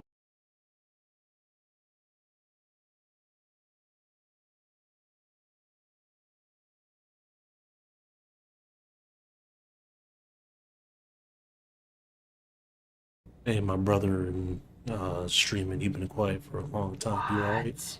Oh, hey everybody, how are we all doing today? It's still technically 2023. We're not quite done with it yet. We still got a few more days to slog on through, but do not worry. We can make it to the finish line to 2024, where I'm sure things will be better because that's how years work, right? That's how time works in general. But, you know, what is time after all, really? You know, I mean, does it exist? Do you exist? Do I exist? Am I in limbo right now? Are we in the Matrix? I have no idea of knowing. I guess we could be. This tablet in front of me right now, that might not exist. It's okay though, it's all right. If you need grounded for something, I can tell you that much. At least we know that Beppo is real. And he is right next to me. Oh, thank God. Beppo. All right. So, oh boy. All right. You know, sometimes, Beppo, I have a little bit of an existential crisis and question my own existence. But just thank everything that you are here next to me right now, so I know that this is real. Okay. All right. We're ready to go now. Okay. Just remember, whenever you're having doubts, just turn to your left and see a giant polar bear wearing a boiler suit, and you'll know you're in reality. All right, this is One Piece, chapter 1103, titled, I'm So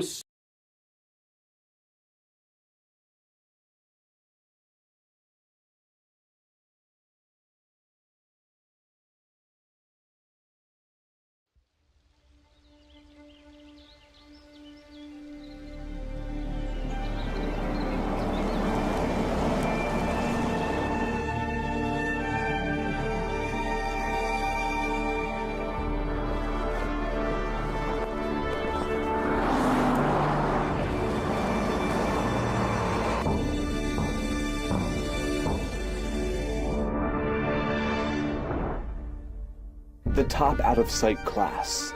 Those with immense wealth who live in private luxury, barely glimpsed by the average civilian. This is old money that echoes across generations, weaving the fabric of our collective history and forming the very institutions of our modern world.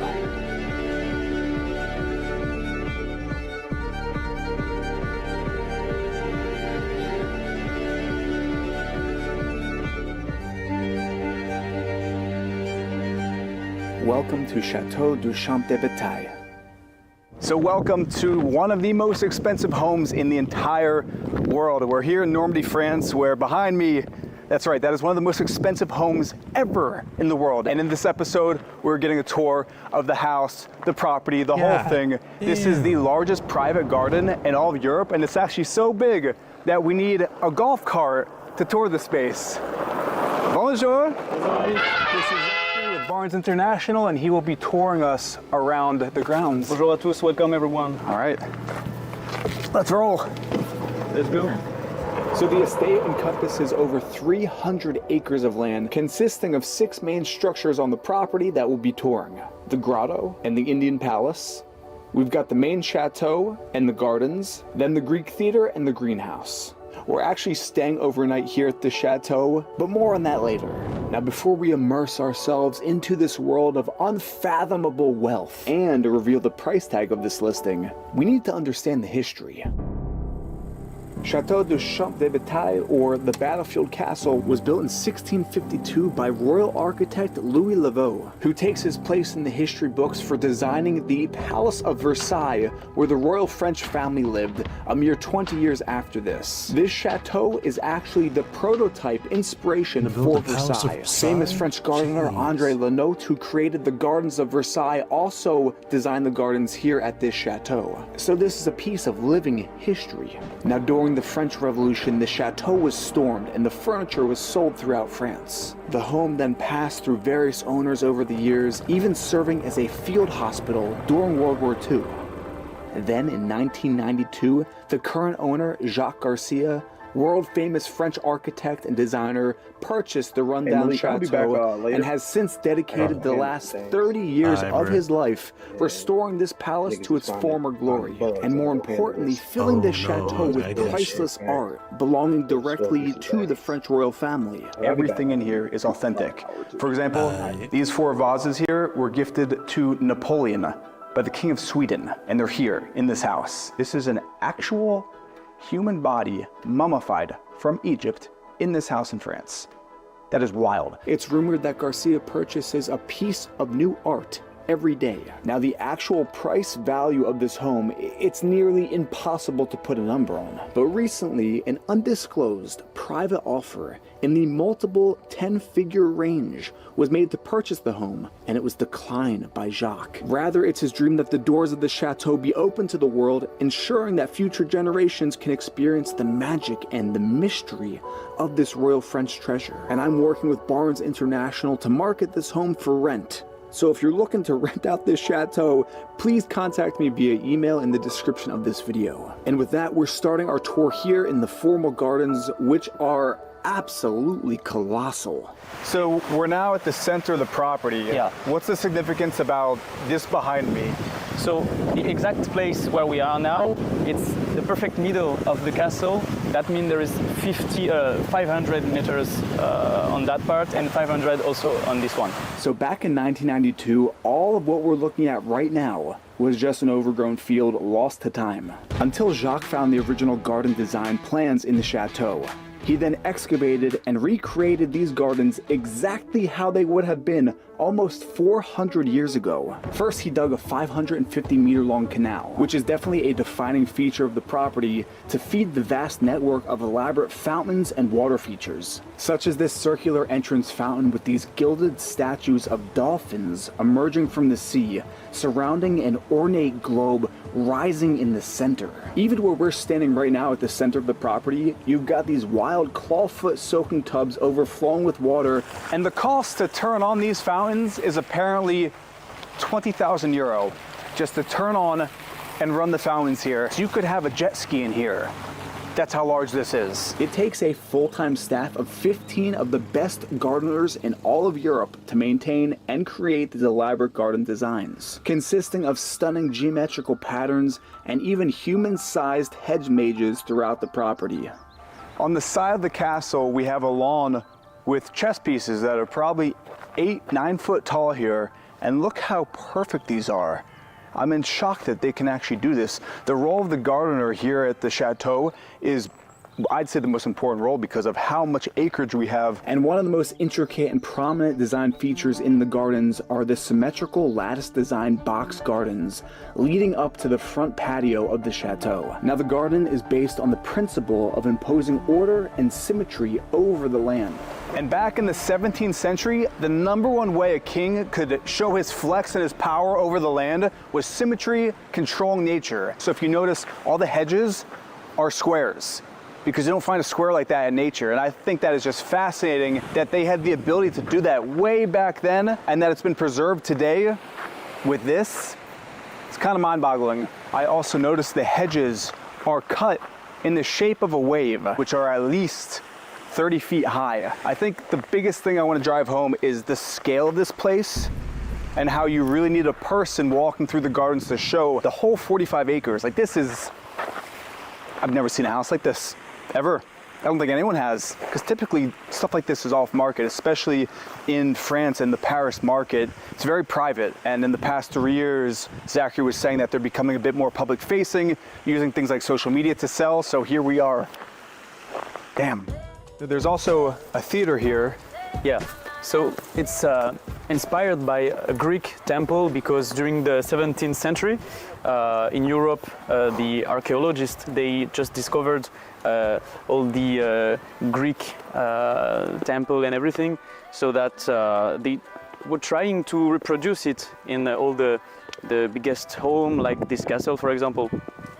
Wow. So back in the day when they discovered the Greek theater, the wealthiest of the wealthiest wanted to say, hey, I want to have a Greek theater at my home. Yeah, because for them it was amazing, this discovery. It was completely new.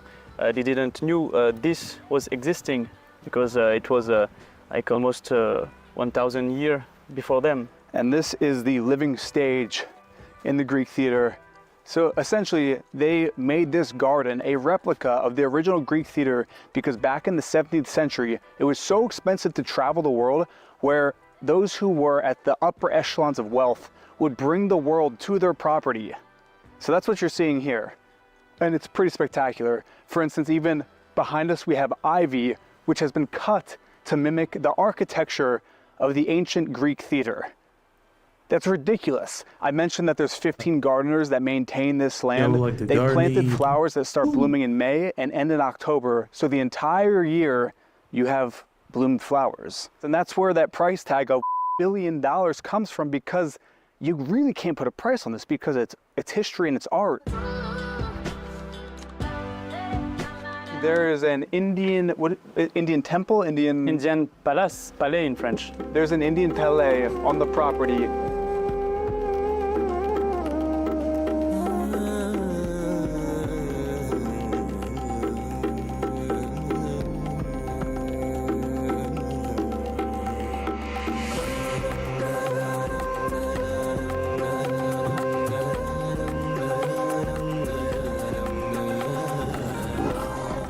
essentially Jacques brought in, I believe it was what, 5 containers? 600. 600 containers of actual materials from India to build this palace. In 1992. In 1992. Apparently he has parties where he brings in elephants, lions, tigers, and bears. And the only way to go from here to the Indian Palais is this boat.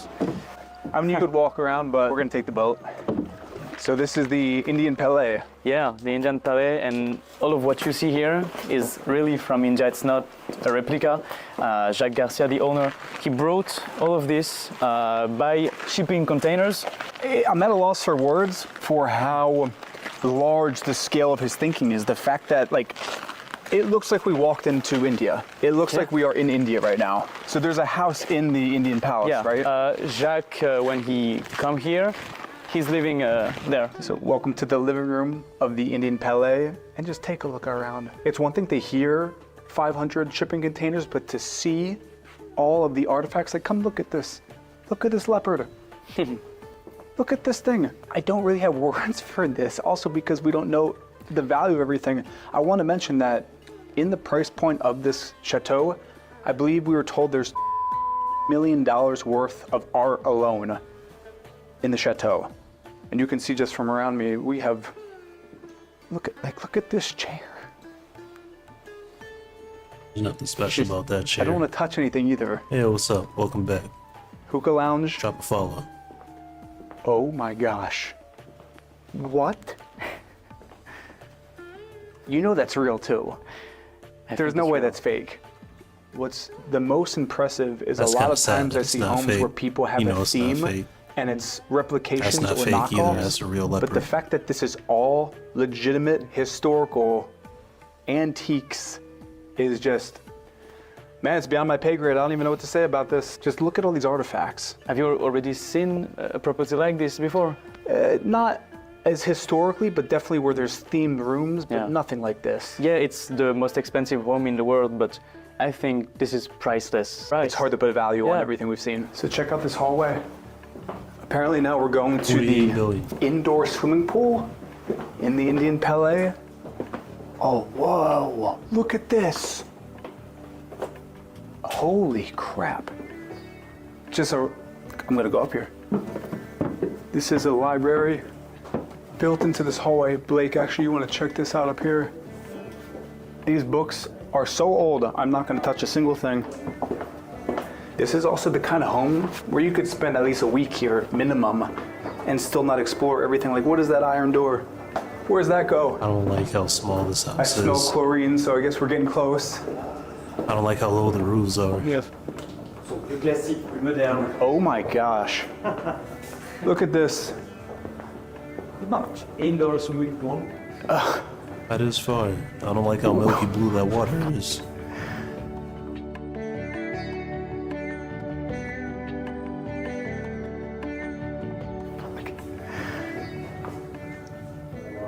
Should I? Apparently you can walk around and check out the back of the pool. Like if you wanted to come here and dive in, there's a hallway that goes around the entire pool.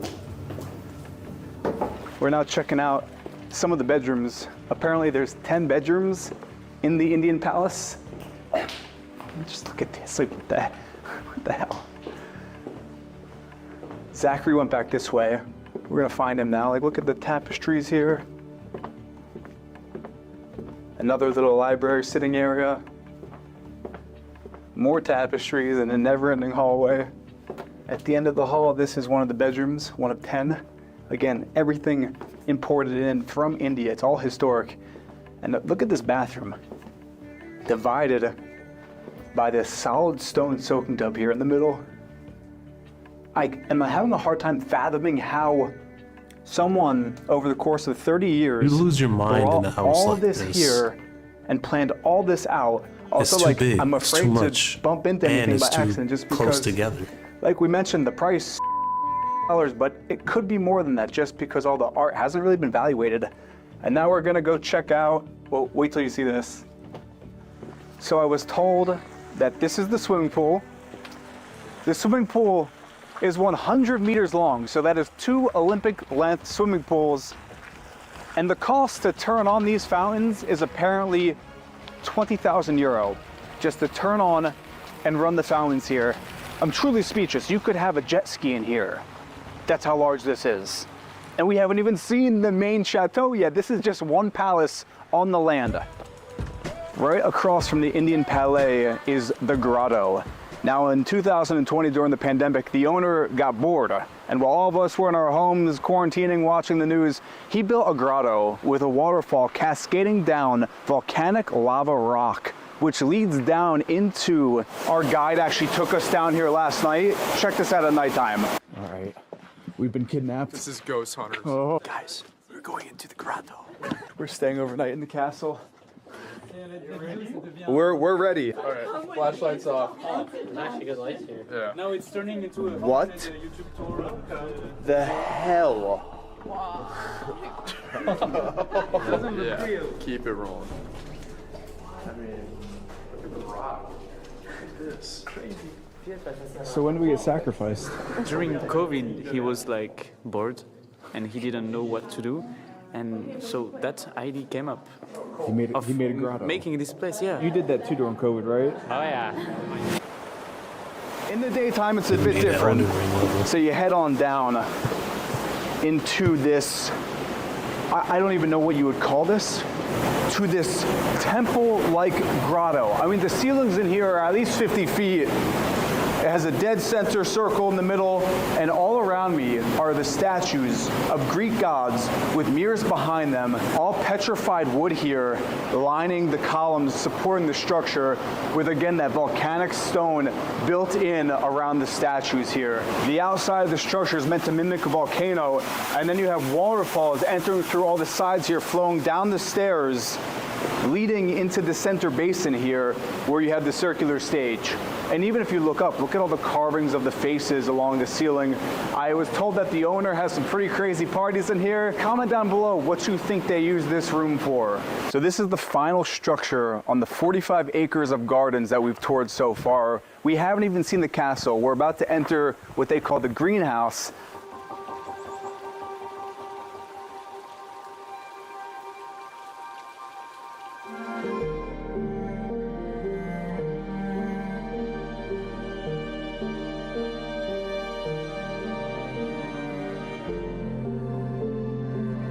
I haven't seen it yet, so we're gonna get my reactions. Apparently this is the spot, so here we go. Ready, cheer. Oh my God. So this is the room off of the entrance where we have all these blue vases and just more art. More art from all around the world here. Again, worth over $1 million. And now the main event. When they said it was a greenhouse, I didn't think it would be this. There's a floating bridge with waterfalls on either side with tropical plants everywhere. What the? This is insane. This is crazy. The trees are growing out of the stonework. There's sculptures everywhere. There's trees growing out of the floor with holes cut in the carpet here with this statue of, I don't even know what, but holy crap. This is just ridiculous.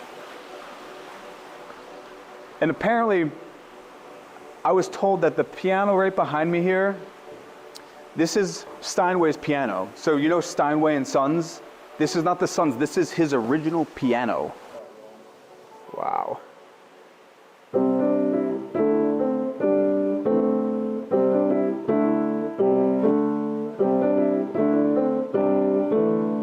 This is crazy. So this is actually, how much does this cost? And I was told that these ferns here, these ferns are apparently 400 years old, which is as old as the castle itself. This is incredible. Okay, let's say hi to everyone. So this is the whole team. It's not just me walking around here. We're getting all the information. This is the team at Barnes, my girlfriend Geraldine. This is Zachary at Barnes. There's another room here. A whole nother room. Yeah, because it's not crazy enough. I've never seen a garden like this. So in the wintertime, when it's a little depressing and cold, you can come into this garden here and just be transported into the tropics. I can't describe to enough the intricacy of all the thought that went into the specific plants here, the design of the water, the lily pads. It's really something else, and it's hard to put a price on this. And at the very end here, there's a platform. Oh wow, look at this. With an aerial view top down of the garden. This is unreal.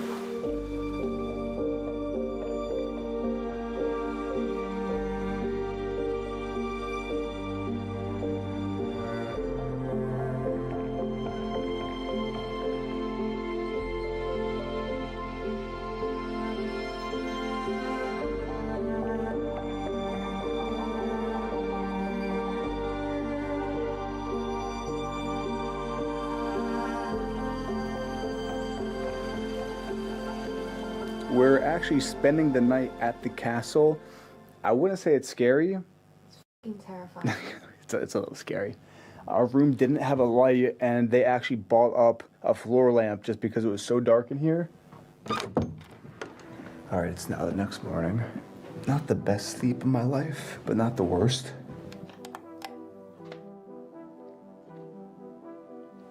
I'm looking for some coffee. Day 2 at the chateau. Dressed back up, had my coffee. Staying overnight here, it's really giving us the experience of what it would be like to actually own this. And even with the weather changes, we've got a bit more moody feel today, overcast. But I'm excited, let's get into it and start the tour off. We've seen the Indian Palace, we've seen the greenhouse, all 45 acres of the garden. Are you ready to see inside the chateau? Let's check this out. So right in the entry, we have the royal foyer here, with all this stone on the ground, the columns. The home was built in 1651 and took 10 years to complete. It has 40 bedrooms, 5 living rooms, 2 dining rooms. The square footage, they don't even know. And we're only actually touring 1/4 of this castle. This side over here is private. The owner lives on this side, so we're touring, I guess you could call it the public side, but it's still pretty crazy. Let's start heading up the stairs off of the foyer. Look at this stairwell. Like triple width stairwell here. Look at this stonework, the wrought iron railings, statement stairwell if I have ever seen one. So onto the second floor here, we're gonna head off to my right. I mean, and I wanna also point out the artifacts. I'm not gonna actually touch this because it took 30 years to collect all the art in here. And again, I wanna mention the art is worth north of $1 million. Off of the stairwell, welcome to the formal dining room, reception area. This is where the king would greet his guests. It's also where they would feast. You notice all the silverware. I want to point out again, everything in here is authentic. For example, these 4 vases here were gifted to Napoleon by the King of Sweden, and they're here in this house. As we go out throughout the home, we'll point out a few more artifacts, but this is the entertaining room for when your guests arrive to the chateau. You've got views there to the south, the north of the courtyard, Juliet balconies. The ceilings are about 30 feet high or 10 meters, and you can just see the scale of this room. It is massive. Now from the dining room, we've got your parlor or your great room here, and this is decorated in typical 17th century French decor. Again, everything you see in here is authentic. For example, this is a portrait of Marie Antoinette young, and then on the other side of Marie Antoinette old. This over here is actually the wheelchair of Marie Antoinette's son. His actual wheelchair. He had a disability, and this is what he used to get around. And that's actually a painting of him right above here. I want to also point out that the typical French living room in the 17th century was decorated like this, where it's the opposite of minimalism. Every piece of the wall is covered in art. The furniture from the formal living room. We've got the pool hall. And this is an original pool table from Louis XIV. His doctor actually prescribed that after he ate to play pool to help with his indigestion. And this is his original table here, just chilling in the chateau. Then at the end here, again, this typically is closed off because this is actually where the owner of the chateau is living full time. So unfortunately, we can't tour that. If we look behind me, you can really see the entire length of this chateau here. And again, let's walk and talk they actually don't even know the square meters or the square feet of this castle. So formal living room, back into your dining room. And again, we don't know the actual square footage of the chateau. I would guess anywhere from 60 to 80,000 square feet. Off of the formal dining room, we're back to the main stairwell area. And this is the ballroom in the chateau. If you look up all the artwork on the ceiling, you have beautiful crown molding. This is all gold leafed. Every single detail in here.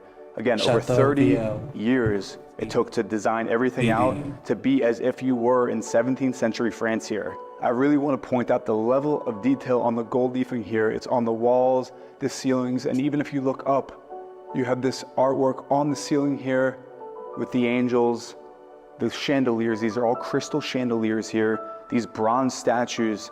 Again, we don't know the individual value of certain pieces, but the total sum is $1,000.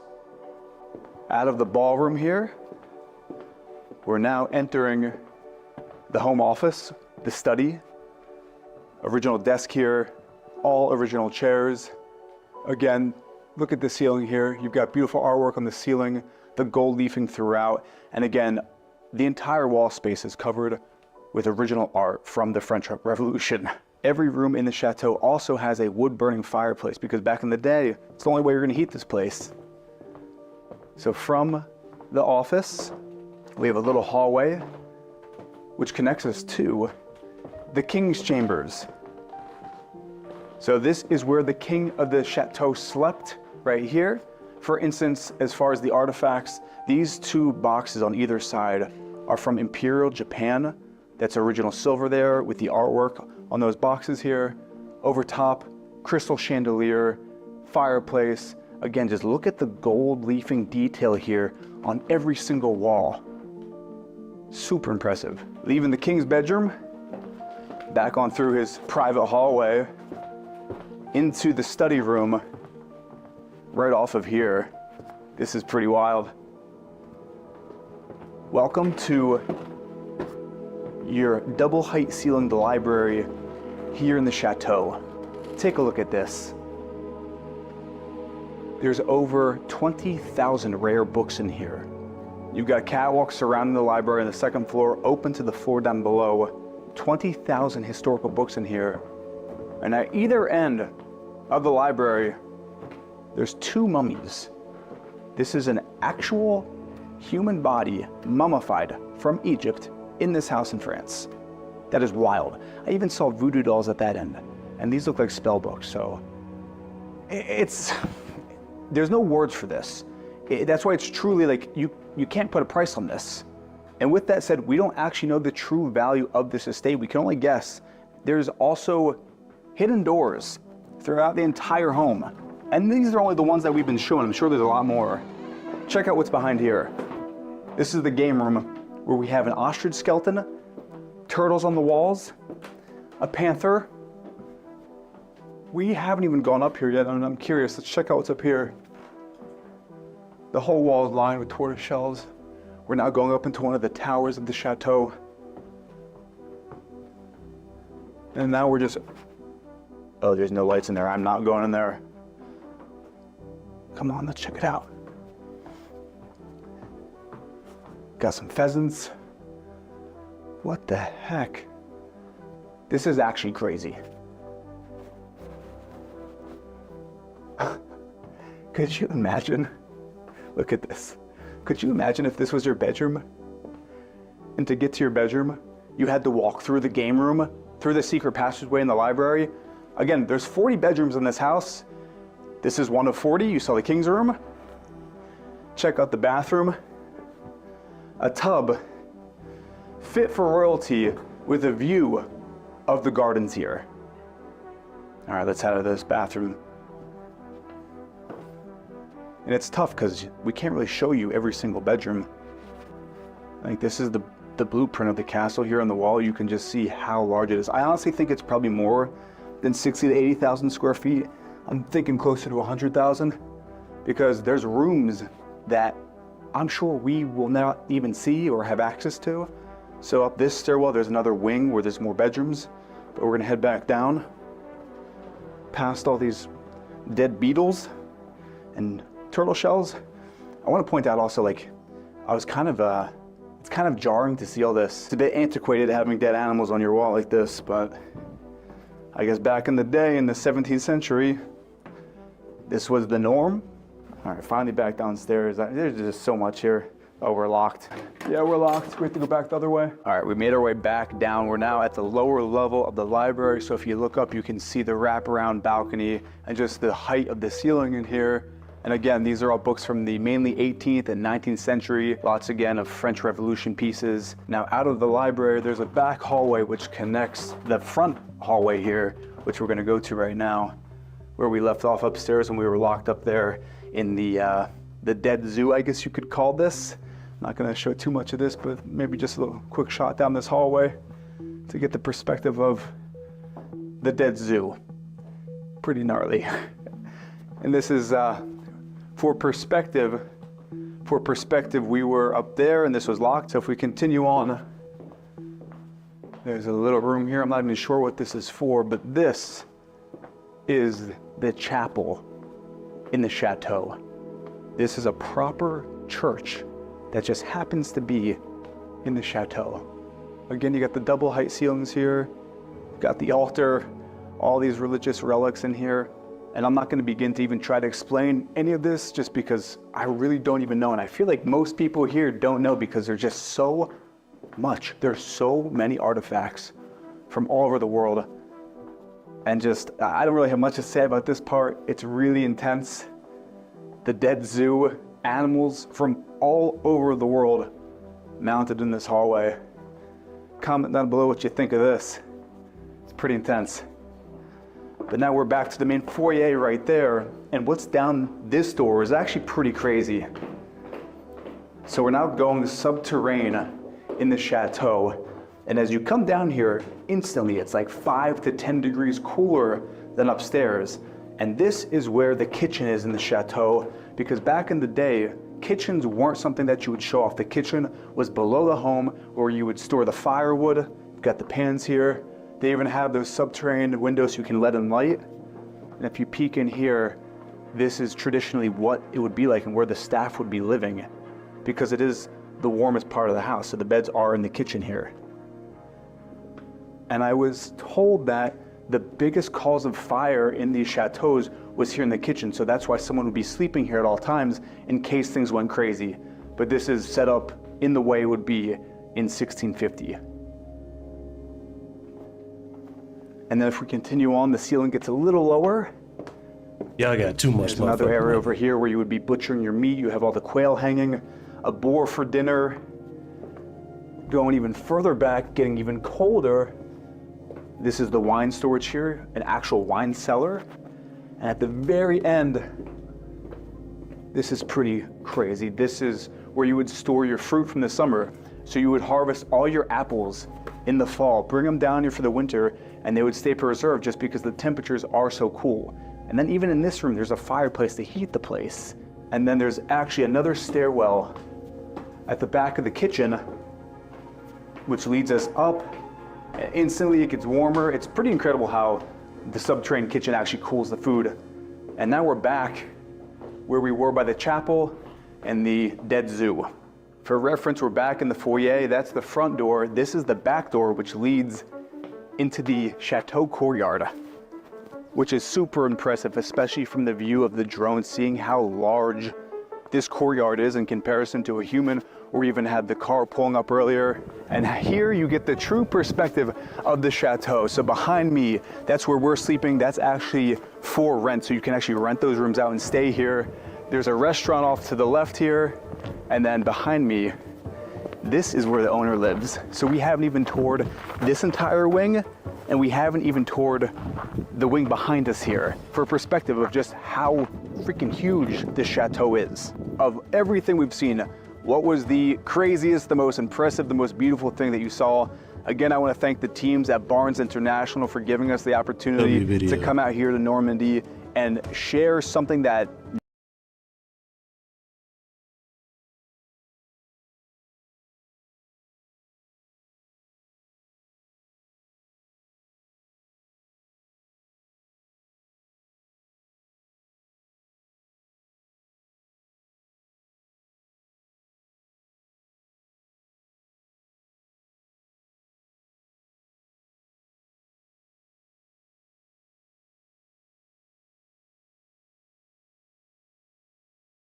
up, mostly in jest by a lot of people, but some very vehemently defended the idea that Hans Niemann may have cheated by having anal beads in his rectum. And just when you thought it was safe to go to a chess tournament with your sphincter unclenched, we see a very similar thing happen today. Yeah, so that whole situation with Magnus Carlsen and Hans Niemann had a conclusion. That had a whole season finale, a whole ending arc. But the idea of anal beads to cheat still persists. And we've now just seen a new accusation against another Chinese chess player this time, that they may have cheated using a similar piece of technology, a similar nefarious method for cheating. So there is a claim that someone who just won the championship did so by having a device planted in their colon where they would rhythmically tighten their sphincter in order to send signals back about the positioning on the board and then receive information on the best move to play. So it's the exact same concept. History truly does repeat itself. And so the champion has been accused of cheating, but that hasn't been proven 100% beyond a shadow of a doubt. But what has been proven is that he has pooped in a bathtub. I've been unable to locate crime scene photographic evidence, so I don't know if this is a Caddyshack moment with like just one turd floating around, or if this was like destroying the bathtub beyond all salvation.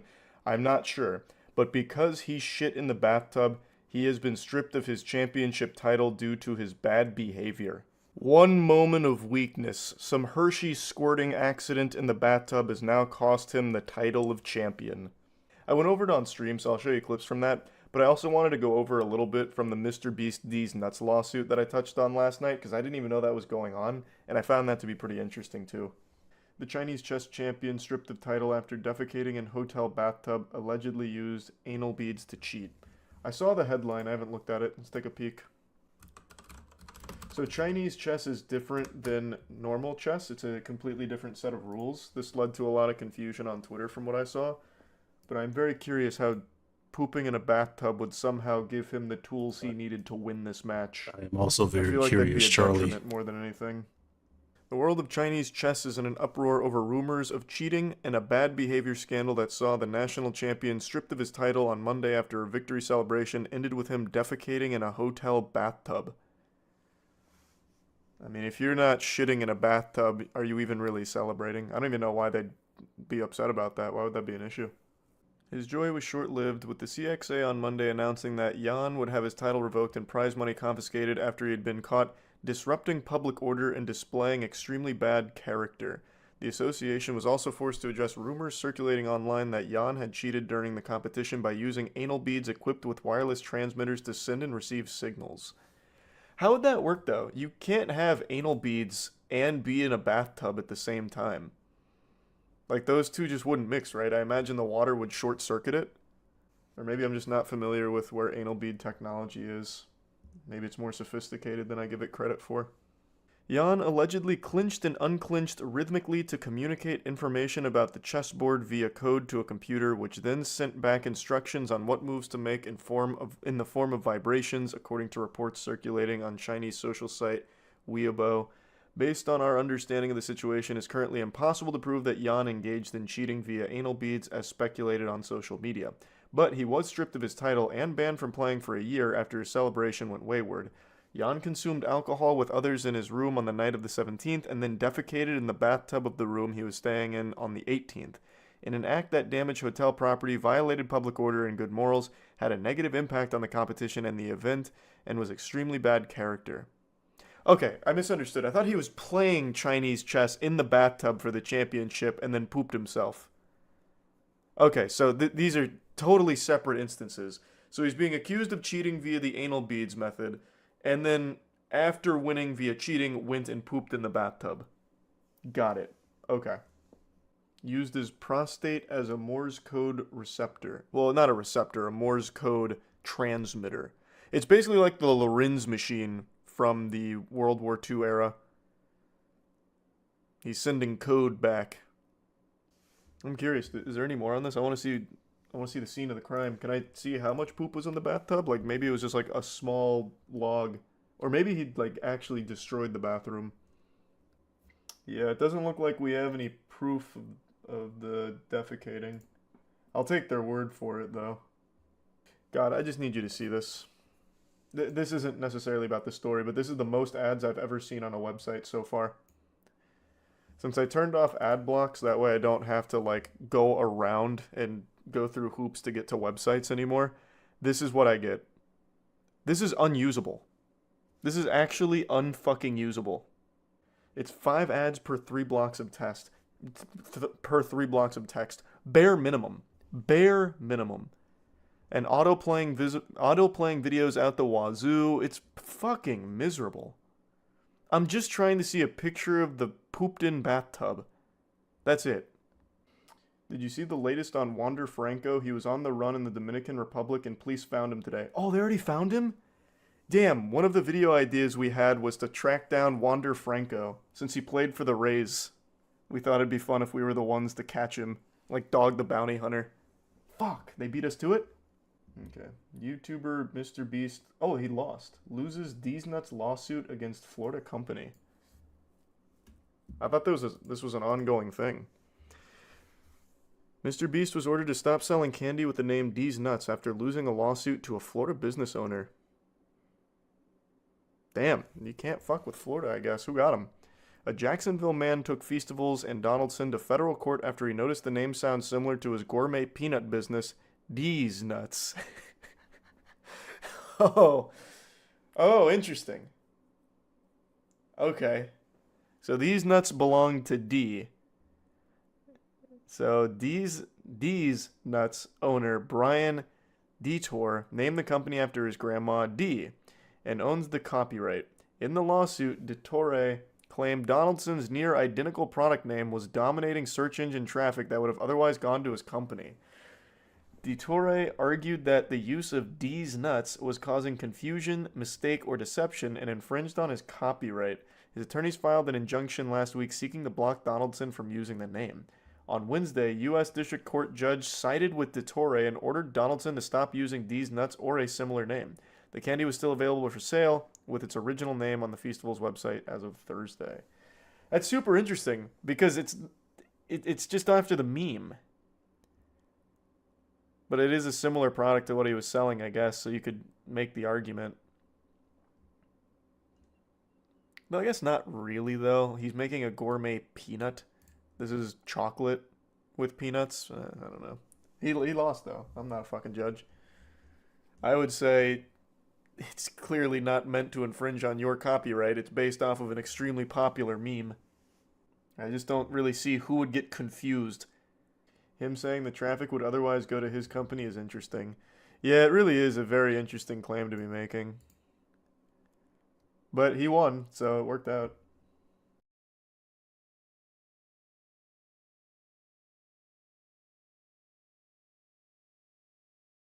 Good morning, YouTube. I've got a goodie for you today. Brought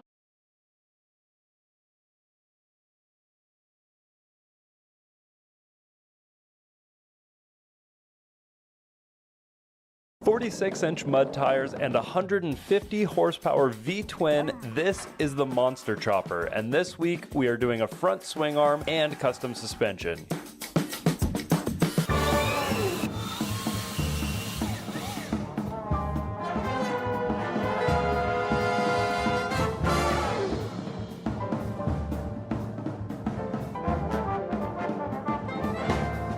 Got that piece done. It looks much nicer and it is greatly weight reduced.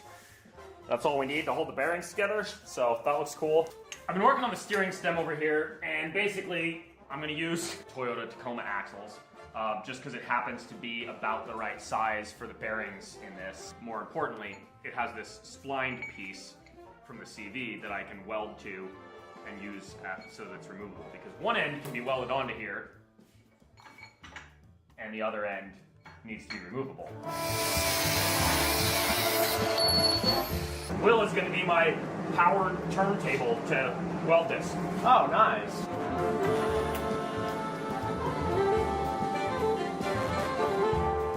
And now, to turn the lumpy welds into a nice, smooth surface for the bearing to sit.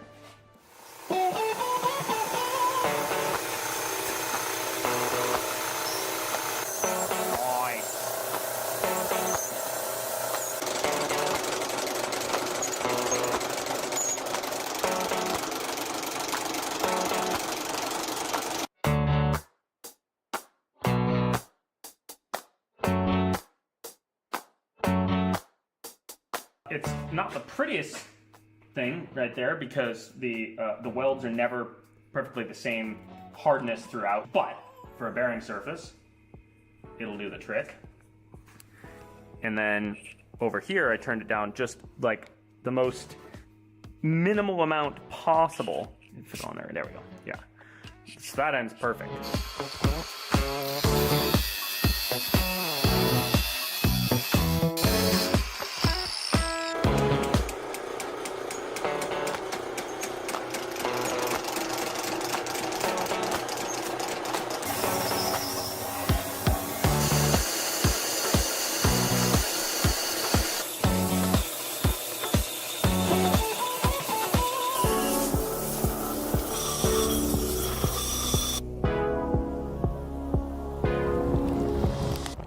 Got it drilled out, and now a trick I learned a while ago. Most taps have a little, they have a little hole at the back of them, so you can do this. And you can use your live center to apply a little pressure and keep it straight, and then turn it with the lathe. Of course, my lathe doesn't have the juice, so I'm gonna have to do this. I'm gonna have to turn it by hand, but nevertheless, it helps get it started nice and straight and keep going straight.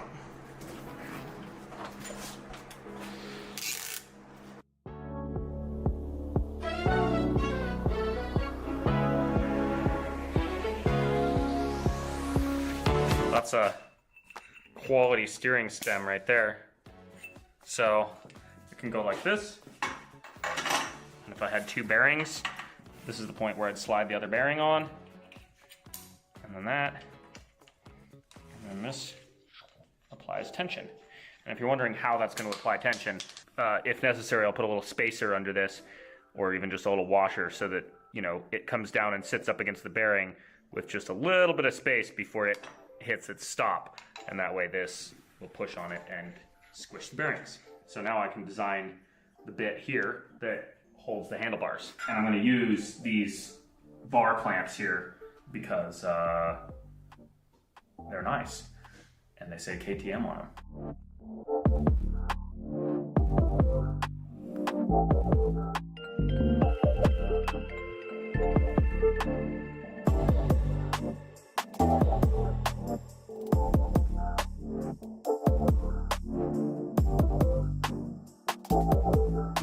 These holes are just for aesthetics and weight reduction. These holes are for the bar clamps to bolt to. You can see I have two pieces here, and this one is smaller. It's a 1/4 inch all the way around.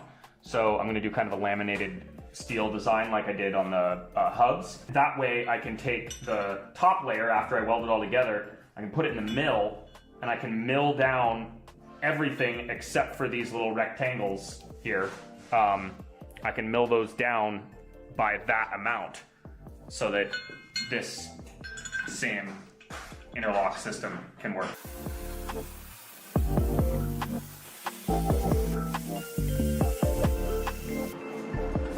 Also, I decided to use 3/16 because I figured if I'm laminating it anyway, that'll be more than strong enough. Well, that's the tiniest little triple clamp ever, except it's not actually a triple clamp. It's a 0 clamp. There's no clamping here. It is the thing that holds the handlebars on a motorcycle, so we'll call it a triple clamp.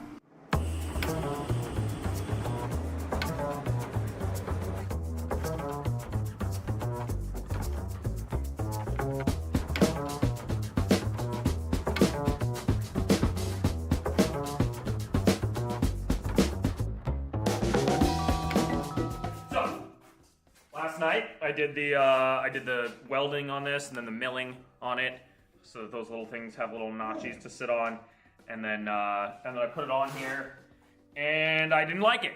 The main thing I didn't like is the nuts on the bottom sticking out. Just look like an afterthought. It just looks very unintentional and sloppy.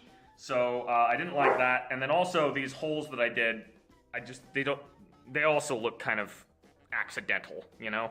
They just don't look right. I got out here to the shop a little bit early this morning and decided to just make a whole new one. So I redesigned it a little bit so that it looks better, made the holes a little smaller so they could be threaded instead of having a nut on the bottom.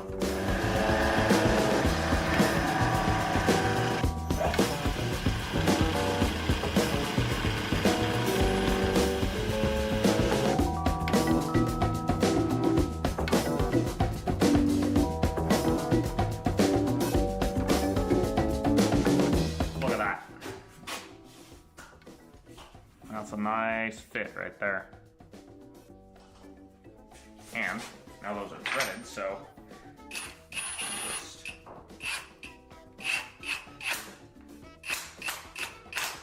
do that, and then trim off the excess bolt. Click. Very nice. Look at that. Yeah, I like that.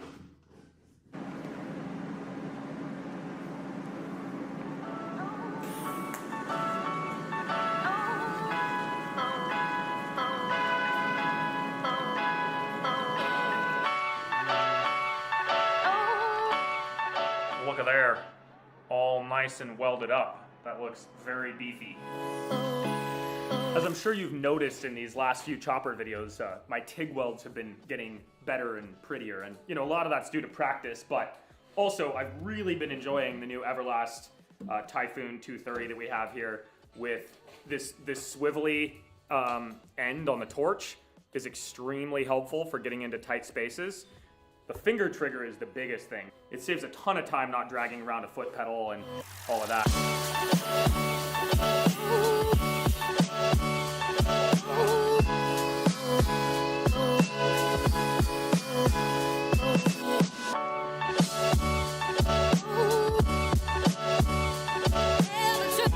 I'd say that looks pretty good. So I'm making my sleeve spacers for the suspension pivots on the front. I'm using the grinder, they're super hardened, so doing it on the lathe just takes forever. So they need to be just a smidgen shorter, but watch this. So, you know, nothing fancy here. Whoa. It's like a little pile of smoldering metal dust. Look at that. The outside of it is cool enough to pick up, but the inside's still glowing. That's kind of crazy. Isn't it?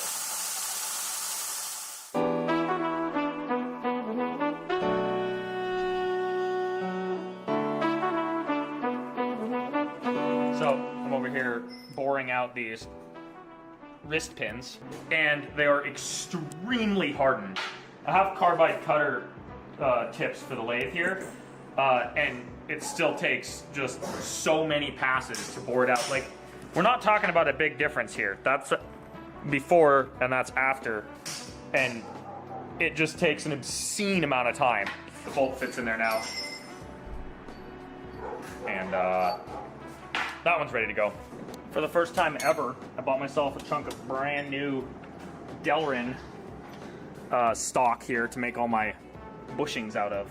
So I already made the first one here, and now I'm gonna chop. I need 4 of these, so I'm gonna chop off the chunks of this here and then go make them on the lathe. Cuts really nice with the saw, and on the lathe, it's just chef's kiss.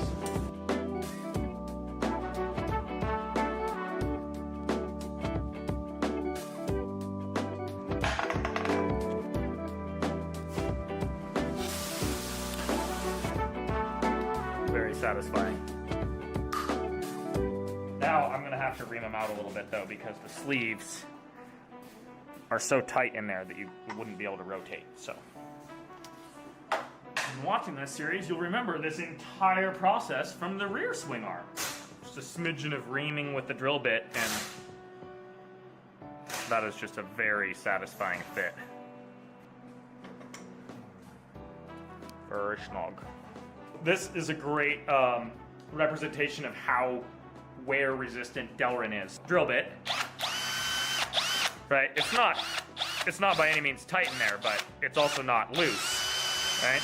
All of that time in there, and it barely makes any difference.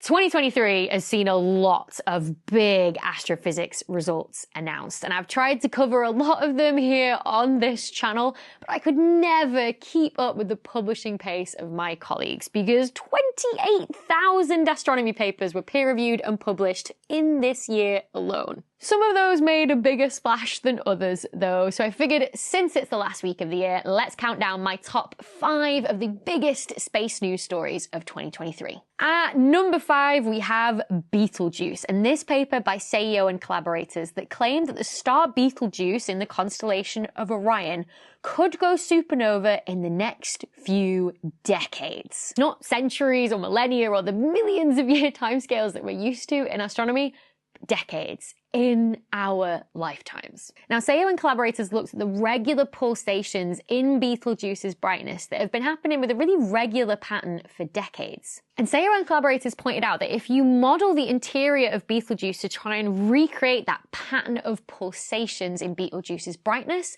then Betelgeuse can't be in what's known as a hydrogen fusion stage, where it's fusing hydrogen into helium like most normal stars do, but in what's known as a carbon fusion stage towards the end of its life, where it's fusing carbon in its core to make magnesium. Now, in a star as massive as Betelgeuse, the carbon fusion stage only lasts for around 100 years. And in Seiyo and collaborators' models, they found that the amount of carbon left in Betelgeuse's core was, in each case, less than 20%. It's used most of its carbon already, suggesting that the death of Betelgeuse by supernova is imminent, and we should detect the light from that supernova here on Earth in the next few decades.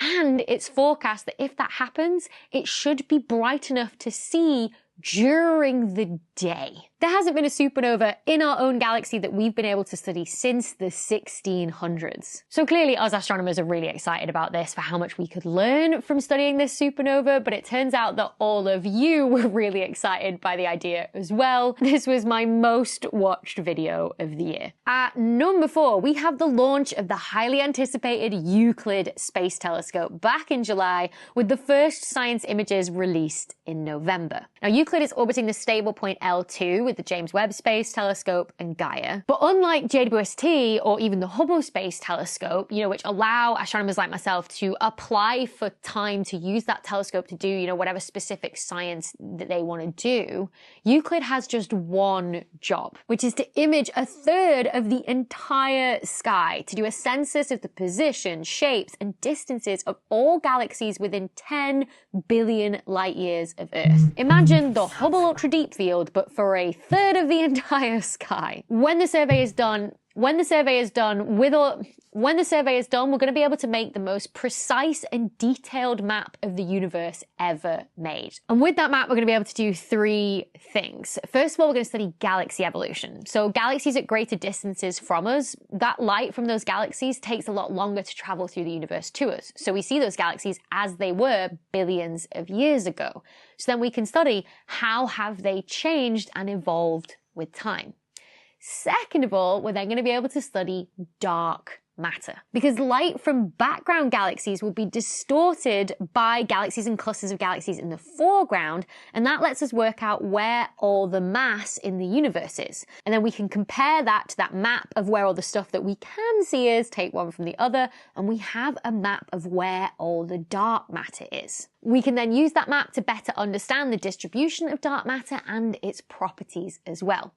And then finally, the third thing is that we're going to study dark energy. We're going to study how the expansion rate of the universe has changed with time, because we can see, as we look at more and more distant galaxies and we see them as they were in the early universe, how their clumping and the space between them has changed with time. We've got a rough idea of what this trend of the change in the expansion rate of the universe looks like from previous, less detailed surveys, but Euclid is really going to help fill in the gaps here to get a more precise idea of what's going on, so that hopefully we can pinpoint what is causing this expansion acceleration to the expansion rate of the universe, i.e., what is dark energy? So Euclid is really set to be a game changer, and those first science images that were released were a wonderful sight to behold after so many years of waiting for it. I actually did a deep dive into what we could see in those images in a recent Night Sky News episode, if you want to check that out, along with my initial video on why there's so much hype around Euclid. The first data release from Euclid, though, when it's done about 20% of the survey that it intends to do, that won't be until early 2025, so gotta be a little bit patient yet until the results from Euclid start rolling in. Number 3 is the successful return of the OSIRIS-REx mission, which brought back a sample of rock from the asteroid Bennu after it rendezvoused with the asteroid to collect the sample back in October 2020. This is a pristine asteroid sample that has never been contaminated by falling through Earth's atmosphere, unlike the meteorites that we study after they've fallen to the ground. NASA have cracked open the sample already in a clean room and done some initial analysis, and those tests revealed that the asteroid contained some water and that it was made of 4.7% carbon by mass. That was way higher than anyone was expecting, and it really did add another very convincing piece of evidence to the ever-growing pile that we have, that it was asteroids that brought water and the ingredients for life, i.e. carbon-containing molecules, to the very early Earth through a huge number of impacts. If you want to know more about the tests that NASA is planning to do, I went through the huge document that NASA put together detailing their sample analysis plan for a video on my channel, which I'll link below. Number 2 brings us to the James Webb Space Telescope and the discovery of overmassive galaxies in the early universe by LABI and collaborators. Galaxies that have grown too heavy in too short of a time for our best model of the universe to explain.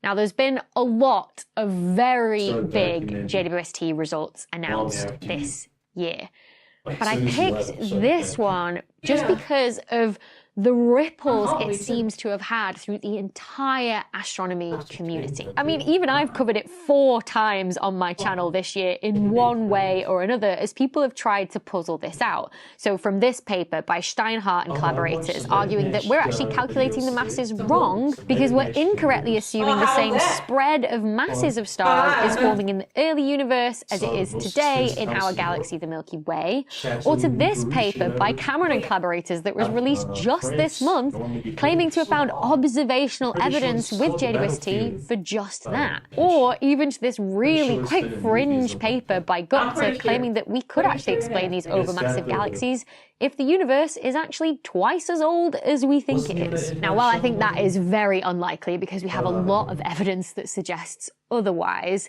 what is becoming very clear now is that the early universe is very different to what we thought it was. And if it does turn out to be the case that it is because of that spread of stars that are forming in the early universe being different to what it is in the Milky Way, and that assumption that it's the same being wrong, then every single early universe study that's calculated the masses of galaxies, they're all going to have to redo their mass calculation. And then that has huge knock-on effects in all areas of galaxy evolution, because we compare those masses to the star formation rates of galaxies in the early universe, or the masses of the supermassive black holes in the center of those galaxies.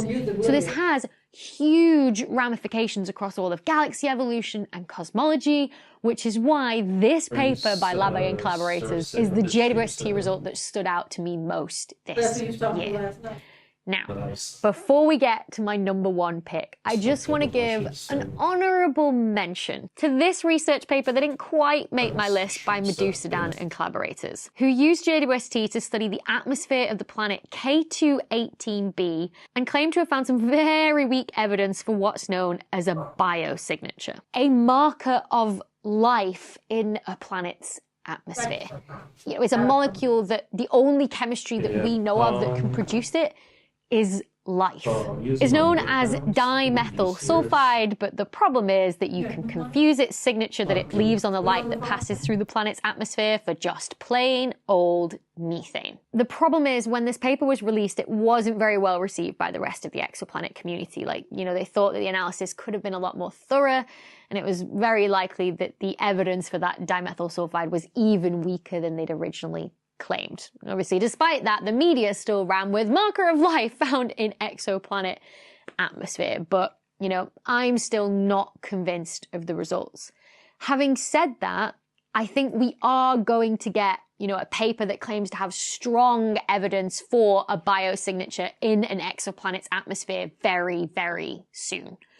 Put it this way, it's on my 2024 bingo card, and I would be very surprised if I didn't cross it off. Finally, number one, my biggest astronomy news story of 2023 has to go to the detection of gravitational waves by pulsar timing arrays. This wasn't just one paper, but 4 separate papers by 5 international collaborations across the globe who all found evidence for light-year-long gravitational waves. These are ripples through space itself caused by cataclysmic events like the merger of 2 supermassive black holes. But there's always a chance it could be something else, some new physics. Now, this discovery was made possible by something known as pulsar timing arrays. So pulsars are dead stars spinning incredibly fast with beams of radio light from their poles that sweep out across the universe like a lighthouse. We see them as these flashes of light with these super precise times in between the flashes, almost like clocks, which brings me to timing. For 15 years, astronomers have been monitoring the time between these flashes of light to see if they ever changed, because speed equals distance over time. Because if the time changes, then it could be because the distance between the pulsar and Earth has changed because a gravitational wave passed through the space and squashed the distance between them. But to be sure that it's a gravitational wave, you have to see this with many pulsars in an array, distributed across the entire galaxy, which you can then use to triangulate the positions and see if they change as the gravitational wave moves through them. That is what all 4 of the collaborations found when they looked at their data, that the distances to the pulsars changed in such a way that gravitational waves had passed through. The big discussion, though, when these papers were released was what was causing these gravitational waves. The assumption had always been that it was from the merger of 2 supermassive black holes slowly spiraling together. But the data could be fit by other things as well, brand new physics that we could still learn about, like, for example, the inflation of the early universe, or cosmic strings, or even matter phase transitions. All of which I explained in more detail and, dove into all the current evidence for which one was more likely in my video that I released back in July when the news was first announced to huge fanfare. You lot also enjoyed this little fun fact about how knowing the position of Jupiter precisely enough, thanks to the Juno mission currently in orbit around Jupiter, is what made this pulsar timing array gravitational wave discovery possible. So there you have it. Those are my top 5 biggest astronomy research news stories of 2023. And I don't know about you, but I cannot wait to see what 2024 will bring. At number 4, that was 3, not 4. I'm gonna blame this on Christmas. We see them as these flashes. We see them as these, stop spitting everywhere. Sticky now, I've just spilt juice all over myself. And I don't know about you, but I can't resist. No, I can't, because I'm feeling 22. And I don't know about you, I have to go into it. I'm feeling 22. It's just like, it's automatic. I am not feeling 22. I am feeling my age of 33. Ugh. See, would a 22-year-old's back crack like that? I don't think so.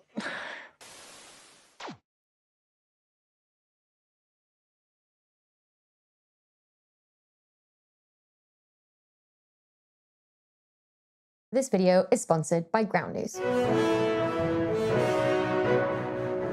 Hello and and welcome to this episode of Night Sky News for October 2023 with me, astrophysicist Dr. Becky Smethurst. This is the show where we chat about what you should look out for in the night sky in the next few weeks, and then we chat about what's been happening in space news in the past few weeks. This month we're chatting about the Nobel Prize in Physics for 2023, plus JWST has found native carbon on Jupiter's moon Europa, plus free-floating rogue planets in pairs that are orbiting each other rather than orbiting around any stars. There's chapter markers down here if you want to skip ahead to any of those specific news stories, plus any scientific research articles I mention are all going to be linked in the video description down below, free to read.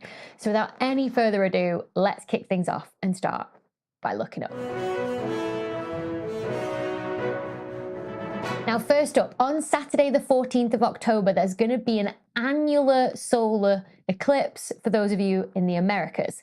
Now, annular meaning ring rather than annual as in once a year, because the moon is going to be slightly too far away in its oval-shaped orbit to fully block the sun's light. So we'll still get a ring of light around the moon at the peak of the eclipse. So it won't get properly dark like in a total solar eclipse when the moon fully blocks the sun. It'll still be as bright as like a very cloudy day, but it's still going to be great to try and watch this safely. So the eclipse shadow path goes from the west coast of the US down through Texas, Central America, Colombia, and Brazil. I'll pop a link in the description so you can put in your location and find out what time on Saturday this is happening for you and how much of the sun will be blocked. Eclipses always come in pairs though, with a partial lunar eclipse 2 weeks later for those of us in Europe, Africa, and Asia. This is when the moon passes into the Earth's shadow and can turn a reddish color. There's two parts to the Earth's shadow though. There's the umbra, the central region where the light from the sun is fully blocked, but you sort of get light refracting through the Earth's atmosphere onto the moon, which is what turns it red. It's kind of like a sunset shadow, if you will. And then you've got the outer part of the shadow called the penumbra, which is essentially caused by the fact that the sun isn't a point source of light. It is actually coming from quite a large region, and so there are some parts of the sun's light that still make it around the Earth and some that don't. It's just slightly more shadowed than normal. So for this eclipse, the moon will just dip into that umbra, the inner part of the Earth's shadow, so only a part of it will go ever so slightly orange. The rest of the moon will just sort of get a little bit dimmer. It won't look as bright as normal, but actually that is really useful because while the eclipse is happening, the moon will be very close to the planet Jupiter on the sky. So you'll be able to use the moon as a waypoint to find Jupiter, but then the moon will be less bright than normal, making Jupiter easier to spot because the moon's light won't wash it out. And the two will be around about 3 degrees apart from each other, which is sort of 2 to 3 fingers held at arm's length in front of you, which is close enough that both of them will fit in the field of view of binoculars so that you can observe them at the same time. So Jupiter is incredibly bright right now, and it won't just be visible on that night with the moon, but all through the weeks of October and November in the run-up to it reaching what's known as opposition on the 3rd of November, where it'll be in the exact opposite position from the sun in the sky. So it'll be perfectly lit from our perspective and also the closest it ever gets to Earth, so the brightest it can get on the sky. It really is quite dazzling, Jupiter at opposition. Like, it almost doesn't look real. It just looks like it's sort of hanging there in the sky like a drone or a plane coming in to land. It's visible like the next 2 months all night from wherever you are in the world. I even managed to see it from New York City last week as well. It was that bright. So make sure and look out for it. And once you have spotted it, try turning 90 degrees to the west and see if you can also find Saturn with its characteristic yellowish color before it sets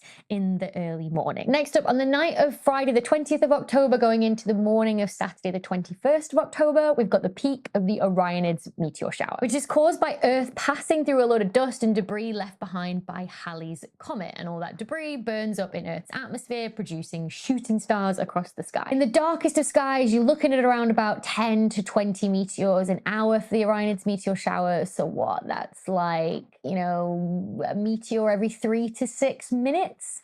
So it's not the most active of meteor showers, but the moon this year on that night of sort of the Friday the 20th going into Saturday the 21st is a half moon, so it should set around about midnight, meaning those early morning hours should be nice and dark for meteor spotting. The best thing to do if you want to try and catch this is just to look directly upwards. So, just grab a blanket, pop it on the ground, wrap it warm, and make a night of it. And finally, for all those early morning risers, on the 23rd of October, Venus reaches what's known as its greatest western elongation. Essentially, the furthest it gets from the sun from our perspective here on Earth, meaning Venus reaches its highest possible altitude in the sky before the sun rises. Now, Venus is the brightest thing in the night sky after the moon, so it really is a spectacular sight to see, especially when it is so high above the horizon. So if you are an early riser and you're up before the dawn, which, the dawn is getting later and later for those of us here in the northern hemisphere, look towards that glow of the sunrise in the east and see if you can spot it high in the sky above it. All right, that's it for looking up at the night sky. But before we chat about what's been happening in space news, I'm excited to tell you about the app and the website I've been using to get my news lately, Ground News, who are sponsoring this video. Ground News is the brainchild of former NASA aerospace engineer Harleen Kaur, who even worked on JWST. She created this app and website that combines articles from all around the world so that we can compare coverage and see things like political affiliation, who owns the publication, and how factual their reporting tends to be. For example, the big news this month was the Nobel Prize announcements in physics, medicine, chemistry, peace, and literature. And on the Ground News website, we can see there's over 200 articles published on this in the last 4 days, mainly from highly factual sources. It's really important, especially in science, that we don't filter the information that we share or have access to. And that's why I think what Ground News are doing is so important. It even helps us challenge some of our own assumptions too, with this feature called My News Bias, which shows you an analysis of your own news diet. So go to ground.news/Dr. Becky and check them out. You can subscribe through my link for as little as $1 a month, or you can get 30% off unlimited access. So a big thanks again to Ground News for sponsoring this video. I highly recommend that you check them out. The link is in the video description down below. And now let's come back down to Earth and chat about what's been happening in space news in the past month. So as we just heard, the big news in physics this month was the Nobel Prize announcement. The Royal Swedish Academy of Sciences has decided to award the 2023 Nobel Prize in Physics to Pierre Agostini, Ferenc Krauss, and Anne Lumière for experimental methods that generate attosecond pulses of light for the study of electron dynamics in matter. So let's unpack this, starting first with what an attosecond is. So atto is fixed like milli, so a millisecond. And I'm still here.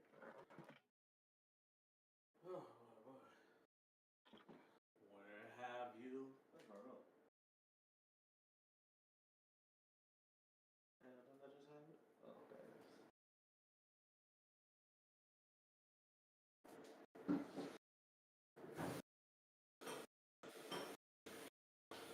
Second is 1,000th of a second. An attosecond is a billionth of a billionth of a second. And just to give you a sense of scale on how small an attosecond really is, the ratio between an attosecond and a second is the same as the ratio between a second and the age of the universe at 13.7 billion years old, or around about 4 billion seconds. And what you do in attophysics is generate incredibly rapid light pulses that only last for a few attoseconds. So the current record is a pulse lasting just 43 attoseconds. So why would you want to do that? Well, it's to observe things that move on incredibly short time frames. Think of it kind of like video, right? Video is taken at 30 frames a second. So 30 images taken every second, which are then played back to back, so it looks like smooth motion to our eyes. But if you've got something that moves faster than that, then you'll see it in one frame and you'll see it jump into the next frame. You're not entirely sure how it's moved from one to the next. It could have been a straight line movement, or it could have zipped around in the intervening time.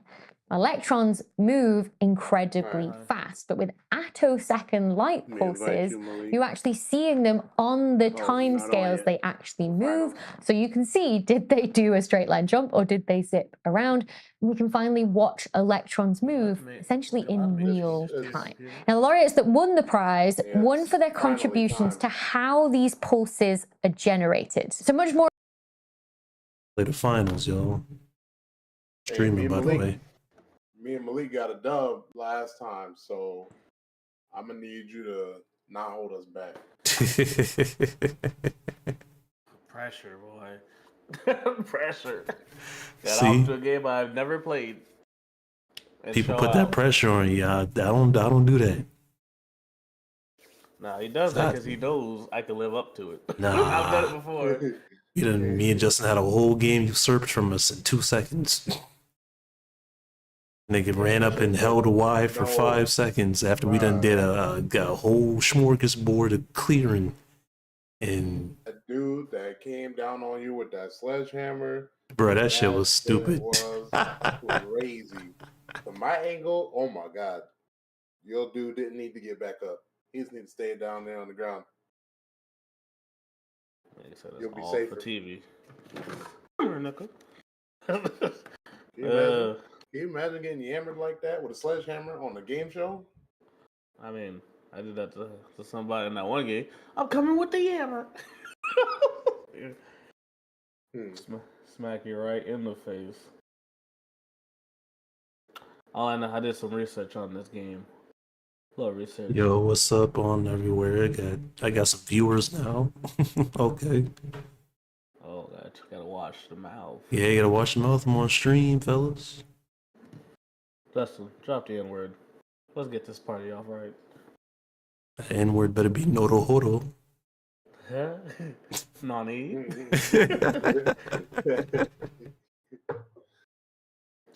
I'm trying to figure out. I'm still trying to figure out how much of this shit to take. Your boy be scared. I'm trying to get some to get me there. We're shipping trash, bro. That's all right. You got to lower your tolerance like me. Bring yourself back down there. You might be right. My tolerance is the lowest out of the three of us. I think I got the highest. You definitely got the highest.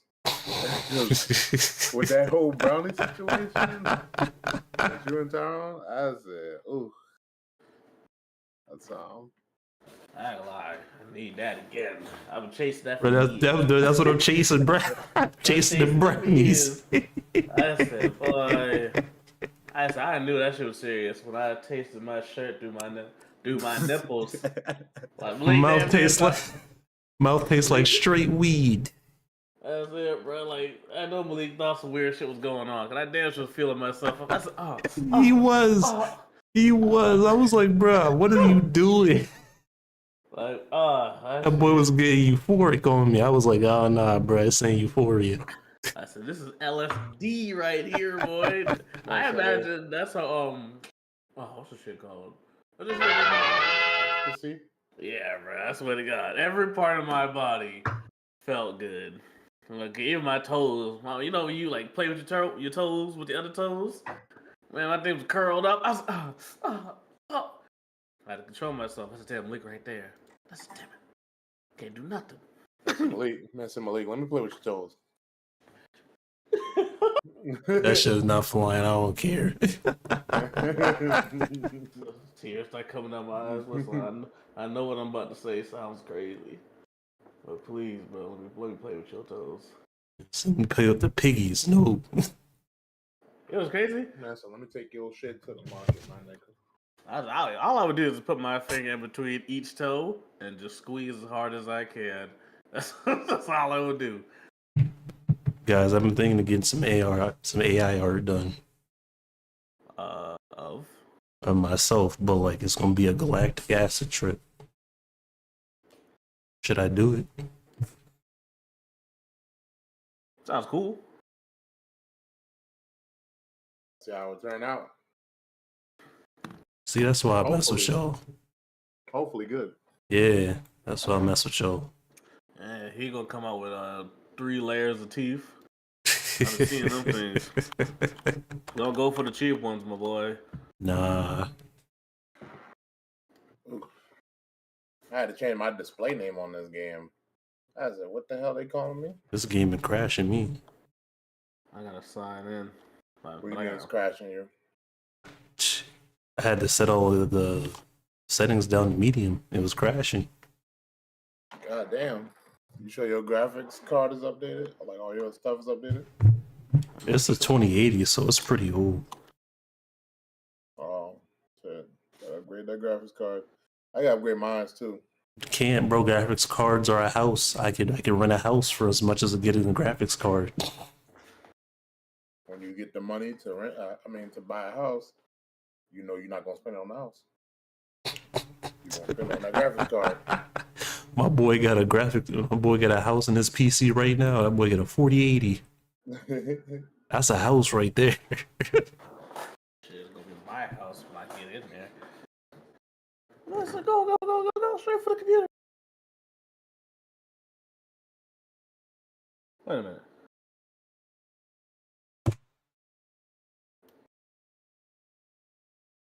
It lied to me. I ain't sending no code to my phone. I'm trying to get on the game, y'all boys, but forcing me to do this. It's alright. It's alright. It's okay. We're gonna be your boss someday. Motion detected at the front door. Here they come. I'm about to get robbed any second now.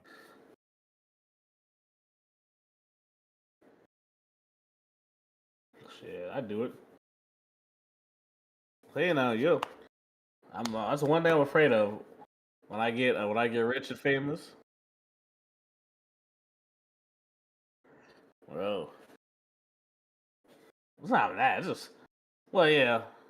Like you on live, they kick in your door, they arrest you. You don't fight because why? The boy gonna pick you up. You ain't gonna have no pants on. I'm just a cousin. I'm just. You know, boy. They gonna plant some crazy shit on there. That's when you start making too much sense. That's when they come to shut you down. They're gonna find an old fucking 1980s computer with like a terabyte of porn on it somehow. A terabyte on that old ass computer of child pornography. They planted that shit. Y'all ain't taking me serious. What? All my family. I never knew. I've never even seen that computer. Where was he hiding it? Right, like, come on, bro. Come on. I think what happened to the dude whose brother. I'm trying to remember. The dude whose brother. He was the brother of the guy. Of the guy who did the Las Vegas shooting. He was like, bro, that's not like my brother. My brother never talked like that. He never did that. I'm the closest person to my brother, yada, yada, yada. Then magically...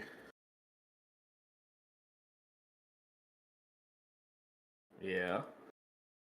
The dude's brother... He said, nah, man, my brother would never do nothing like that, yada, yada. But then guess what? That's the thing, though, man. As soon as he started saying and put all this proof that it couldn't be his brother and all this, boom, a terabyte child pornography. I see, yeah, they planted that, man. He was speaking too much sense. Just a loose end that they couldn't kill.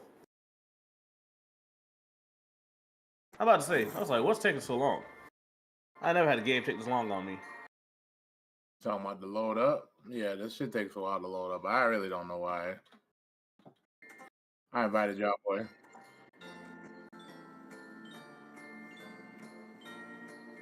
Oh, so I gotta try to get these settings down. You gotta send it again, bro. I ain't sending nothing.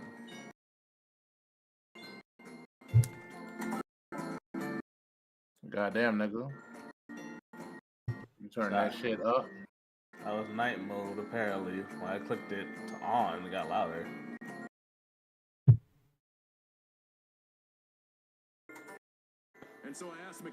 Disrespect your surroundings. Spotify going. I can't do that because I'm streaming. Did you text me the thing? No, I didn't. And with risks and damages in the airway. Shonen app.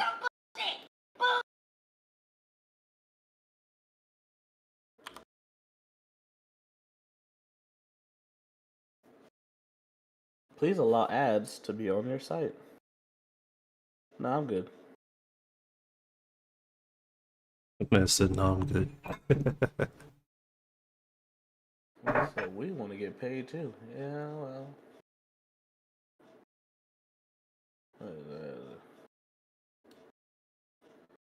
Like you read Sakamoto Days? Nah, I never read Sakamoto Days. What's it about? I've been live for 6 hours. Gee. About an assassin. An ex-assassin who gave up the life because he met a woman he loved. Oh, that sounds sweet. What? It's always a butt.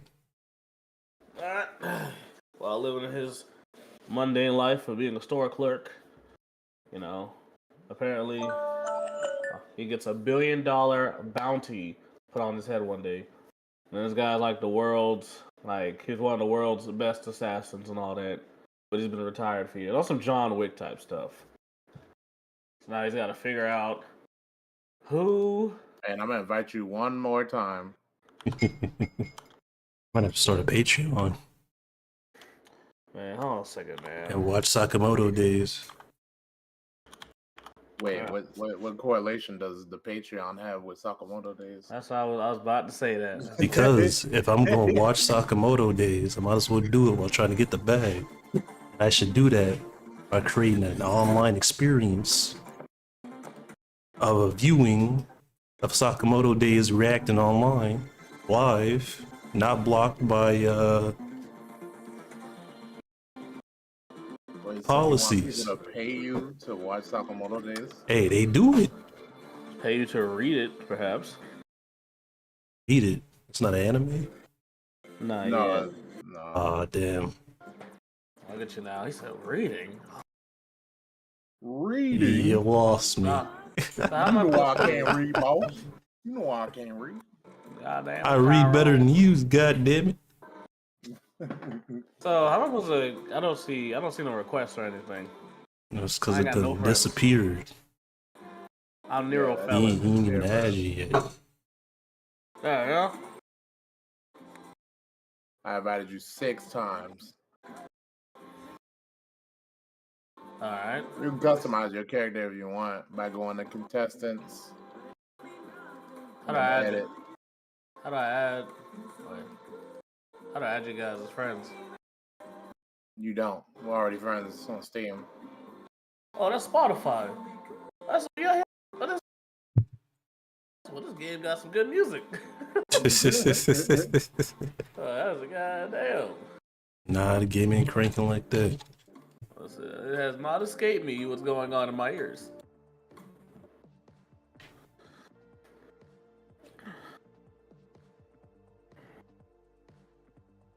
Yeah, well, no, I'm gonna let him edit his character. If you want to choose someone else. It took me forever, Malik, to learn how to equip my gun to my character after buying this shit. I said, what the fuck is this? Yeah, the same happened to me. It's okay.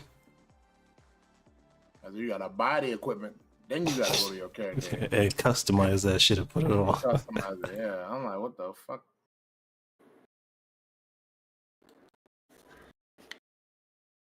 Alright. How do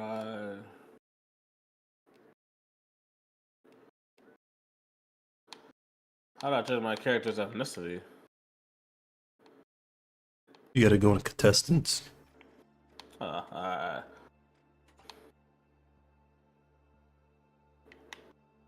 That's your mama's face. Fade. Mm-hmm.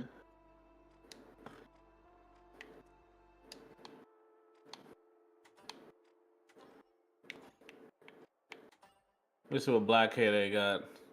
The cornrows, classic.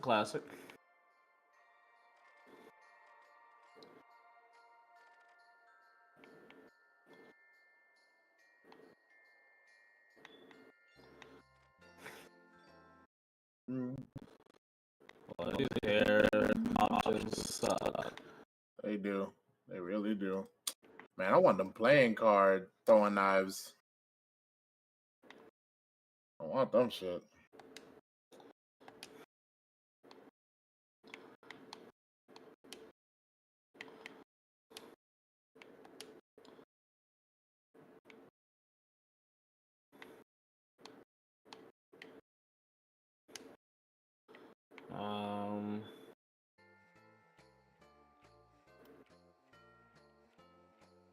One thing I like about this scar, Malik, is that clip size, boy. Low? Yeah, that shit's real low. Let me see if I can see exactly how much it got on it. Yeah, it's 20. My other gun is 36, and I definitely feel that difference. I definitely feel that difference. I can't really do much.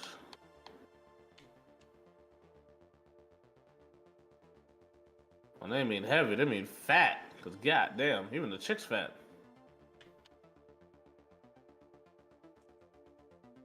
I mean, oh, you could choose the build type. friendly fire is never allowed. But it's such a beautiful day. My controller ain't working.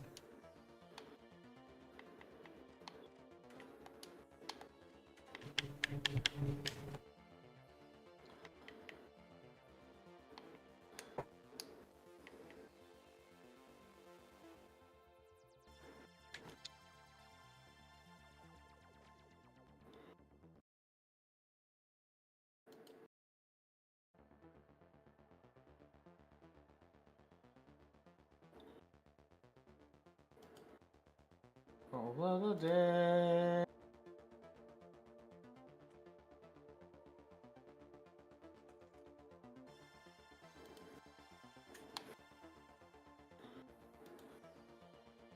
Alright, I guess I'm done. Not very much I could really do. Oh, I gotta join back my controller. Oh shit. My controller fucking up.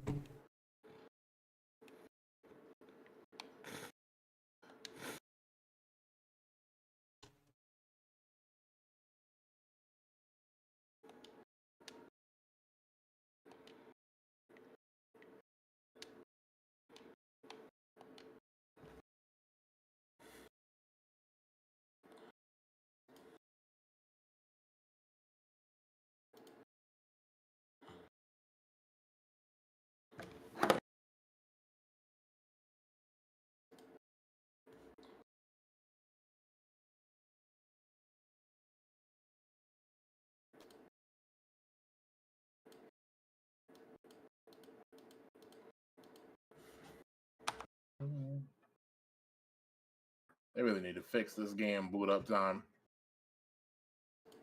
That should be ridiculous.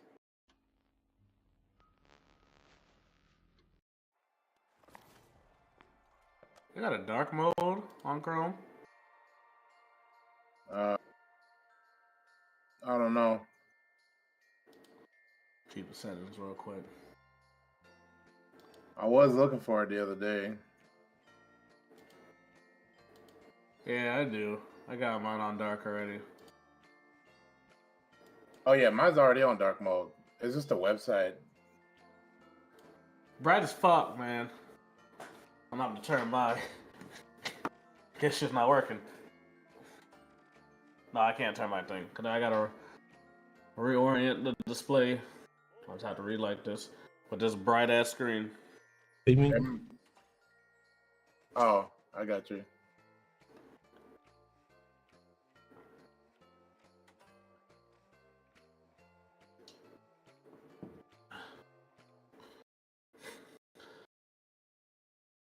Matchmaking was canceled by Nero Felon. Does he have to play quick? Oh, you gotta play quick cash first before you can play bank it. What the fuck? Why? It's just game found.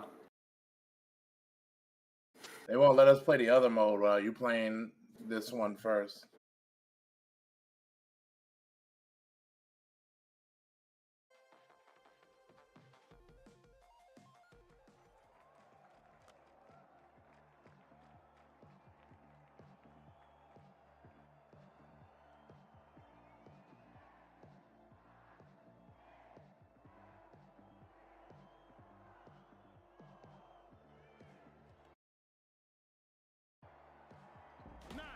The powerhouses, the boundless, and finally, the live wires.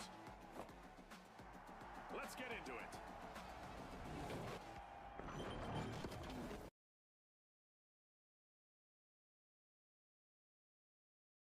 Just to bank the funds claims the glory. I hope our contestants like the cold because the arena's a regular snowscape. Let's see who melts under pressure. Ah, I see some of the usual arena hideouts have been squashed for this round. Contestants had better duck and cover. We've got our first elimination, so it's time for both teams to put their best foot forward and their best shot. Hold on to your result buckets. Brought to you by yourself. Enemy spot, in there. Taking some fire.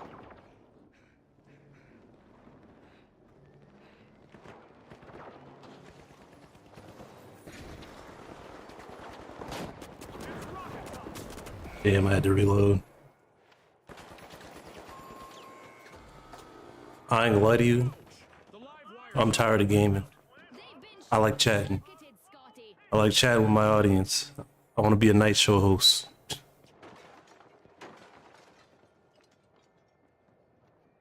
No. The live wires are back and ready to avenge that team wipe. The powerhouses are opening Vault 1. A real feat of strength.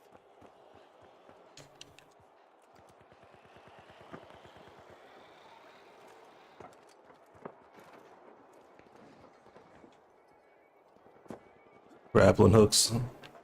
There's grappling hooks on the ground and buildings and whatnot.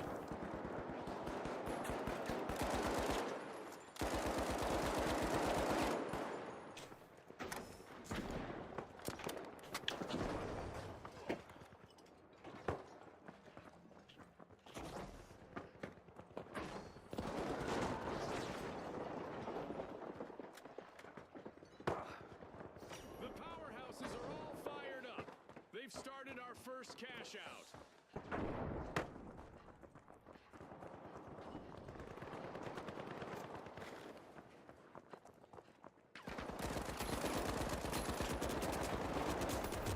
Damn.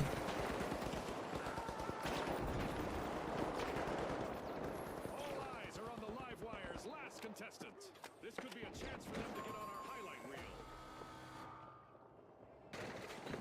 An awkward moment for the live. It depends on where you put it. Mine's like down on D-pad.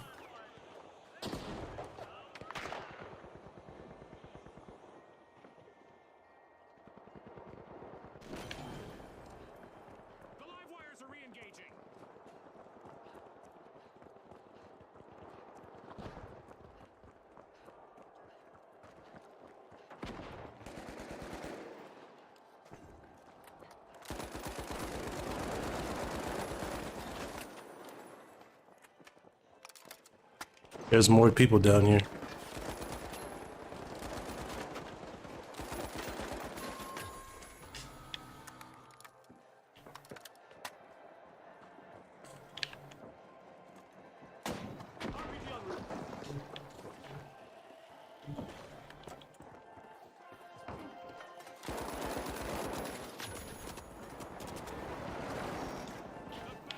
Hey, steal it, bro, steal it. You waited too long to steal it, bro. I had the shield up and everything.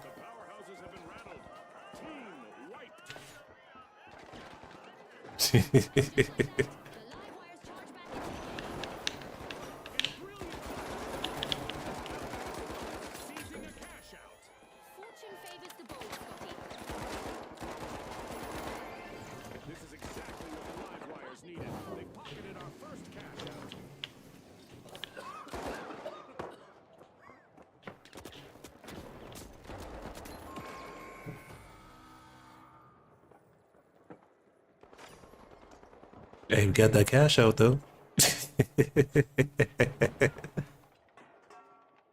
No, we only get one more. It's only two. It's only 20,000. The live wires have respawned. Let's see how they bounce back.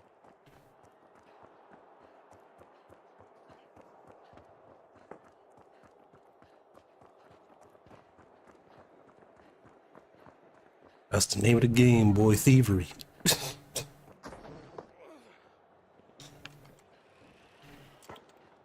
think I saw someone that had a Justin. Yep, I did.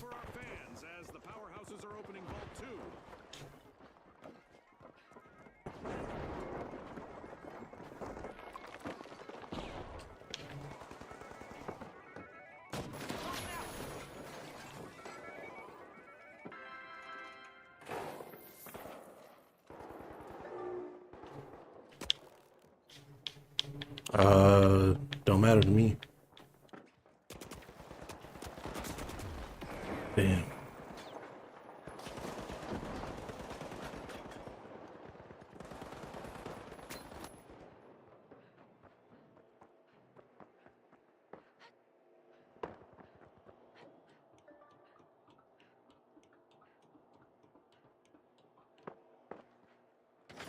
Cash out underway, thanks to the live wires.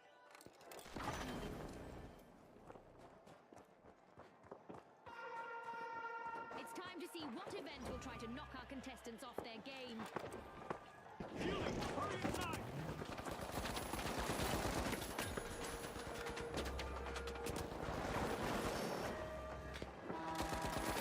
Let's see how our contestants adapt to the sky being a threat now.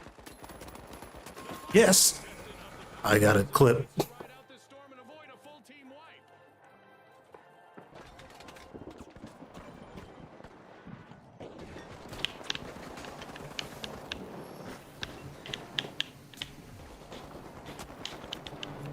Hey, heal me up, bro. Heal me up.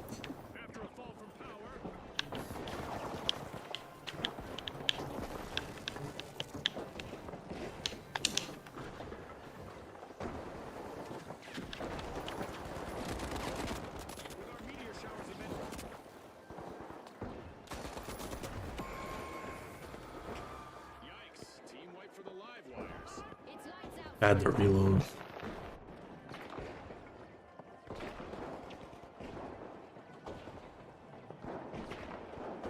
Ain't nobody get up there yet? Yes.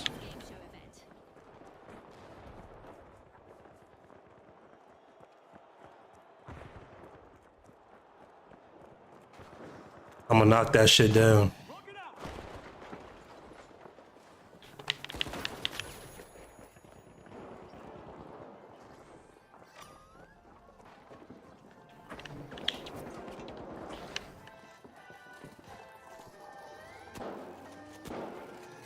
Damn, I tried to steal that shit. I tried to steal that shit. We almost had that shit.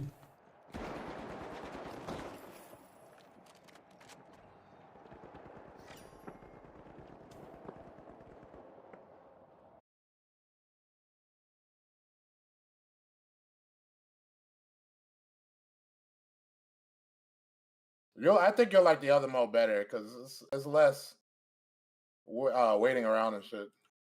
It's fine. Every game got respawn. And now we died and it was over. Out of damn. Hey, drop a follow in the chat. What's up, homie? Oh, shit. What's up, homie? I'm about to die. Ooh, boy, I almost got him. I'm fucking poison. I used to thrive in those situations, June.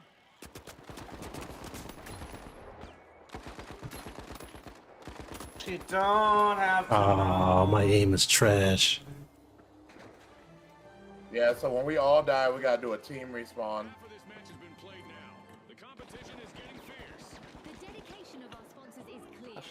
So it don't even matter if you got 1 second left. So if one person dies, he's gotta restart. They're going to D. That's why you gotta be quick with that respawn.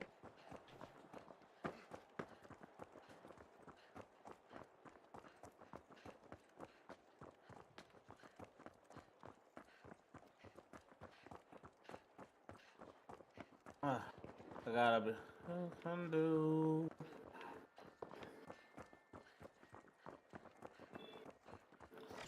Cash out underway thanks to the powerhouses. Let's do this.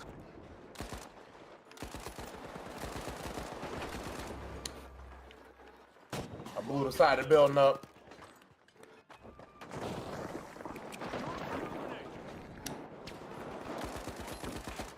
Oh, but I'll destroy this whole fucking floor. Why you ain't tell me we had a guest?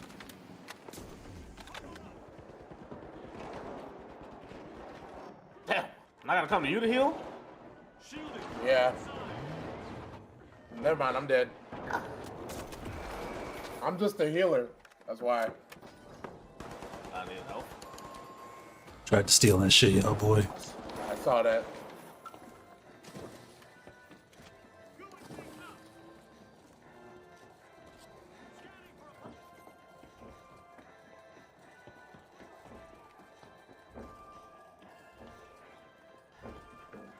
Is Keisha Cole singing?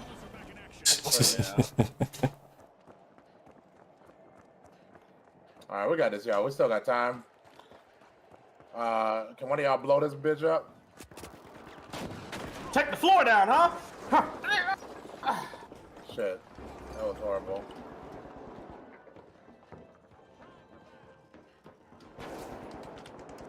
Oh, they got me.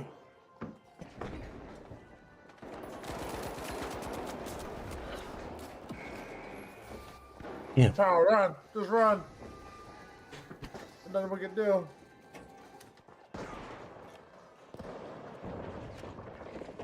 Tell me when y'all back. You got 10 seconds. You ain't going nowhere on that one. Yeah, we lost. Fuck, yo. That's alright. This game finicky anyway. You could do a hell of a lot of killing and defending and still lose. All because that shit got usurped at the end. I got 9. I was dropping niggas. You was dropping bodies. I got 5 assists. I got 2. Hey, I appreciate them heals though. He was real good on them heals. Man, that shit was just hectic, bro. That's why I personally don't like that mode, because it's just too hectic. Too many niggas in one spot. I need a new gun. That's what I need. The whole time I'm shooting, I'm like, yo, what is happening? The thing you might not like about this game, Tyrone, is that only certain guns have scopes. Yeah, like my gun got a scope. So none of the heavy guns. Oof. I gotta try a medium build. You haven't unlocked the medium build. Look at that.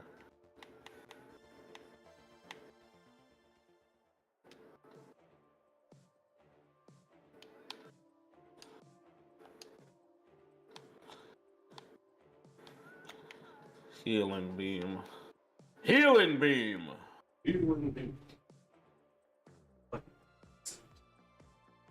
Wow. Maybe just smash those. What'd you say? I said no, Maybe. I ain't gay, bro. I don't know. Y'all can do that shit. Oh my god. We need a night play Super Smash Bros. I'll watch from the closet with my Superman shirt on. Like, oh, my mama, boy. My boy said that with his whole chest. Man, we need to smash tonight, bros. I did not say that. See, that's how niggas get off. That's nigga wild. It's like wild as fuck.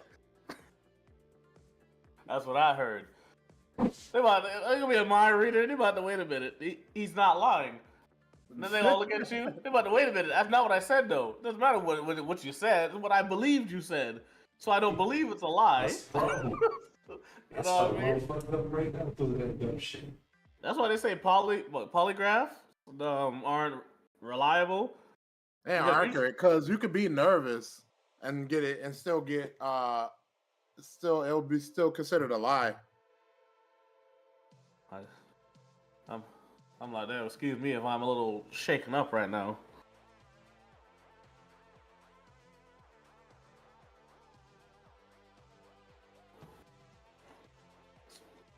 I know these songs good.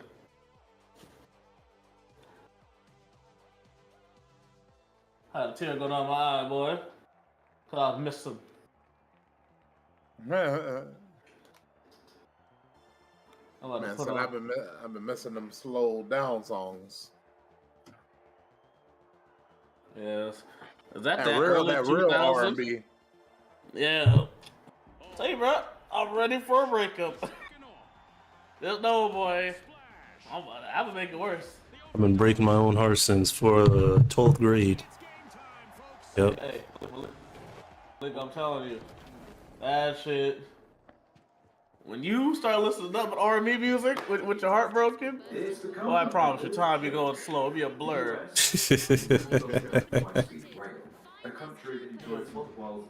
You start looking at people around you like, how could no one notice? I'm so silent. I'm not eating. I'm not doing nothing. Because, bro, we don't care. Trying to bring high-speed rail to the US in just a few years' time, and it might actually work. What's up? Oh, my mama. Oh, my mama. I got the one, but I couldn't get the other one. Oh, shit. Y'all ain't say nothing. Hey, hey, don't go over there, bro. Wait, don't come. You got 6 seconds? I only got 3 seconds left. What are you doing? Wait, why? I almost pulled it off. Like, I have 1 second left. Justin, you tried that shit. You tried to jump over there. The whole asshole, bro. They get one spot back low, that's why. Alright, let's go for that 3,000 over there. In some ways, you can't blame them. There's no denying the US. Them niggas gonna get that shit. Today when it comes to railways. Have you heard this song? No song, skip it. I ain't hear shit. Already. Oh, there's no fall damage, by the way. Good.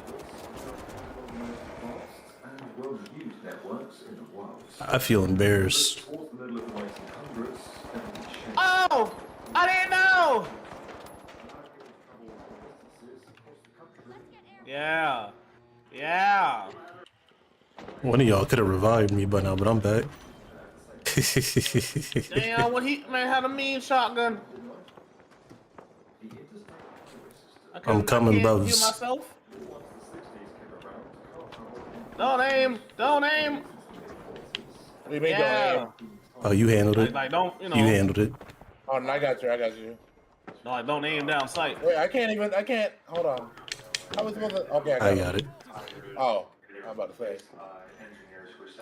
Where's he at? I threw him down and he respawned. Why would you respawn?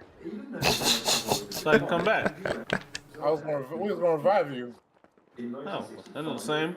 And by the way, you can move totems too. I got $7,000. We gotta deposit this shit. Yeah, you gotta deposit that Let's shit. go to C. Where's C? You go to C real quick. Aren't you closer to D? D is right below you. Yeah, I am closer to D. For over a decade, high-speed tests were carried out along the so-called Northeast Corridor, achieving speeds of over 150. I'm depositing. What kind of shotgun these niggas got? What this kind of range? Did you go off by yourself? He did. Oh, dude. This ain't that kind of game, bro. Dude cornered me. I got you. Man, climb up the thing. He's respawned again. That's a dickhead shit. I'm trying to get used to everything. Where you at, bro? Where y'all at? Sup, hoe ass nigga? How do I heal myself? You can't.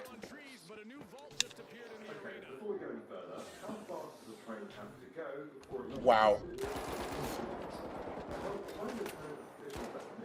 I can't go in there. Alright, I got both. Oh, Malik, get my money. The dude's almost. Oh, you're dead. Nah, I gotta go the long way around. I can't go through that small hole.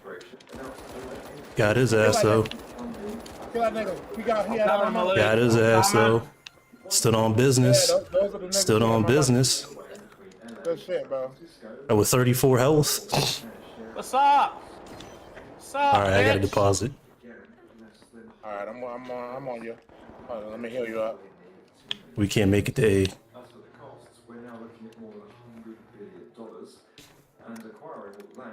Listen to what I say, so I fly away. It's T-Pain? I didn't know this was T-Pain this whole time, bro. T-Pain be singing, bro, on top of the covers. That's him. This is on my Discover Week. No, this ain't Discover Week yet. Hey, where the fuck do I go? It's either B or C. B or C. Oh shit! The whole building falling. Damn. Still going through early studies, and Cascadia, which has only just secured federal funding for the planning phase. Oh man, fuck, man! I really just fell down, bro. That's some embarrassing shit. Malik, you are running in circles. My I fell down. I'm trying to get the B. That was my last one. This whole not healing yourself shit is old to me. Why would you be able to do that? You can't even do that in Overwatch, except for with certain people. At least I at least know a place I could heal at. I'd be like, damn, like once I get in one fight, and I get no health, I'd be like, well, damn, well. You heal over time. It's like a shield. I've been trying to get to y'all boys. Alright, I'm coming. Mechanical skills are essential for any railway. And this week's video sponsor, Brilliance, has courses that booty meat. All right, we're back in it. Follow, and we'll get your cogs turning in no time. We're back in the fight, except for them niggas. Oh, goddamn. You gotta get out. Low gravity incoming. Oh, yeah. I mean, there's like random events, so low gravity, meteor shower, shit like that. There should be someone in front of you, Tyrone. Bitch ass nigga. But it is as it says. You can just jump. Hey, jump these niggas around the corner. Run back inside.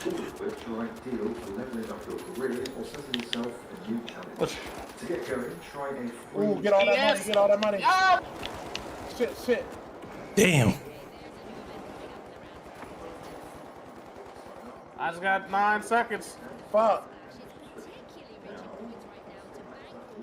Oh, it's a hell of a fight in there. Look at all that money. Hey, I called that jump. I say, hey, go back in there and jump this.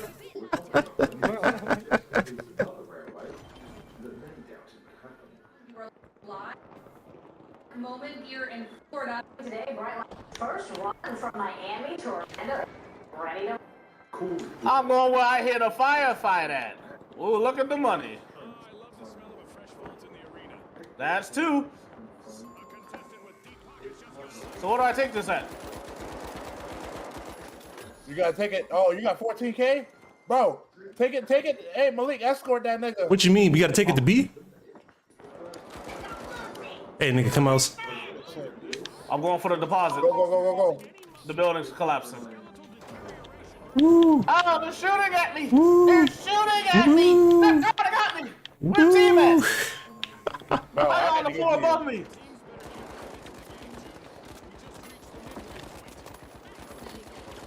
Kill him!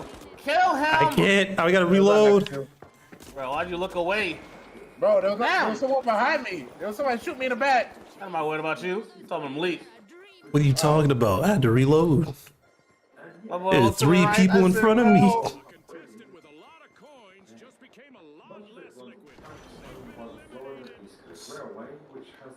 God damn, I'm about to sit here and wait for this 8,000. Y'all probably should try and stop that guy. Where is he going? He's going to C? I think he's most likely going for C. Because B's gone. Oh shit! So we gotta go back. Fuck. Here I go. Ah. Stood on business.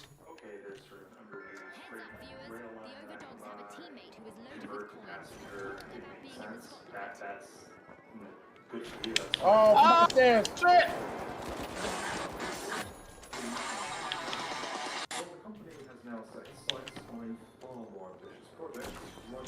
Yes, sir.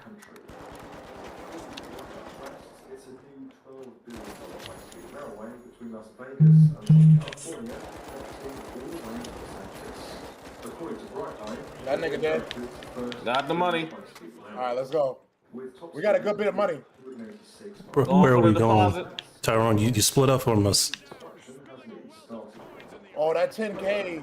God damn. Very soon and complete by mid-2028 in time for the Olympics. The 218 mile or 350. Oh shit! I thought you were an enemy. Run from station 1 on the Las Alright. Vegas Strip to Rancho. I deposited 9,000. Oh man. Passengers can then jump onto the Metro train and get to Union Station in around an hour. In total, Hey, we both got here just in time. That's crazy. There I go for the 10. Where you going? No, we can't. We can't even go for the 10. We gotta try and stop them, boys. Well, If they where are depart that, they? they win. I hit that boy with a rocket. train route will be advised by 15, much of it running between the two roadways. Again, Brightline is able to secure a critical right of way alongside existing infrastructure. This time, I got you with the heels. with the California Department of Transportation. You know, they're putting most of their right What's up? Ooh, but I know she was shocked. Guess who's back? Dang, they're probably not gonna come here. They might go for C. Shit. Nah, they coming here, bro. They coming here. Come back. Big man running from you. Oh. I killed one. I got you with the heels. I got you There's with the one more. heels. There he is with the 10,000. He's going to the roof. Shit, I dropped all my money. Somebody get it. Oh, my nigga got me from behind. My nigga, get eat up. Yeah. Why you say yeah? Malik got the kill. Lost.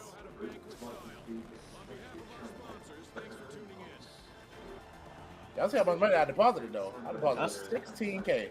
Yeah, you did. Fucking swear to God, that's why. Them assists. I said, anyway, bro. I know I was rocking niggas. Oh, that's wow. Wait, we was going crazy as a squad. As a squad, we was going crazy. As a 3-man pilot. We all evenly pulled our weight there. Alright, I understand the game a lot more. I like that mode better though. I don't know, which one do you prefer, Tom? Either or, to be honest. You know? That one feels like, you know, you ain't gotta protect them as much. You gotta get your money and leave. I feel like it engages you more than the other one. And there's more people in it. So you're not just fighting the same niggas. Over and over and over and over again. Yeah. Yeah, that's pretty cool. Hey, fuck with your boy now. You only got 2 Drop a votes in the follow. game right now, but And as always, if you enjoyed this video and you want to get more, That is now put a T. Games like this is so easy, bro. Team deathmatch, a little domination. Maybe it's zombies. basically kill confirmed. You know what I'm saying? Yeah. Stream every day on Twitch. That guy Malachi. Looking for that rocket power. Oh shit.